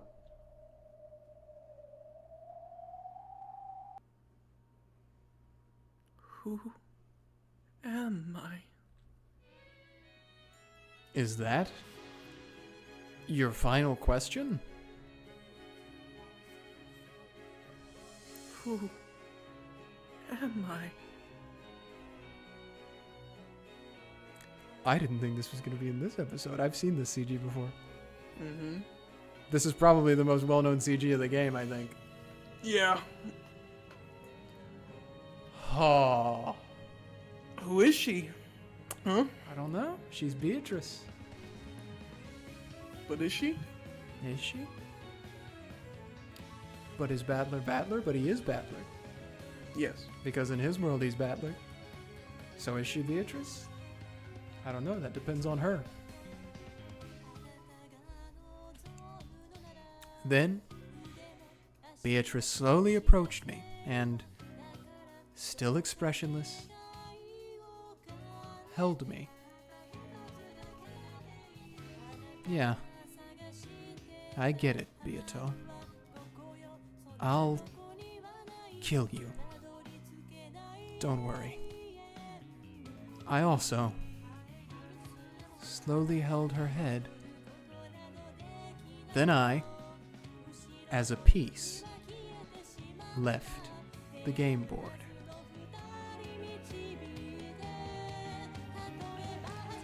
Oh, Who is she? we're gonna find out, I guess. Did you see Sakatoro. that, by the way? What? Ange died 1998. Oh, huh. Oops. Amakusa's finger must have slipped. Dang. Well, hey, I did say she probably had a lot of internal bleeding. True. Cordelia, Rona, Please. Lucifer, I can't wait to see all of the goats. Please. Belphegor, Mammon, Beelzebub, Asmodeus, Shyster 410, Shyster 45. All of the goats. All of the goats, my goat. Okanagi Tatsuro, Sumadera Kasumi, Professor Otsuki, Nanjo, Captain Kawabara, Burgestel, Lambda Delta, fourth game, Alliance of the Golden Witch. Mariage Sorcière. Well, gang, I'm not gonna lie to you, Chief. I still haven't eaten dinner. We have to. We do it's not really have to. short. It's really short. I'm holding you to it. I think it's really short anyway. Yeah, that's what I'm afraid of. That's I'm pretty sure it's pretty short. the end is the achievement I got for that. Yeah. Complete the first And if three ever parts. there was a time to, send, full send it, wouldn't it be now? I guess Why not us? Why not now? You know what I'm saying? because I have work.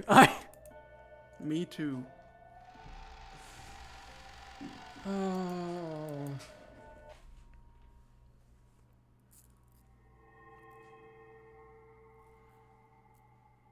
Yeah. Indeed. Especially because I need a CG. Unknown fragment number. I'm not reading all that. Yeah. I need the CG for the next thumbnail.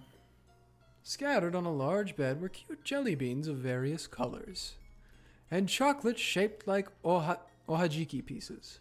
I don't know what that is. I don't know what that is either. A fork was stuck into a shortcake peeking out of a gift box, and there were decanters with drinks of various colors lined up on a side table. But the color of the partially finished drink that had been poured into a cup was venomous, matching none of the decanters.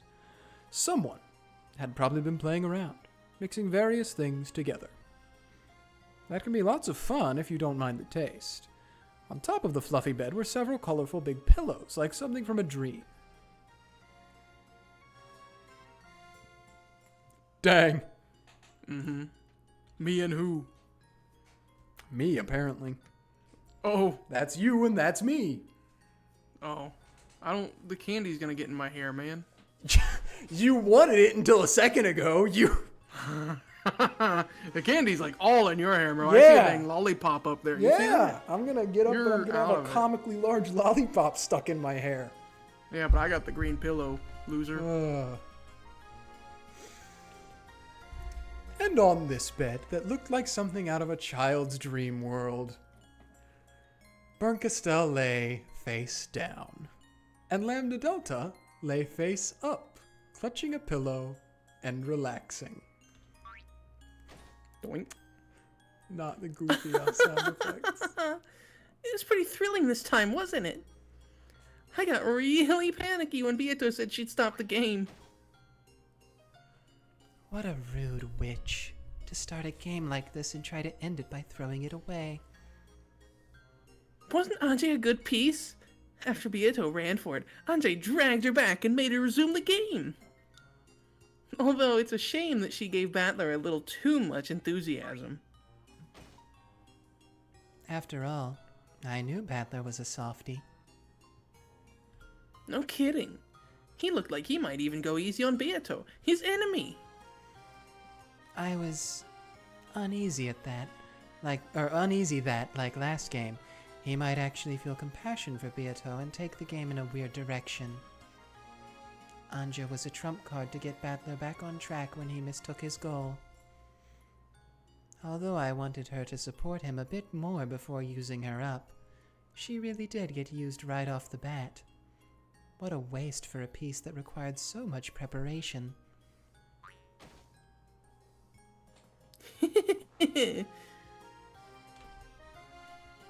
Good thing I shackled her with that rule about not giving her name. If that hadn't been set up, the brother-sister tag team would have swallowed Beato up and won in the blink of an eye. Just so you're aware, Potato, because I don't know if you've seen these two. I don't know how long you've been on this stream specifically. These are two other witches. Super witches. Yeah, they are witches who are more than likely even more powerful than Beatrice. And they have been, like, spectators of this game between Beatrice and Battler for a while. So that's what they're talking about right now. Yeah. I thought it'd be a chance for them to press her all at once, but your mark was so restrictive that I couldn't make the best use of her. What a waste that piece was. Isn't it obvious that such an unfair piece would have to be retired right away? Well, in the end, she did a good job of preventing the suspension of the game, and that helps me out too. The way she made both our interests match is what made her a truly wonderful piece. She was an innocent kid like Battler, so it was easy to get her to do as I said. Morons and impulsive types make the best pieces. I really can't stand losing that piece. By now, that kid's minced meat. Hey, let's make hamburgers out of her later on. Kira? Oh wait, didn't you like gyoza more? I wonder what little sisters taste like. Hilarious. Is it really okay for you to be so relaxed? Thanks to Ange, Battler has gotten all fired up. I'm pretty sure he started a hot pursuit of Beato, making this game take a big turn in my favor. Right? Oh, that's also something, is they have both bet on two different horses here. Lambda Delta is betting on Beatrice to keep the game going forever, and Bernkastel is betting on Battler to win. I mean, didn't Battler just solve almost all the mysteries up until now? Huh? Not even close. Almost all of Battler's blue truth was wrong. Beato's lukewarm red is full of holes. If she had any brains in her, she'd slip through it easily by setting up a suitable web of twisted logic. Yeah, it really ticks me off. If it were me, I'd thoroughly cut down all of it with the red. We had to get to that part, because in case you had any possible confidence in Battler's answers. Oh, really? Oh, I have confidence that not those answers would have been right, but that he could have continued down the path of twisted logic even further. It just would have taken Maybe. as long as the first 4 episodes. Yeah. Oh, really? And I was sure that those were all correct. Well, I don't know about that small bomb part, though. They knew. Nah, it wasn't refuted. It was... True. Not all of Battler's blue truths were valid. When talking about the first game, Beato clearly declared that she guaranteed the identity of all unidentified corpses. This defeats Battler's theory about the culprit of the Eva Hideyoshi closed room murder being someone who faked up a corpse. Next, Kenan might have died in an accident in the boiler room, but what kind of accident could drive a stake into his chest? Hey, that's hearsay. That doesn't matter. You gotta refute it outright. Are you a moron? I'll slice it with that red treasured sword thing. Kenan did not die in an accident. Oh, I forgot how cutthroat they were. For the next one, the murders of the 3, including Genji in the parlor, the thought that it was a simultaneous murder where they shot each other in a clockwise pattern at the same time is laughable. Genji, Komasawa, and Nanjo are not killers. The final trap X to kill Natsuhi was also ridiculous. The thing that shot Natsuhi wasn't a trap, it was a real shooting murder with a gun raised and trigger pulled. So then it wasn't magic, but it was a real murderer. It was. Sucks for you. Oh, Lambda Delta, you make me angry, Lambda Delta. You make. She's super paper. You shouldn't do that. Saying something like that in red. That kid's trying to say that she bounced Natsuhi's bullet back with magic and killed her. Oh my, how terrible of me, you're right. Even the blue truth for the second game was way too naive. When the 6 were murdered in the chapel, the culprit was inside the chapel. That guy keeps trying to explain things using Trap X. What the heck is Trap X? Some weird mystery novel cliche? Yes. It's also laughable to say that in the case where Nanjo and Kumasawa were killed in the servant room, someone else inherited Kanon's name. No one else can go by Kanon's name. Dang. Only one person ever allowed to be named Canon. True, I don't know anyone. Do you know anyone? I know 3. No, I'm kidding. Different person. A different person can't claim that as their name. And that theory about borrowing the master key from Rosa for Natsuhi's room is also worthless. After the master key came into Rosa's control, never did any of them leave her hands. Except for the time when she lent one to Battler to unlock Natsuhi's room. I could keep on going, but just taking a quick look at them turns out like this, get it? Forget taking a quick look. You've just denied Battler's blue truth for the first and second games across the board. My, what a shame. If Battler heard, he'd faint. Right? Beato wasn't cornered at all. Looks like that kid's a pretty good actress after all. I'm sure she planned to make it look like she was getting cornered this game. And then sometime next game, bang! She'll slice it up with a single red stroke to make Battler freak. I think she's using this as an elaborate way to die, Lambda Delta. Yeah. I think she's using this as a way to circumvent you preventing her from dying by making it look like she's not trying to die when she really is. Precisely. And then I'm sure she'll say it again with a huge smile. Dang, Potato. You right. You... Witches never get into a pinch.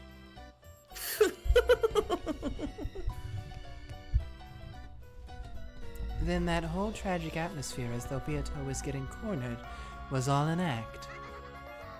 Isn't it obvious? She really is a great actress. Even though she wasn't cornered at all, it felt like an astonishing last episode climax. Thanks, Umineko.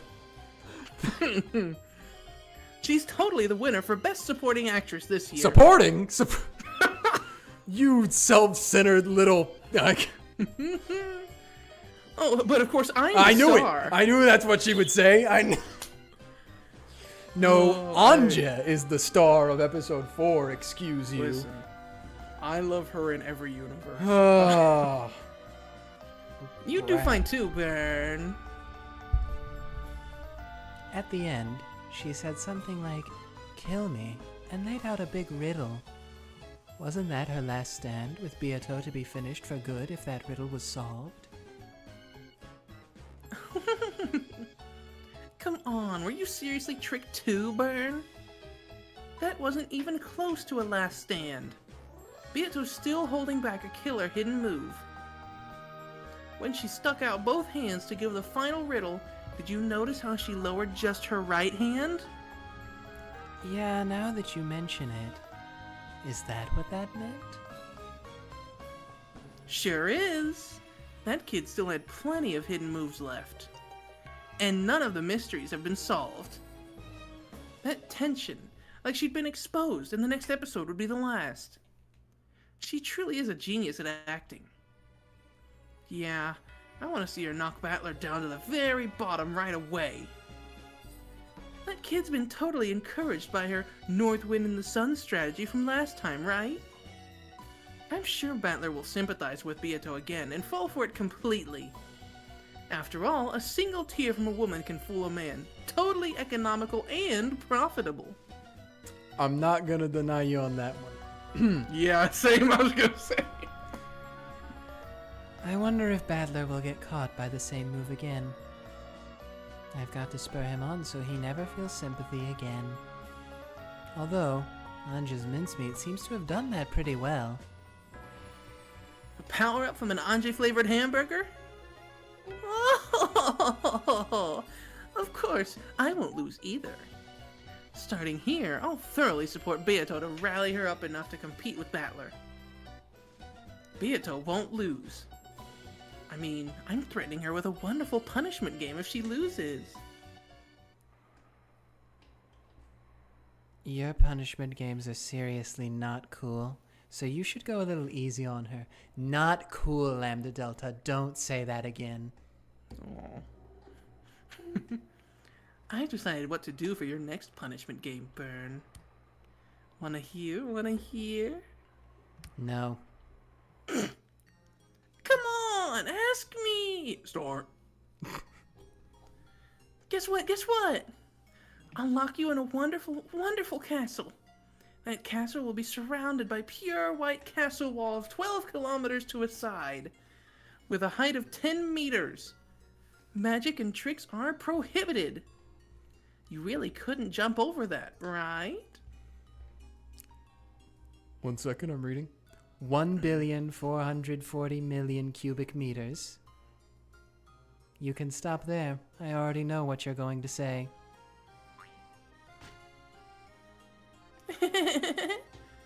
And that place will start getting buried with gems, one every day. I'll lock you in it until the castle walls are packed with them, and you've been buried to death with gems. Isn't that a wonderful, romantic punishment game? If you multiply the length of the walls by 5 and make it 1/10 its current height, I wouldn't mind if you shut me in right now. Really? That would make it 3,600,000,000 cubic meters, right? The time period for the punishment game would more than double, right? I get to keep you as my prisoner for such a long time. I really liked you, Burn. I love you. Lambda Delta playfully approached Burkestel, who yawned, looking bored as she touched the bottom of Lambda Delta's chin as though cuddling a cat. Dang. Yeah. You're betting on Battler's victory. And I'm betting on an eternal tie for the two of them. Doesn't that mean no one's betting on Beato's victory? I wouldn't. Her chances of winning are 0. Oh, how truly pitiful, being told by the Witch of Miracles that there's no chance of a miracle. Although I wouldn't bet on her either, right? I can say that with certainty. 2 loser flags? Bing bong. It's also pretty sad when the Witch of Certainty says that you're certainly screwed. Usually for them. Unusually for them. They giggled together. I wonder how this game will resolve itself. Yeah, that's the one thing we can't predict. That's why it's fun. I won't permit escaping or suspensions any longer. I'll certainly make them continue their game, and I won't let them run away. Even though I can't even imagine what will happen next. I know it certainly won't end that way. Potato, you don't know the half of it, brother. You haven't been here for 4 episodes. They are this smart and this stupid at the same time. True. At the very least, it won't end with Beato's victory. I mean, think about it. Neither of us is betting on Beato's victory. In other words, if it looks like Beato is gonna win, she'll have us 2 great witches as enemies. But you know who is betting on Beato's victory? Kenzo, baby, Kenzo. True, Love the Kenzo. goldsmith. It's all Love about the the goldsmith. goldsmith. All about the goldsmith. It's all about the gold. Oh my god. Exactly. Our powers are most in equilibrium when balancing between a tie and Battler's advantage. If it tips too much in Beato's favor, both of us will line up along the same vector and drag Beato back.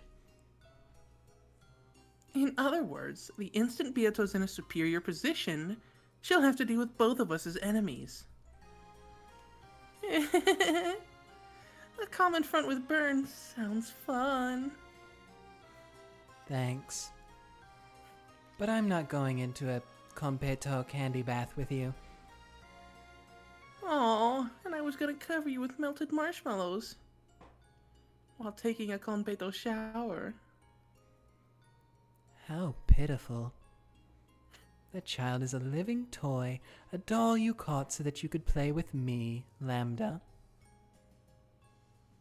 I'm good at playing with dolls. I really can do it well, okay? I'm proud of being able to play with a single toy for hundreds of years without getting tired of it. You're her ally at some times, and opposite her at others. Toying with her for all eternity. How pitiful. That kid is now our doll.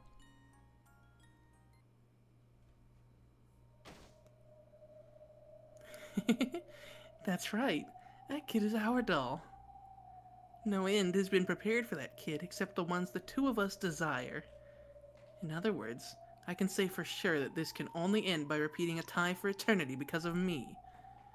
Or else with Beato losing and being destroyed because of you, Burn. As far as this game ending with Beato's victory goes... I will proclaim it as the Witch of Miracles. Then I will proclaim it as the Witch of Certainty. Beato certainly cannot win. And a miracle certainly will not occur.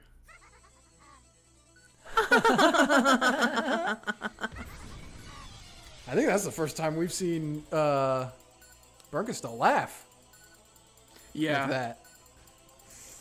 The next- Oh, well, gang. Out I of told you it one was gonna be game- short. Out of one game and into another, huh?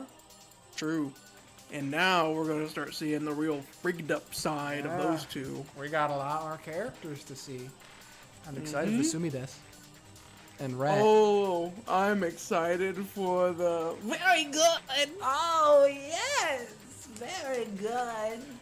which Ah, I won't spoil. I won't spoil. I'm just really excited. I didn't. You know, I'm planktoning right now. I didn't think Yeah? I'd get this far. I know. We're halfway there, and it's been worth it, has it not been? It has been super worth it. Yeah. Super worth it, if you will. Better than True, regular the phone worth it. is The connected. phone is connected. The super paper is here, and I've got my jug of what's a liquid that they regularly use in this? I don't know. Absinthe. Absinthe. I got my glass of absinthe. The phone is connected, and I am certain. Yeah. Oh yeah, Yui, my goat. We're gonna have to start doing the Umineko panel at Colossal Con. Or something, bro. Or something. Shoo. Also, shout out to all these amazing voice actors who you haven't gotten to hear any of because we've taken their jobs from them. True. But True. they do a very good job, and I highly recommend just listening to maybe if you're watching us all the way through, just go back to some of the really cool key scenes and maybe watch them with the dub over them because they do a pretty good job. There is also an anime adaptation, There if you is. can try and But find I it. don't know if all the VAs match up. They do, They actually. do. Okay, there you go. Yeah. Because the anime was made not long after the game was made. It just wasn't very good. It was not a very faithful adaptation. Sakatara was a girl. Yeah. And the Oh. Delta, there she is. Yeah. Well, I don't know. after It's the been a first good one. game, I do think my favorite's Ange. Yeah. Not a you're hard not sell. minority. Yeah. Very, very well written character and very good story. BGM pros right here. Hold up. True. Give them all the credit. Yes. Oh my gosh. Some of their music goes so hard. But yes, I think it's we've had some great moments in the questions arc. Certainly have. From putting just the general goodness aside, I always like to think the first episode I think has the best atmosphere. It's really good at establishing everything. Episode 2 we get the Red Truth. And it's the Rosa episode, which is fun. That's when things pick up in earnest, the actual game. Yep. Episode 3 is when we begin having... That's the North Wind and Sun strategy, and I love that episode. It's really fun. That episode hurt me on a deep internal level that I don't think I will ever get back. Yeah, exactly. Just like Ange said, I'll have to make something new to fill that hole in my heart. Exactly. And I be out here with all the Umineko characters, mainly the women, am trying to fill a hole as well. I didn't do it this time. I didn't. It wasn't. He saved it for the very end of questions arc. Everyone. I have kept it on the inside for too long. Oh, well, there we go. Ryukashi 07. What an author. 7th expansion. Yeah. Boomba. Boomba. No, am I gonna get an achievement? Wait, let's see. Am I gonna get an achievement for that or no achievement? I don't think the question marks usually have achievements. I doubt it. They're usually relatively short. Wait, we good? Huh? There's new features? Excuse me? What do you mean by that? I did!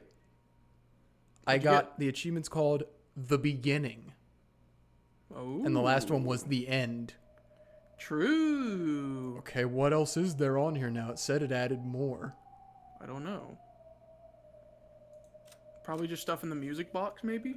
Maybe. Just new music. This should probably all be there now, yeah. Yeah. Where's Happy Maria? Where's Happy Maria? Dang! Yeah! Old Let's Sprite. go! Have the lyrics? Yep. Yeah! Yes, it does. Oh my gosh. Well, I think this is the perfect thing to end on, everyone. True. See you Sunday for the beginning we'll of see you Answers. all on Sunday for the beginning of Answers arc. We're halfway, everyone. It finally happened.